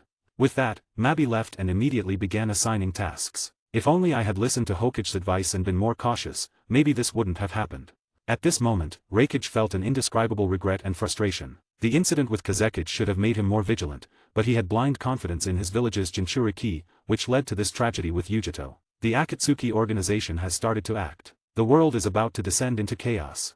In Konohagakure village, all the higher-ups of Konohagakure gathered together. Even Jiraiya had gotten out of bed and stood solemnly beside Minato. I didn't expect their second target to be the two tails. Minato said with some surprise. Although the two tails wasn't very strong among the tailed beasts, Kimagakure village still had the 8 tails and a very powerful Raikage. The fact that they dared to target the two tails meant they weren't afraid of being discovered by the 8 tails Jinchuriki and Raikage. In other words, they had enough strength to handle any unexpected situations. Even if they were discovered, they were confident they could escape unscathed. According to the information from Kimagakure village, the ones who targeted the two tails were these two individuals. With that, Minato took out 2 photos from a drawer and placed them in front of everyone. It's them. Jiraiya said with some surprise when he saw Kakuzu. Jiraiya-sensei, you know them. Yes, that masked man, I once encountered him with Satoru. I told you about him before. He has 5 hearts and is a very troublesome man. To kill him, you have to destroy all 5 hearts in his body. And it's said that he is from the same era as the first Hokage. Hiss. Everyone gasped at Jiraiya's explanation. Whether it was having 5 hearts or being from the same era as the first Hokage, it was shocking. But that's not the most troublesome part. The most troublesome one is the other person, who claims to worship an evil god and has an immortal body. Even if his heart is pierced or his head is cut off, he can still live. And his ninjutsu is like a curse. As long as he gets his opponent's blood, any injuries he suffers will be reflected on his opponent. Satoru almost died at his hands once. When they heard this, everyone frowned. Kakashi looked at Hatake Satoru with a surprised expression. Although I didn't die at this guy's hands, I was seriously injured by him. Seeing that a few people were focusing on him, Satoru explained. Here's a piece of advice: if you encounter this person, run as far as you can because you are no match for him. Even I can't handle him. Kakashi asked with a frown. He was now among the top 5 in terms of combat power in Konohagakure. If you can guarantee that you won't get injured in a fight with him, you can try. But trying might cost you your life. Hearing Satoru's words, everyone fell silent. So, facing him head-on is not an option. You can only seal him. End of chapter. 338. Chapter 338, Invasion of Iwagakure Village. Next, Minato instructed all the ninjas in Konohagakure to memorize the faces of these two individuals. Any ninja below Jonin level who encountered these two or any members of Akatsuki should run as far as possible. Even if they failed their mission, they wouldn't be punished. After this incident, Akatsuki became completely famous. We have already captured the one tail and the two tails, but this pace is too slow. We are running out of time. Itake, Kisame, you two need to speed up. So far, you haven't made any progress. In this Akatsuki meeting, Pain frowned and looked at Uchiha Itake and Hoshigaki Kisame. Understood, leader. We have already reached the territory of Iwagakure village. It won't be long before we make some progress. Hoshigaki Kisame showed his sharp-toothed smile. If that's the case, then that's the best. Then, Pain gave Itake a deep look but didn't say anything. Every time I see the leader's eyes, they are full of pressure. After the projection technique ended, Hoshigaki Kisame opened his eyes in Iwagakure village and spoke to Uchiha Itake. The Rinnegan, the legendary eyes, it's normal to feel pressure. Uchiha Itake said calmly. But I'm more curious about which is stronger, the leader's Rinnegan or your Mangekyo Sharingan, Itake-san. Hoshigaki Kisame said with a wicked smile. As Itake's teammate, he had spent years with Uchiha Itake, and ever since Itake's terminal illness was cured, Hoshigaki Kisame felt that Itake was becoming more and more terrifying. This was his beastly intuition. And this intuition was something he had never felt from Pain. I haven't fought him, so I don't know, but I believe the Mangekyo Sharingan won't lose. At this point, there was a hint of confidence in Uchiha Itake's tone. Of course, this was without knowing that the Rinnegan was the final evolution of the Sharingan. Itake-san, you really are confident. As Kisame finished speaking, several Iwagakure village umbu suddenly appeared and surrounded Hoshigaki Kisame and Uchiha Itake. With those red cloud black robes, are you from the Akatsuki organization? One of the Iwagakure village umbu asked seriously. Itake-san, it seems our organization is quite famous now. Should I take care of them? No need, your ninjutsu is too loud, it will alert them. As soon as Itake finished speaking, the Iwagakure village umbu surrounding them suddenly fell one by one. As expected of Itake-san, your genjutsu is so masterful that I didn't even notice when you cast it. Kisame's expression suddenly changed, and he spoke with a serious tone. He had always wanted to spar with Uchiha Itake, but never had the time or opportunity. Now, seeing such terrifying genjutsu, Kisame's desire to challenge Itake was gradually fading away. My genjutsu doesn't rely solely on the Sharingan. This was the confidence of a genjutsu master. Even without the Sharingan, Itake could use any part of his body to cast genjutsu. Even a flick of his finger or the movement of his clothes in the wind could be a medium for genjutsu. But after Haiden's commotion, Iwagakure village will probably hide their Jinchuriki well. Finding the Jinchuriki won't be easy, right? It's simple, just ask the third Tsuchikage. Uchiha Itake said the most arrogant words in the calmest tone. Directly asking the third Tsuchikage where their village's Jinchuriki was something only Pain or Uchiha Itake would do. As expected of Itake-san, you say such things with such confidence. At this moment, Hoshigaki Kisame was increasingly shocked. He didn't know how to describe his feelings. This was practically a declaration of war against Iwagakure village. Because no one can resist the Mangekyo Sharingan's genjutsu. Finding the Jinchuriki's location was difficult, but finding the third Tsuchikage's location was easy. Soon, night fell, and everyone in Iwagakure village was resting. The bright moonlight shone on Iwagakure village, adding a rare bit of light. But no one noticed that the surface of the moon had a 3-tomo Sharingan pattern, which only lasted for a moment. Outside Iwagakure village, Uchiha Itake's face was somewhat pale, but due to the cells of the first Hokage in his body, his complexion quickly returned to a healthy color. This showed just how terrifying the regenerative abilities of the first Hokage cells were. As expected of Itake-san, you actually hypnotized everyone in Iwagakure village. Even if we killed everyone inside now, no one would probably notice. Don't do anything unnecessary, Kisame. Yes, Itake-san. Although the Akatsuki squads didn't have official leaders, Kisame usually listened to Uchiha Itake. Just now, Itake had cast a large-scale hypnotic genjutsu over the entire Iwagakure village, making those who had just fallen asleep immediately enter a deep sleep, those who were drowsy fall asleep instantly, and those who were awake feel extremely sleepy. However, since this genjutsu was carried out silently and resembled a natural phenomenon, no one in Uegakure village noticed. After about half an hour, Uchiha Itachi, who had been resting with his eyes closed, opened his eyes. "Let's go, Kisame." According to Uchiha Itachi's estimation, there were probably no conscious people left in Uegakure village. Even if there were, they would be very few and wouldn't hinder their plan. "Yes, Itaki-san." The two moved like shadows, openly traversing above Uegakure village. It was hard to imagine that such a large ninja village hadn't noticed these blatant intruders. The barrier protecting Uegakure village was like nothing to Uchiha Itachi. By controlling a gatekeeper ninja, they could easily pass through. They quickly reached the third Tsuchikage bedroom, a place they had already located during the day. Looking at the sleeping third Tsuchikage, the two stared at him expressionlessly. End of chapter. 339, Chapter 339, Valley of Rocks. In his sleep, the third Tsuchikage seemed to sense something and immediately sat up, opening his eyes. "Who are you?" In the darkness, Unaki could only see two figures standing in front of him, but he couldn't make out their faces. "Where are the 4 tails and 5 tails Jinchuriki?" Uchiha Itachi's cold voice spoke. "Jinchuriki? You're from Akatsuki. Do you think I would tell you the whereabouts of our Jinchuriki?"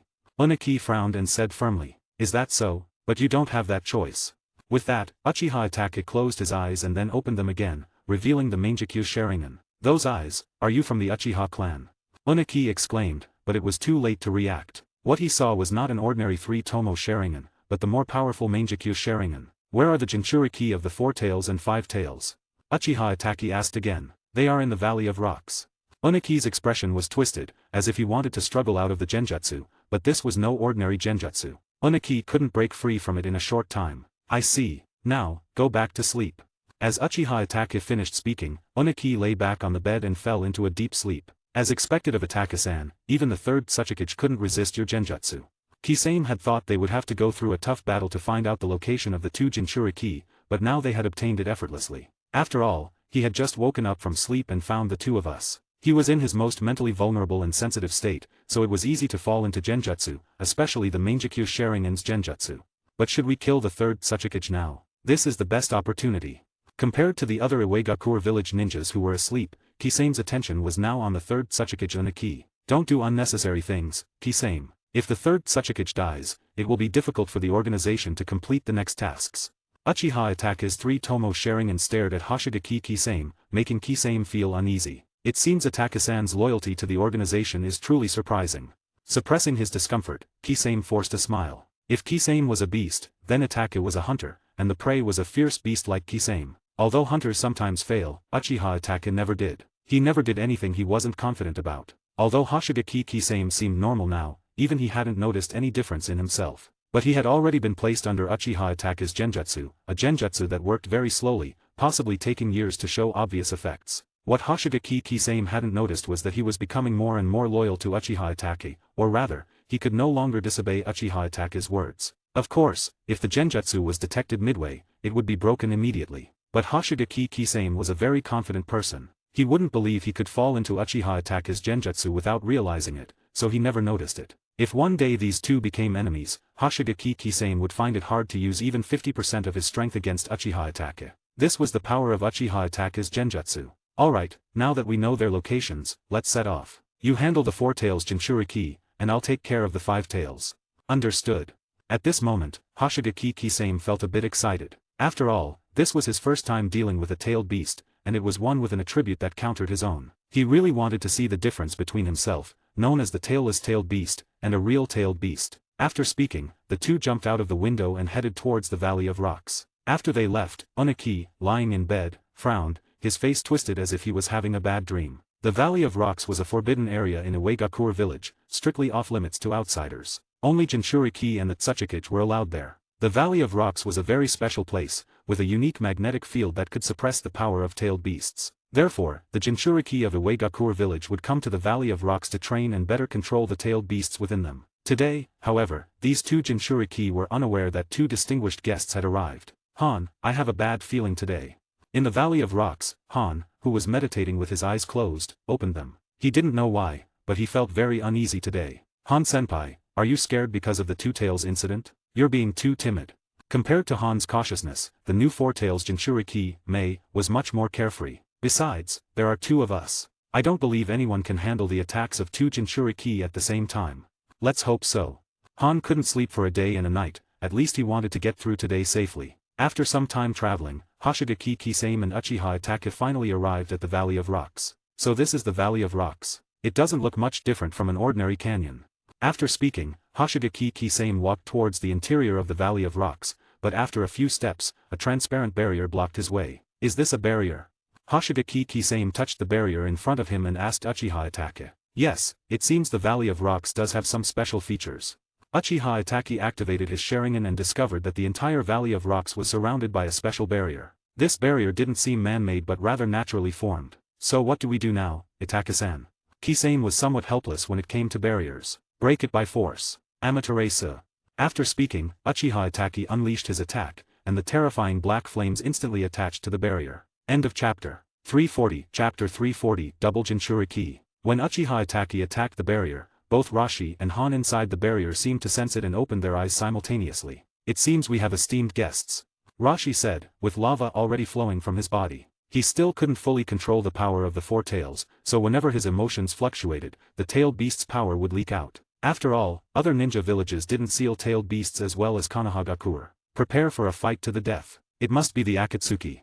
Han looked up at the sky and saw a black flame burning a huge hole in the barrier of the Valley of Rocks. How did those guys guard this place? People have already arrived at the Valley of Rocks, and they didn't notice anything. Mei said angrily. Outside the Valley of Rocks, Uchiha Itachi and Hoshigaki Kisame looked at the nearly burnt-out barrier. As expected, there are two tailed beasts inside. As soon as the barrier disappeared, I felt two terrifying chakras. Kisame said with a smile, but his serious expression was also evident. Don't be careless, Kisame. The enemy's attack is coming. As soon as Uchiha Itachi finished speaking, a large amount of lava suddenly appeared in front of them, surging towards them. Water release, exploding water colliding wave. Kisame quickly formed hand seals, creating phantom-like images, then opened his mouth and sprayed out enough water to form a large lake, colliding with the incoming lava. The collision of lava and water created a large amount of steam, blocking Hoshigaki Kisame and Uchiha Itachi's vision. However, for someone with the Mangekyo Sharingan and someone who grew up in Kirigakure village, the steam had no effect. Are you from the Akatsuki? When the steam cleared, two figures appeared in front of Hoshigaki Kisame and Uchiha Itachi. One of them had lava flowing from his body, indicating that he was the one who launched the attack and spoke earlier. 4 tails Jinchuriki and 5 tails Jinchuriki. Today, you are our prey. Hoshigaki Kisame drew Samehada. For dealing with Jinchuriki, who had enormous chakra, Samehada was the best choice. What did you do to the others? Suddenly, the 5 tails Jinchuriki Han frowned and asked. They had caused such a commotion, but the other Iwagakure village members hadn't reacted at all, which was unusual. We just put them to sleep. No need to worry, our target is you. Uchiha Itachi's 3 Tomo Sharingan stared into their eyes. Sharingan, from the Uchiha clan of Konohagakure? You must be Uchiha Itachi, the one who killed half of your own clan. Han asked with a serious expression. There were only 2 people who could kill half of the Uchiha clan under the watchful eyes of the Uchiha police force and Konohagakure and retreat unscathed, Uchiha Itachi and Uchiha Shursui. And the one who joined the Akatsuki organization was Uchiha Itachi. Itachi-san, I didn't expect that after all this time, your reputation is still intact. Stop the nonsense, Kisame. Let's finish this quickly before anything changes. Uchiha Itachi said coldly. Although he had used a large-scale genjutsu on Iwagakure village, the power of the genjutsu was significantly weakened due to its scale, so they couldn't afford to waste too much time. Understood. With that, Hoshigaki Kisame, holding Samehada, charged directly at the 4 tails Jinchuriki. As he got close, he swung Samehada forcefully, but the 4 tails Jinchuriki easily dodged with a light jump. So, you're my opponent. The tailless tailed beast of Kirigakure village, Hoshigaki Kisame. Mei said with a hint of disdain. After all, compared to Hoshigaki Kisame, who was known as the tailless tailed beast, he was a genuine tailed beast. Oh, so my reputation has grown this much? But even so, I won't hold back against you. Hoshigaki Kisame said with a smile. Hold back? Ha, you better think about how to survive against me first. With that, Mei's body underwent a drastic transformation, turning into a half-tailed beast form. 3 tails grew out, his body became quadrupedal, and the skin on his face was burned away by the tailed beast's chakra. At this moment, he looked like a real monster. So this is a Jinchuriki, truly terrifying. This was Hoshigaki Kisame's first time facing a Jinchuriki, but he wasn't the least bit flustered. Even Deidara could single-handedly take down a Jinchuriki, and Kisame believed his strength was greater than Deidara's, so he felt he could handle a Jinchuriki. Die.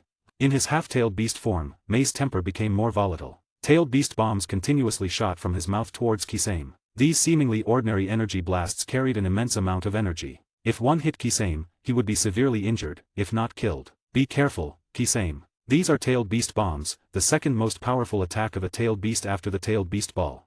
Uchiha Itachi reminded Hoshigaki Kisame while fighting. Itachi was multitasking, fighting me and still daring to split your attention. You're underestimating me too much. The Five Tails Jinchuriki Han said angrily. Because you're not worth my full effort.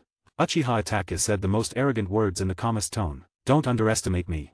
This sentence made Han furious. Already half transformed into a tailed beast, he waved his hand lightly, and chunks of rock rose from the ground, flying towards Uchiha Itachi. However, with the Sharingan's insight and his own agile movements, Uchiha Itachi weaved through the rocks without taking any damage. It seems you don't know the terror of the Sharingan. With that, Uchiha Itachi's Sharingan transformed into the Mangekyo Sharingan, and the moment Han saw it, his body froze. It's worth noting that Uchiha Obito controlled the fully formed Nine Tails with just one Mangekyo Sharingan. Now, Uchiha Itachi had two Mangekyo Sharingan, and he was dealing with a tailed beast weaker than the Nine Tails. End of chapter. 341, Chapter 341, 5 Kage Summit. The battle didn't last long. Uchiha Itachi took only half an hour to deal with the Five Tails Jinchuriki, while Hoshigaki Kisame took a bit longer, about an hour. Compared to Itachi's clean and tidy appearance, Hoshigaki Kisame looked a bit disheveled. The red cloud-black robe of the Akatsuki organization was gone, and he had large burns on his body. The power of the tailed beasts was indeed formidable. As expected of Itachi-san, you dealt with the Five Tails so quickly. Hoshigaki Kisame slung Samehada over his shoulder and smiled at Uchiha Itachi. During his own battle, he had also observed Itachi's fight. Unlike his own intense battle with the Four Tails, Uchiha Itachi's fight with the Five Tails was very calm, as if no battle had taken place at all. It's time to go, Kisame. The people of Iwagakure village should be waking up soon. Understood. With that, Kisame slung Samehada on his back, grabbed the two Jinchuriki, and left Iwagakure village. Such laborious tasks naturally fell to the laborers. An hour after they left, the third Tsuchikage woke up first. Although the third Tsuchikage was the oldest ninja in Iwagakure village, he was also the strongest. Sitting up from his bed, the third Tsuchikage gasped for air, his breaths heavy and rapid. In the dim room, a sliver of bright moonlight slipped through the window, casting one of the few sources of light in the gloomy space. Was it a dream? The third Tsuchikage muttered to himself. After all, the room looked exactly as it had when he'd gone to rest, showing no signs of an intruder's presence. Someone, come here. He shouted towards the door. Normally, an umbu from Iwagakure village would appear by his side as soon as he finished speaking, but this time, after waiting a full half-minute, there was still no one in sight. Suddenly, a bad premonition surged in the third Tsuchikage's heart. He flew straight out the window and stood above Iwagakure village, which was eerily silent in a way that was almost terrifying. Damn, it wasn't a dream. The third Tsuchikage realized the problem instantly. Without time to call for others, he flew alone towards the Valley of Rocks. Han, Mei, you two must hold on. As the main force of Iwagakure village, the third Tsuchikage could not afford any mishaps with these two, not any at all. But when he arrived at the Valley of Rocks, he was stunned. The place was in shambles, with magma that hadn't yet cooled, all signs indicating that a fierce battle had just taken place. Han, Mei. His heart clenched instantly, and he shouted loudly above the Valley of Rocks. Although he knew a battle had occurred here, and that the people from the Akatsuki organization had clashed with Han and Mei, he still harbored a sliver of hope that the victors were the Jinchuriki from his own village. The third Tsuchikage's voice echoed throughout the Valley of Rocks, but there was no response. Oniki's form descended slowly towards the Valley of Rocks, his descent becoming slower as he neared the ground, for he did not want his hopes to be shattered. But fantasies are called fantasies precisely because they are unrealistic, while reality is known as such because it is extremely cruel and brutal. When the third Tsuchikage finally reached the ground, all he saw were vast patches of blood, which certainly could not have been left by humans. Without guessing, he knew what had happened to those bloodstains. Akatsuki, I will never forgive you. Having fully accepted this reality, Oniki howled to the sky, his voice filled with anger and unwillingness. Then, with a crack, the angry expression on Oniki's face froze. My back, oh my aching back. Atsutsuki groaned, clutching his back as he slowly sank down against the wall. Age had caught up with him a little excitement, a slightly abrupt movement, and his back would give out. The next day, by the time the people of Iwagakure village realized what had happened, it was already too late. They didn't even know when their village's Jinchuriki had been taken. It wasn't until they found the third Tsuchikage collapsed in the Valley of Rocks that they learned the full story. The Akatsuki took our village's Jinchuriki with just 2 people. Does that mean any member of the Akatsuki has power comparable to a tailed beast? Hearing Oniki's words, Kurotsuki expressed her shock. That seems to be the case. Each one of them is probably no weaker than Deidara.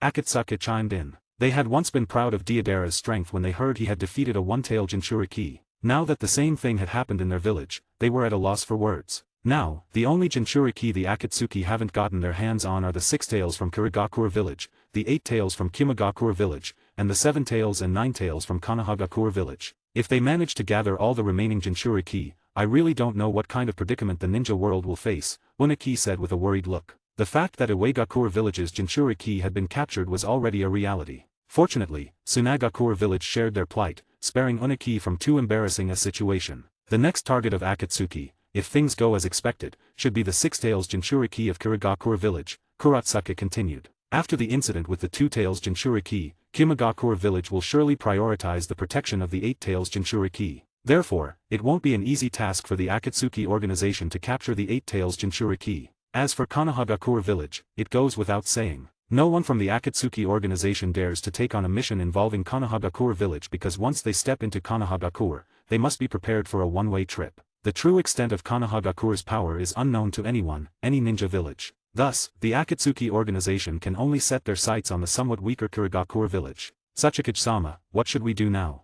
Let's call for a 5 Kage summit. This matter must draw the attention of the entire ninja world. I suppose even the Raikage will attend this time, Oniki said. Previously, the Raikage was the one who looked down on the Akatsuki organization the most. But after the incident with the 2 tails, he has no choice but to take them seriously. End of chapter. 342. Chapter 342. The village's response. The news of the capture of Uegakura village's Jinchuriki spread quickly throughout the ninja world, and with 2 Jinchuriki taken simultaneously, it inevitably raised the threat level of the Akatsuki organization in everyone's eyes. It seems the Akatsuki has thoroughly targeted the Jinchuriki. We must be cautious as well, said Terumi Mei, the 5th Mizukage of Kirigakura village, to her subordinates. That's easier said than done, but Yagura just won't listen to our discipline.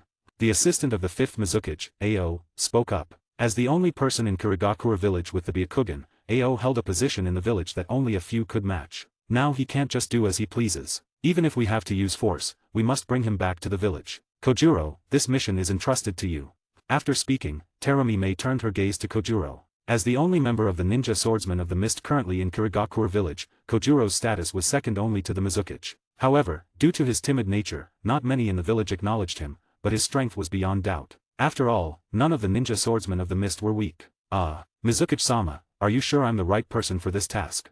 Kojuro quickly waved his hands, speaking with a lack of confidence. Yagura did not possess the power of the tailed beasts, but he did have a berserk state. In that state, Kojuro was no match for Yagura. Kojuro, I believe in your strength, Terumi Mei said, looking at Kojuro, her tone full of confidence and encouragement. Yes, Kojuro, you are now the only one of the ninja swordsmen of the mist. This mission is meant for you, Ao added, placing his hand on Kojuro's shoulder. Following the principle of, a companion dies before the way does, Kojuro had to accept. After all, if Kojuro refused the mission, it would fall to Ao, and he did not want to undertake a mission concerning Yagura. Mizukage-sama, Ao, you both think too highly of me, Kojuro said, hastily waving his hands and declining once again. Enough, no more discussion, Kojuro. I hope you won't disappoint me, Terumi Mei said. Hearing this, Kojuro looked down, dejected, knowing he could no longer refuse the mission. But Mizukage-sama, that Sachikage has called for a 5 Kage summit. Shall we attend? At this time, Ao suddenly spoke up. Of course, we must attend, Terumi Mei replied without hesitation, having already made plans in her mind. Not just to protect the Jinchuriki in our village, but also because there's a rogue ninja from our village within the Akatsuki organization. It's best if our village deals with our own, she added. Hoshigaki Kisame? Ao asked, his tone grave as he thought of Kisame's menacing figure. Although Ao had little contact with Kisame, he knew of the village's infamous figure, a monster with formidable strength. It said that he played a part in the recent incident with the Uegakura ninja Jinchuriki. Right now, in Kirigakura village, probably only you, Mizukage-sama, can match Hoshigaki Kisame, Ao continued. Although Kojuro was also one of the wielders of the 7 ninja swords, his time mastering the ninja sword was too short to be a match for the veteran member of the 7 ninja swordsmen of the mist, Hoshigaki Kisame. If the two were to meet, there would only be one outcome, Kojuro would be utterly defeated. But even I am not confident of winning against him, Terumi Mei admitted. Terumi Mei spoke with a grave expression. Although she possessed the lava release and boil release Kekii Genkai, she was also aware of the characteristics of Akatsuki's Samehada. In a battle with Hoshigaki Kisame, she might not stand a chance to gain the upper hand. Meanwhile, in Kirigakura village, discussions about the 5 Kage summit were underway, and Kimagakura village was engaged in the same discussions. Is that old man Uniki really calling for a 5 Kage summit? It seems he's been pushed into a corner by Akatsuki, said the 4th Raikage, sitting back in his chair with a carefree demeanor. He had completely moved on from the shadow of losing the Two Tails Jinchuriki. Should we attend then?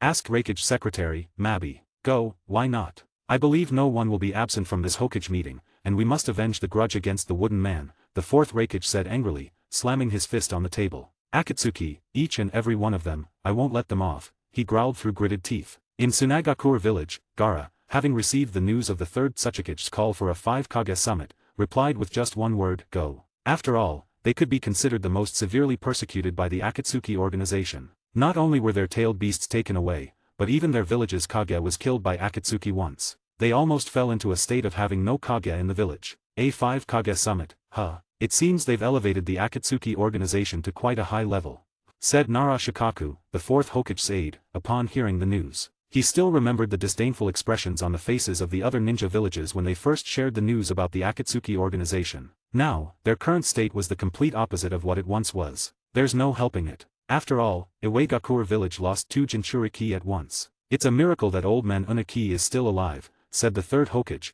who had been absent for a while, as he appeared in the Hokage's office, puffing on a cigarette. He and Unaki were old acquaintances and had fought many battles. Unaki's dust release had given him a hard time in the past, so when it came to criticizing Unaki, Hiruzen Sarutobi didn't hold back. Minato, will you attend this meeting? Asked Hiruzen Sarutobi, knowing that with Konohagakure's strength, they had nothing to fear from the Akatsuki organization. Even he could take the opportunity to stretch his muscles. Although his strength had declined, he was still not someone just anyone could handle. Of course, anything concerning the Akatsuki organization must be taken seriously. Moreover, according to the information from Itake, Akatsuki seems to be planning something big. We can take this opportunity to discuss strategies with the other ninja villages, said Minato. He wasn't surprised by the call for a 5-Kage summit. Even if Unaki didn't call for it, he would have done so after some time. After all, besides Akatsuki, there was another hidden enemy, Atsutsuki. End of chapter. End of chapter. 343. Chapter 343. Prelude to the 5-Kage summit. Unaki wasn't surprised that all the villages agreed to the Kage summit. He knew that any competent leader would agree to such a proposal after such significant events. Kuratsuki, please arrange this matter. Since it's our Iwagakure village hosting the Kage summit, it should rightfully be held in our village. We can't afford to lose face in front of the other ninja villages, Unaki instructed his granddaughter, Kuratsuki. Despite the setbacks Iwagakure village had faced, they still needed to maintain the dignity of being one of the 5 great ninja villages. Yes, grandfather, I will make sure everything is perfectly organized, Kuratsuki replied confidently. After all, constructing a prestigious venue was a simple task for Iwagakure village. Send out the notice again, the Kage summit will be held in 10 days, Unaki said, giving the village leaders time to prepare and travel. Yes, Tsuchikage-sama. Upon receiving the message, all villages immediately set out for Iwagakure village, except for Konohagakure, for whom travel was but a moment's task. Hokage-sama, you should have 2 guards to escort you for this trip, Nara Shikaku suggested to Namikaze Minato, trusting in Minato's strength but also acknowledging the need for protection. Let's have Kakashi and you accompany me, Minato decided after considering Shikaku's suggestion. Kakashi would be the bodyguard, responsible for protection, while Shikaku's main task was to strategize, providing the brains. Together, they were an invincible team. Good, that's what I was thinking too, Nara Shikaku agreed, considering himself and Kakashi as the prime choices since Kakashi was the 4th Hokage's disciple and best suited to protect the Hokage. As the Hokage's secret technique and strategist, Shikaku naturally had to accompany him. Meanwhile, the other ninja villages also dispatched 2 accompanying personnel each. At the Akatsuki organization's base, it was rare for all members to gather in person. Itake, Kisame, you both have done exceptionally well, capturing the 4 tails and 5 tails Jinchuriki for us, Pain, with his usual cold demeanor, commended. Truth be told, Pain hadn't expected such efficiency, which dispelled any doubts about Itake being an undercover agent. An undercover wouldn't work so diligently for the organization. Hearing Pain's praise, Itake's expression remained unchanged, while Hoshigaki Kisame cracked a smile. We've only gathered 4-tailed beasts so far, not even half of what's needed. There's nothing we can do, boss. The 8 tails is hidden by the Reikage, and we can't lay a finger on the 7 tails and 9 tails within Konohagakure village. Haiden spread his hands in a helpless gesture, his face showing frustration. It wasn't that he didn't want to complete the mission for the organization, he simply couldn't. That's just an excuse for your incompetence. Nagato was growing impatient with the lack of progress in collecting the tailed beasts. Focus your efforts on the 8 tails now. I'll personally handle the 3 tails and 6 tails. Of course, these orders were also Obito's directive. Obito harbored a great hatred for the 3 tails, so he wanted to take it down personally. And as someone who had once controlled the 4th Mizukage, he knew Kirigakure village quite well. If all of us attack the 8 tails together, it would be a disaster for him. Haiden glanced at the others and mused internally, offering a silent prayer for the Eight Tails Jinchuriki, who had hidden too well for his own good. Don't underestimate the Eight Tails. It's said to be a perfect Jinchuriki, capable of controlling the tailed beast's power perfectly and even exerting more strength than the Eight Tails itself. After Zetsu's investigation, Pain spoke up. A formidable opponent? The real pleasure comes from battling such a person. A wicked smile spread across Haiden's face, eager for a fight with the Eight Tails Jinchuriki. Haiden was obsessed with battle, provided his opponent wasn't a freak like Heitake Satoru. After all, Heitake Satoru was the kind of freak that even Haiden found disturbing. Moreover, Iwagakure village will soon hold a 5 Kage summit. That will be when all the ninja villages are at their most vulnerable. You could take advantage of that time to strike at the Eight Tails Jinchuriki. Pain suggested a suitable time for their action. A 5 Kage summit? I'm more interested in the Kage of the various villages than hunting Jinchuriki. I'd love to see what the world would become if all the village shadows were dead. Hearing Haiden's words, Kakuzu pondered deeply, seemingly intrigued by such a plan. Hunting the Kage of the villages? That plan doesn't sound too bad. Hoshigaki Kisame grinned and voiced his agreement. What do you think, Itake? Kisame then turned the question to Uchiha Itake. Not interested. Itake replied coolly with just 3 words. I'm not ready to die yet. Whoever wants to go on such a suicidal mission can go ahead, but I definitely won't. That seemed to be Uchiha Itake's true inner thoughts. After all, the 5 Kage were incredibly powerful, and even their guards were not to be underestimated. Although they were strong, a confrontation with the 5 Kage would surely result in mutual destruction, and it wasn't impossible that their side could be completely annihilated. Therefore, Uchiha Itaku would never agree to such a plan. Is that so? That's a pity, Hoshigaki Kisame said with a hint of regret. You should be thankful. If you really wanted to hunt the Kage, you wouldn't stand a chance of surviving. The Hokage has the power to take you down instantly, Uchiha Itaku remarked, glancing sideways at Kisame. Haiden and Kakuzu couldn't be taken down instantly by Minato after all, one has an immortal body, and the other has 5 hearts. Kakuzu would need at least 5 hits. Pain just silently observed the discussion among the others, not uttering a word, seemingly pondering the feasibility of the matter. End of chapter. 344. Chapter 344, The 5 Kage Summit. 10 days flew by, and the 5 Kage successfully gathered in Iwagakure village. Is this the newly built Iwagakure village? It's indeed quite different from before, much more magnificent, Namikaze Minato said, his tone tinged with emotion. It's what you call breaking down to rebuild. Narashikaku added, knowing full well why Iwagakure village had undergone such significant changes. It's all thanks to the ninjas from Konohagakure, a female voice suddenly said from in front of the group, sounding a bit helpless and somewhat angry. Hearing this, Kakashi sheepishly scratched his head, knowing all too well who was to blame and his unusual connection to the situation. The newcomer looked at Kakashi with a resentful gaze, making him even more embarrassed. Hello, Hokage-sama. I am Kuratsuke, a jonin from Iwagakure village. Tsuchikage-sama sent me to welcome everyone from Konohagakure village, the newcomer said. She was Uneki's granddaughter, and her being sent to greet them showed how much Uneki valued the Hokage. You've had a long journey, Minato said with a smile. Seeing Minato's smile, Kuratsuke's cheeks turned slightly red. Despite being in her 30s and a mother, her charm was undiminished, appealing to both young and old. Please follow me, Hokage-sama. The other village Kage have already arrived. Is that so? It looks like we're the last to arrive, which doesn't quite fit my title, Minato said self-deprecatingly. Despite being known as the Flash, he was the last to arrive. Not at all. Your strength, Hokage-sama, is well known to everyone in the ninja world. Even if you're the last to arrive, I'm sure no one would have any complaints, Kuratsuke said. Really? Then why do I feel like there's a hint of complaint in your words? Minato teased. No, not at all. Kuratsuke quickly waved her hands. Alright, I didn't mean to blame you. It was just a joke, don't mind it, haha, Minato said, then laughed a bit sheepishly, as if joking with a younger person was a habit common to all elders. Hokage-sama, you're really too much. Kuratsuke inwardly grumbled to herself. Then, she led Minato, Shikaku, and Kakashi to the front of a rather impressive building. Hokage-sama, please come and the others are already inside. Alright, I understand. Without needing further explanation from Kuratsuke, Minato could sense the powerful presences inside, especially the familiar aura of the 4th Raikage. Hokage, you're too slow. A blue figure suddenly appeared in front of Minato as he opened the door and said. At that moment, Kakashi swiftly positioned himself in front of Minato, his kunao charged with lightning chakra, effectively blocking the blue figure. Is this how the Raikage greets people? Kakashi asked, eyeing the figure enveloped in a lightning release chakra armor. Oh, since you can block my lightning release with your own, you must be the rumored Heitake Kakashi. How about it, any interest in coming to my Kimagakure village? I guarantee that in my Kirigakure village, your abilities will improve even further. The 4th Raikage showed a look of surprise when his lightning release armor was blocked by an outsider, a feat not many in his own village could achieve. Recognizing Kakashi, he realized that there were only a few ninjas skilled in lightning release, and Kakashi was certainly one of them. Thank you for the generous offer, Reikage-sama, but I have no plans to switch allegiances at the moment. Kakashi declined the Reikage's invitation. That's a pity. The Reikage retracted his fist, and the lightning release chakra armor disappeared. The Mizukage and Kazekage, who had been watching, both wore serious expressions. Such incredible speed, they thought simultaneously, their eyes barely keeping up with the collision between the Reikage and Kakashi. Hey, take Kakashi. Indeed, he is a very dangerous man, the Mizukage thought as he looked at Kakashi. It's been a long time, Reikage-sama, Minato said as Kakashi stepped back behind him, and the Reikage withdrew. Yes, the last time we met was during the Third War. The Reikage replied with a hint of nostalgia. Just as you said, the next time we meet, we both carry the title of Kage. However, it seems there won't be an opportunity to test who is faster this time, the Reikage said with a tinge of regret. After all, Minato was the only person he respected for his speed and the only man he wanted to outpace. Haha, there will be a chance in the future.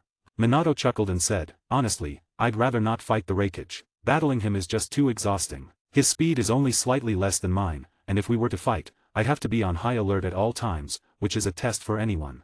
Among the 5 Kage, the only one the Reikage takes seriously now is the Hokage. The Tsuchikage is an old man who often throws out his back in battle. The Mizukage is a woman, and although there are strong women, there's an inevitable underestimation. As for the Kazekage, he's just a kid to the Reikage. Maybe in a few years, he'll be worthy of attention, but not yet. Our main target this time is Akatsuki. At these words, the faces of the other 3 Kage instantly took on a grave expression. For them, Akatsuki has become the greatest threat, even more so than the other major ninja villages. Hokage-sama is right, our target this time is Akatsuki. A somewhat blue and dignified voice came from behind Minato. Everyone looked in the direction of the voice to see a very short old man floating behind Minato, the 3rd Tsuchikage of Uegakure village, Oniki. When Oniki saw Kakashi, his pupils dilated in shock, but they quickly returned to normal. Clearly, seeing Kakashi had brought back some unpleasant memories. End of chapter. 345. Chapter 345. The Man in the Mask appears. The key issue is that we don't know what Akatsuki's true purpose is. The 5 Kage summit officially began, with all discussions revolving around Akatsuki. At this point, we in Konohagakure have obtained accurate intelligence. Namikaze Minato spoke up when he heard this question. Oh. The other 4 Kage turned their gaze to Minato, their expressions filled with curiosity. Akatsuki aims to collect all 9-tailed beasts to create an even more powerful tailed beast, the 10 tails. The 10 tails? What's that?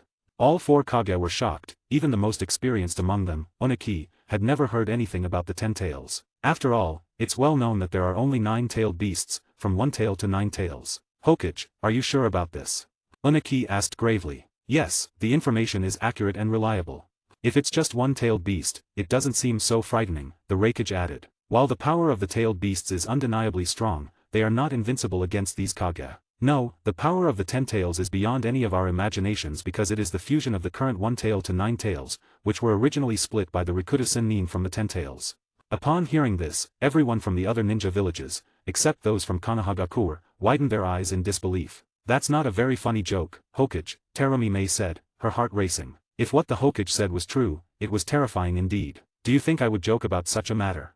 Minato asked seriously. If that's really the case, it would be a huge disaster for the entire ninja world, Kazekage Gaara spoke up. Moreover, I believe the 10 tails does exist. When the 1 tail was extracted from me, I vaguely saw a terrifying figure, and the 1 tail was drawn into that figure. If what the Hokage says is true, then that figure must be the 10 tails, Gaara continued. That's truly terrifying. Now that Akatsuki has nearly gathered half of the tailed beasts, Mizukage, Reikage, you must protect your village's Jinchuriki, Oniki addressed Terumi May and A, not overly concerned about Konohagakure's situation. Don't worry, Tsuchikage, you needn't trouble yourself over this, Reikage replied nonchalantly, confident in Kimagakure village's security and Killer Bee's strength. However, Reikage couldn't foresee that his brother, Killer Bee, would face an attack by 4 members of the Akatsuki organization, including one of the strongest Genjutsu masters, Uchiha Itachi. We've successfully retrieved Kirigakure village's Jinchuriki and have taken strict measures to protect them, Terumi May said. Yet, she didn't anticipate that the one to strike at their village's Jinchuriki would be Pain,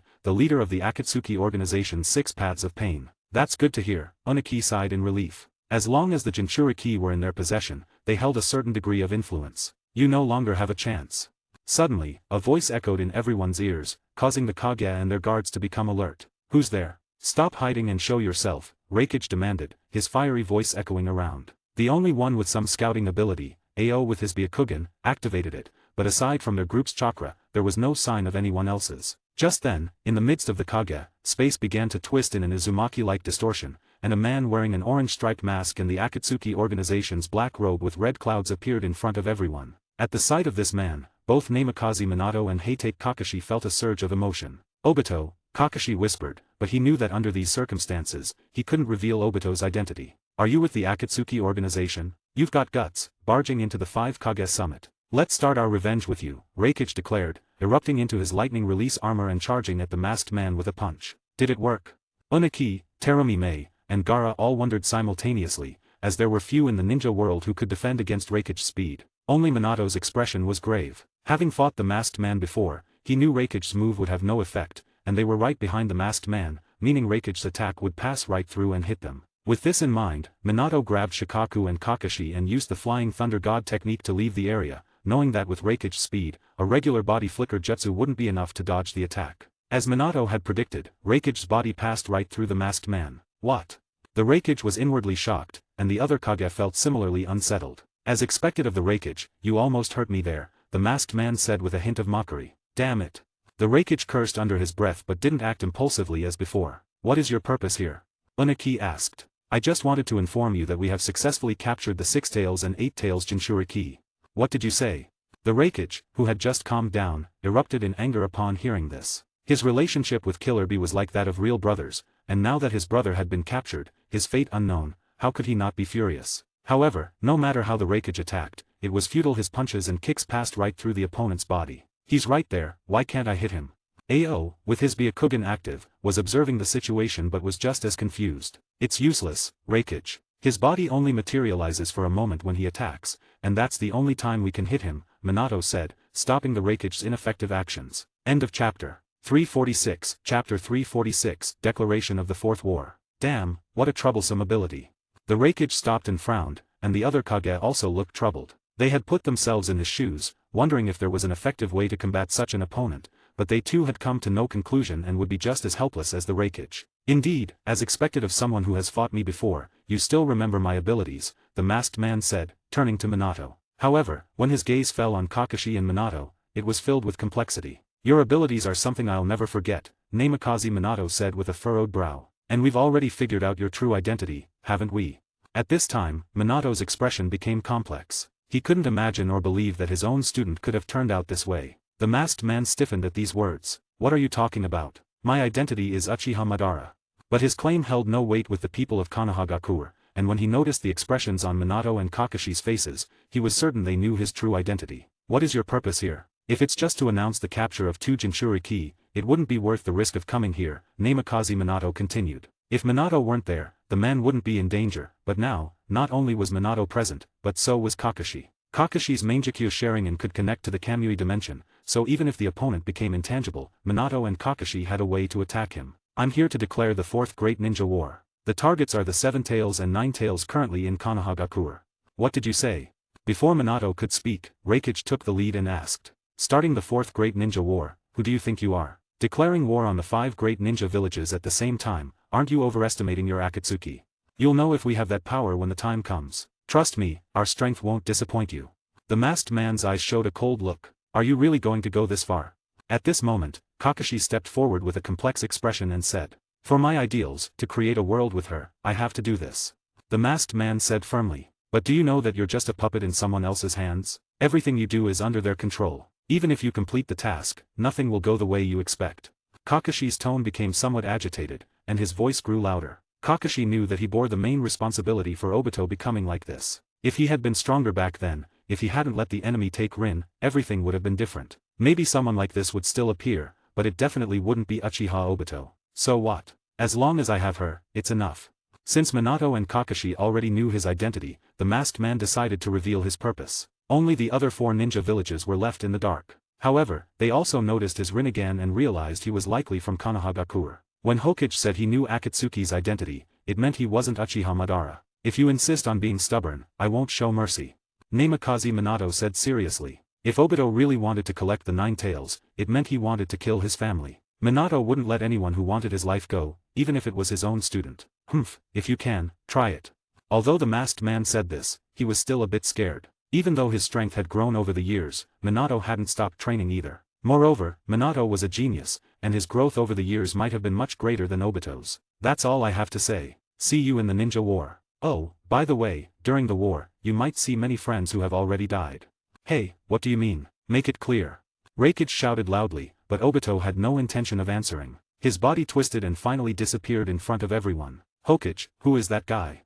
Turning his head, Reikage asked Minato, as his brother had already been captured, and this matter could not be easily resolved. So, he needed to at least find out who was behind this. Sorry, that guy was once my disciple, but don't worry, I'll deal with this traitor myself. I don't want to hear these empty words. I just know that my brother was captured by your people from Konohagakure, and you must give me an explanation. Reikage wanted to impulsively grab Minato by the collar, but Kakashi blocked him directly. Sorry, Reikage-sama, we didn't want to see this happen either, but if you intend to attack our Hokage, we won't be silent. Kakashi said, his mood also very bad. If Reikage insisted on fighting, he wouldn't mind competing with Reikage to see who was the strongest user of lightning release. At this moment, Reikage's two guards also stood up, both sides looking ready to fight at any moment. Alright, Reikage, now is not the time to dwell on these matters. What we need to think about now is how to deal with the Fourth Shinobi World War caused by Akatsuki. Uniki stepped in to mediate, and he was really concerned about the battle Akatsuki was about to start. There's no denying that Akatsuki's members are indeed powerful, but if the 5 great ninja villages join forces, they won't be able to cause much trouble. Terumi Mei said, feeling very upset about Yujeo being captured. I don't know, what I'm more concerned about is what that guy said before he left. Is there some kind of technique to revive our dead friends? End of chapter. 347, Chapter 347, Satoru who doesn't participate in the battle. A technique to revive people, as far as I know, the most famous one should be the Edo Tensei created by the second Hokage of your Konohagakure. Uniki turned to Namikaze Minato and said, that's right, but currently, the only person in the ninja world who has mastered this ninjutsu is Orochimaru. However, we don't know if he has already joined Akatsuki. Namikaze Minato said with a serious expression. If Orochimaru really joined forces with Akatsuki, this matter would become tricky and complicated, because no one knew what kind of people Orochimaru would resurrect. Orochimaru had once resurrected the first Hokage, the second Hokage, the third Kazekage, and the fourth Kazekage. Although the resurrection at that time did not bring out the full strength of these 4, no one knew if Orochimaru had made any progress in Edo Tensei over the past 2 years. It's really all your Konohagakure people. I think we should just call this battle the Konohagakure Civil War instead of the Fourth Shinobi World War.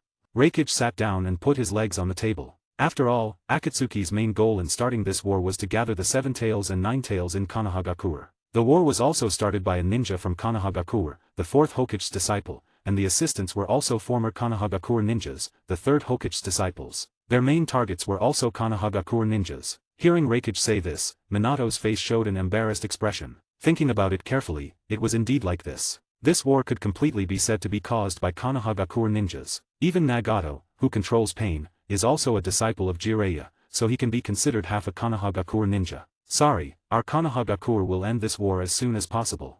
At this moment, Narashikaku stepped forward and said, however, Akatsuki has already targeted the Jinchuriki of our ninja village. This means that this matter is no longer just a matter for your Konohagakure village, but for the entire ninja world.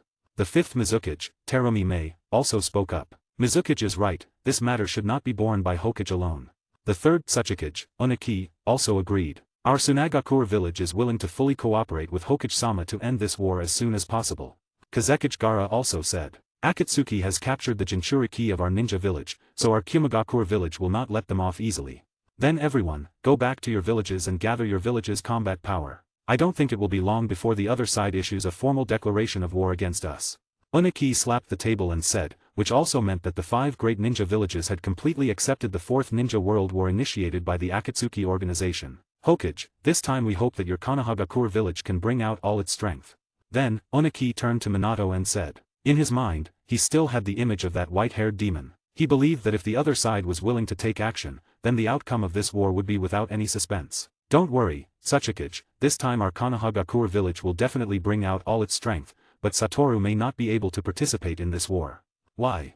Tsuchikage and Reikage asked Namikaze Minato at the same time. After all, both of them had fought with Heitake Satoru. One had fought with the young Heitake Satoru but couldn't do anything to him. The other had fought with the grown-up Heitake Satoru but almost had his entire ninja village wiped out by him. So, why couldn't Heitake Satoru participate in this war? Tsuchikage and Reikage were eager to know the answer to this question. Because he has a stronger enemy to face. Namikaze Minato said with a serious face. Even someone as strong as him felt powerless when facing the Otsutsuki clan, let alone others. A stronger enemy? An enemy stronger than Akatsuki? Uniki said with a changed expression. He really couldn't imagine what kind of enemy could be stronger than Akatsuki. That's right, their strength has already surpassed what we can handle. They are an enemy that only Satoru can deal with. Although Minato also wanted to help Satoru, he knew that if they acted rashly, they would only become a burden to him. If that's the case, then it's really terrible news. It seems we have to deal with the Akatsuki ourselves. Don't worry, even if Satoru doesn't act, we are confident we can handle Akatsuki. When Namikaze Minato said this, his tone was very certain. Konohagakure had the Uchiha clan, the Hyuga clan, and Fugaku with his Mangekyo Sharingan. Itaki and Shisui could also reveal their identities and join Konohagakure's side. With 3 pairs of Mangekyo Sharingan, they could almost decide the outcome of the battle. Moreover, they had Tsunade and Jiraiya. If necessary, they could also send out the older generation of ninjas, such as the 3rd Hokage and Sakumo Senpai. Besides, the younger generation of Konohagakure was also very strong. For example, Heitake Kakashi, Might Guy, and Asuma all had Kage-level strength. Counting it all, Konohagakure had at least 10 Kage-level ninjas. They could form another Akatsuki organization on their own. Since Hokage has this confidence, we feel much more at ease. We hope Konohagakure's strength won't disappoint us. Reikage said. Each ninja village had spies in other villages, and Konohagakure had the most spies, so they roughly knew Konohagakure's personnel configuration. Minato didn't mind letting other villages know about Konohagakure's strength, so he never cleared out the spies. Don't worry, we won't disappoint you. Then this 5 Kage summit is over. The next time we meet, it will probably be when the war breaks out. I hope everyone won't hold back, as this concerns the entire ninja world. Uniki announced the end of the 5 Kage summit and reminded the other Kage. You don't need to say that, we know. Then, Reikage left first, followed by Mizukage and Kazekage. Then, Tsuchikage, we will take our leave. Minato said to Uniki. Yes. Uniki nodded. He couldn't wait for Konohagakure's people to leave, as seeing Kakashi reminded him of that terrifying man. Then, Kakashi and Shikaku placed their hands on Minato's shoulders, and the Flying Thunder God Jutsu took the 3 of them back to Konohagakure. What a convenient ninjutsu. Uniki sighed. End of this chapter. 348. Chapter 348. The Training. After returning to Konohagakure, Minato immediately informed everyone about Obito's declaration of war. Is he really going to start the 4th Shinobi World War? It seems Obito has completely gone beyond redemption. Jiraiya shook his head and said. He knew about Obito, after all, he was once Minato's disciple. Obito had left an impression on him that was exactly like his own past self, but he never expected that Obito would end up on a completely different path. By the way, Jiraiya-sensei, can you still contact Orochimaru? Suddenly, Minato asked Jiraiya. Although Orochimaru had defected from Konohagakure, Jiraiya still had a way to contact him. No, recently Orochimaru seems to be involved in some secret activity and has suddenly disappeared. Jiraiya said with a serious expression. It seems that Orochimaru is indeed involved in this matter. What do you mean? Hearing this, Jiraiya frowned. Before Obito left, he mentioned that many of our deceased friends would appear. I wonder if it could be the Edo Tensei technique. If it is, then it must be Orochimaru. That bastard Orochimaru, he's actually getting involved in this.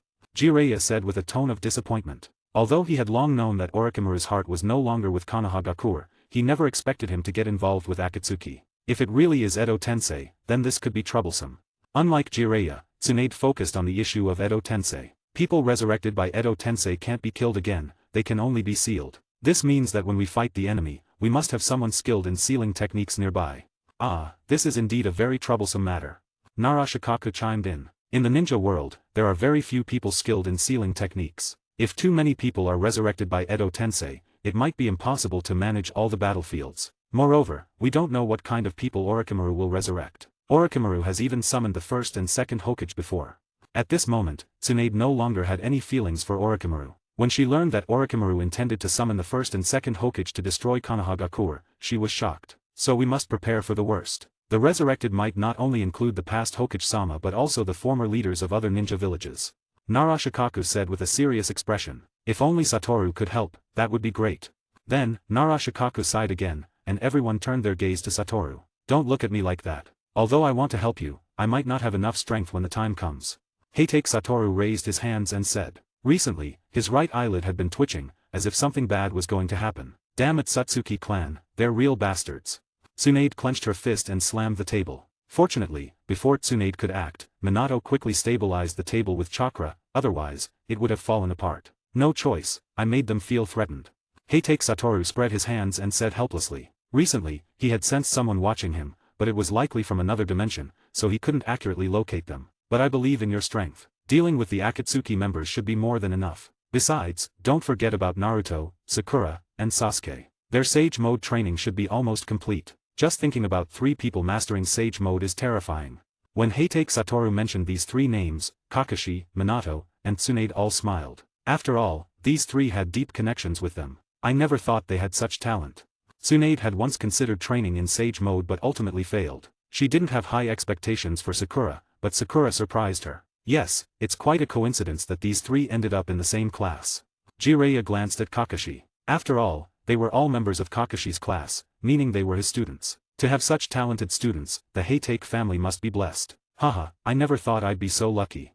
Heitake Kakashi squinted and smiled, scratching his head awkwardly. Look at their backgrounds. Except for Haruno Sakura, who is a civilian, both Sasuke and Naruto have gifted backgrounds.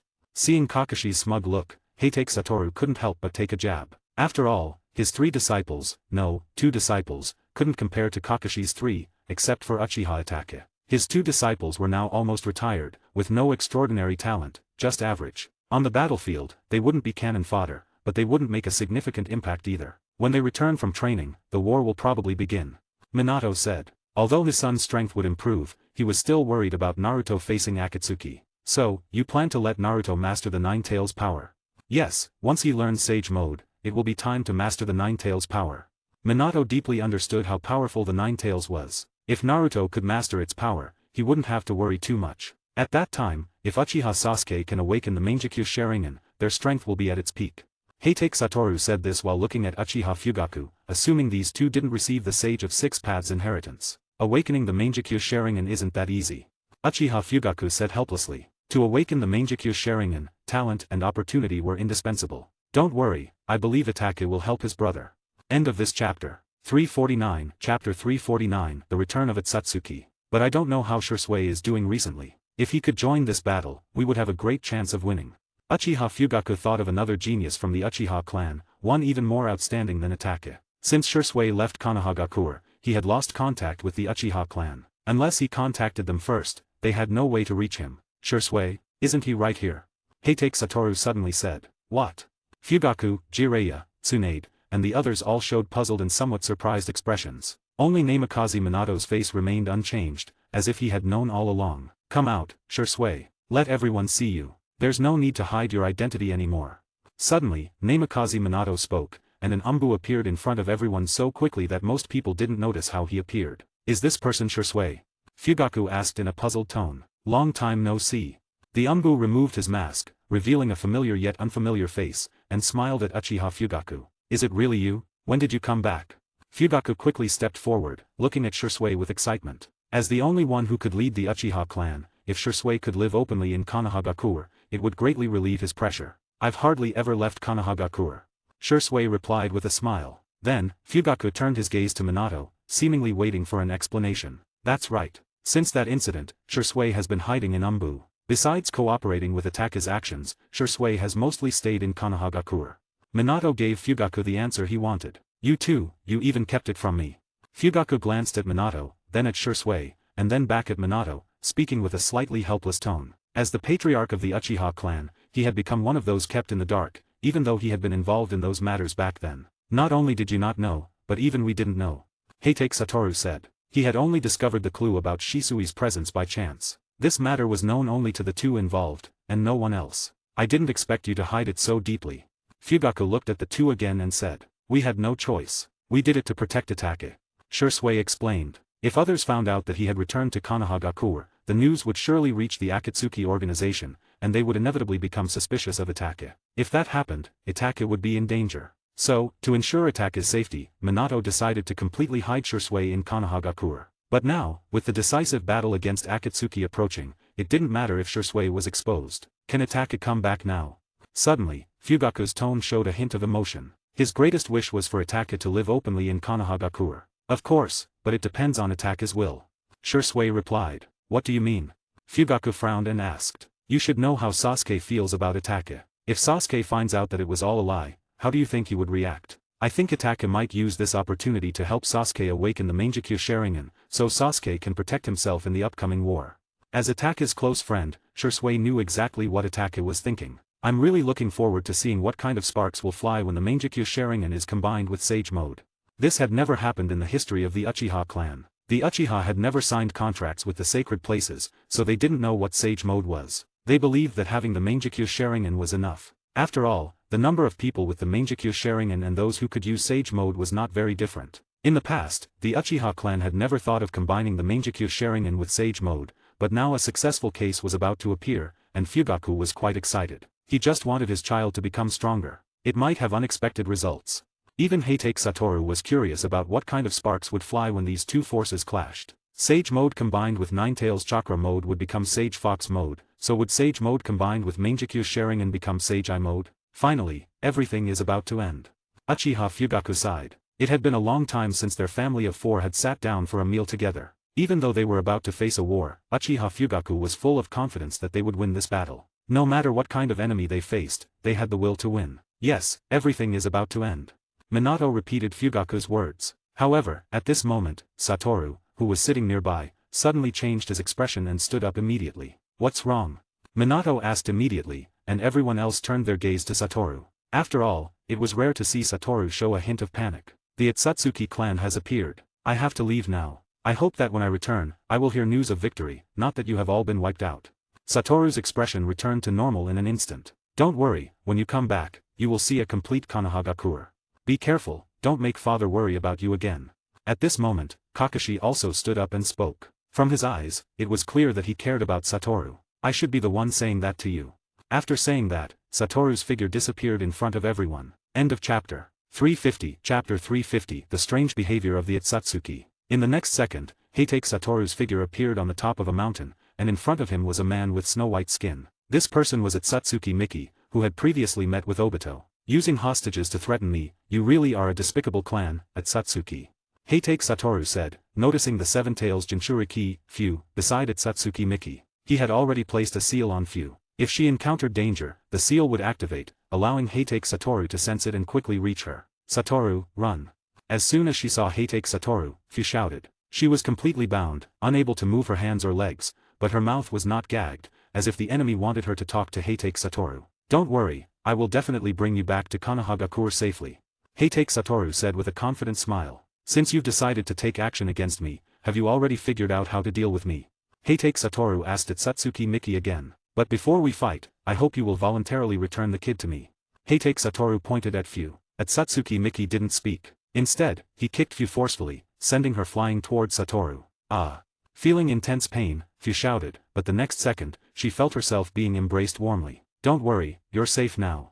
Heitake Satoru whispered in Fu's ear, and then his entire figure disappeared in front of Itsutsuki Miki. However, he reappeared in less than 3 seconds. In those few seconds, Satoru had already sent Fu back to Konohagakure. As for why he returned, Satoru knew that the opponent wouldn't let him go easily, so it was better to settle things early. After dealing with the Itsutsuki clan, Heitake Satoru still had to handle the local gods of the ninja world. You are truly a sinful person. I see too many of our Itsutsuki clan's dead souls on you.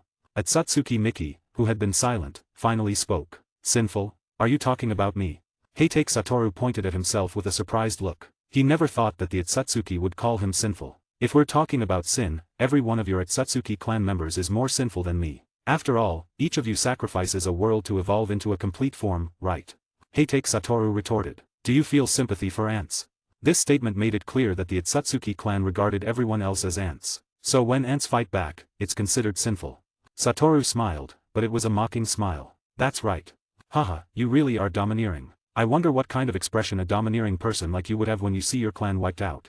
Hearing this, Itsutsuki Miki's face darkened. He had never seen such a scene and didn't know how he would react. Looking at Itsutsuki Miki, Satoru felt unfamiliar. He hadn't seen this guy in his future battles, which meant he had been killed by his future self before he traveled to the future. Why was Heitake Satoru sure that his future self had killed him? Because he believed that no one else could be a match for the Itsutsuki clan. The aura emanating from Itsutsuki Miki wasn't weak, at least at the level of Itsutsuki is Heiki, and stronger than Itsutsuki Kagaya. Die. Itsutsuki Miki's eyes instantly turned into Rinnegan. He reached out his hand and clenched it towards Heitake Satoru. Instantly, the surrounding ground, dirt, and trees flew towards Heitake Satoru, forming a tightly sealed spherical cage around him. However, after doing all this, Itsutsuki Miki's expression didn't change at all. TSK, what a boring trick. Suddenly, Heitake Satoru's voice came from within the technique similar to Chibaku Tensei. Red. As soon as the word fell, a terrifying repulsive force erupted from within the sphere. Instantly, everything that had just wrapped around Heitake Satoru was blown away by the force emanating from his body. A technique similar to Shinra Tensei. Atsutsuki Sanmyo analyzed Heitake Satoru's abilities. Although each Rinnegan's abilities are different, the Atsutsuki clan also possesses the 6 paths abilities similar to Nagato's Rinnegan. If this is your idea of sealing me, I'm really disappointed. When Heitake Satoru's figure reappeared in front of Atsutsuki Miki, he spoke in a cold tone. He had expected some kind of surprise from the opponent, but it turned out to be this boring trick. This is just a test for you. Don't worry, there will be something that satisfies you. As Atsutsuki Miki's words fell, the space behind Heitake Satoru twisted again, and 2 more members of the Atsutsuki clan emerged, one of them being Atsutsuki Ishaiki. Judging by the aura and appearance of this Atsutsuki Ishaiki, he was in his prime. Clearly, the Atsutsuki clan had found him and helped him recover. After all, Atsutsuki Ishaiki's strength was among the top in the Atsutsuki clan. 3 Diamond Seal. The 3 of them clasped their hands together, and a golden transparent barrier enveloped Heitake Satoru. Seeing this, Satoru frowned. It wasn't that the barrier was too difficult, but rather too simple. Even with just a fraction of his power, he could easily break it. But the simpler it was, the more Heitake Satoru felt something was wrong. He was sure the Atsutsuki clan wouldn't use such a simple technique against him. This made him wary. These appetizers might just be a way to make him lower his guard. Once he was completely relaxed, the real challenge would come. End of chapter. This novel is updated by Fanfic Novels. Please keep supporting me via Patreon. Due to copyright restrictions on YouTube, I have decided to create a collection of fanfiction novels in audiobook format. If you would like to access the collection, you can purchase it through one of the following platforms. Patreon or Ko-Fi. You will find both links in the description. After completing your payment, you will automatically receive a link to a private Telegram channel that has a great collection of fanfiction audiobooks in audio format. This is a one-time payment that grants lifetime access to the existing collection. Please note that the collection is continuously expanding. I regularly add new audiobooks over time, so the library keeps growing. If you would like to update a novel or add a new one, you must subscribe to my Patreon. Depending on the tier you select, you will be able to request a specific number of chapters weekly, which I will then produce in audiobook format.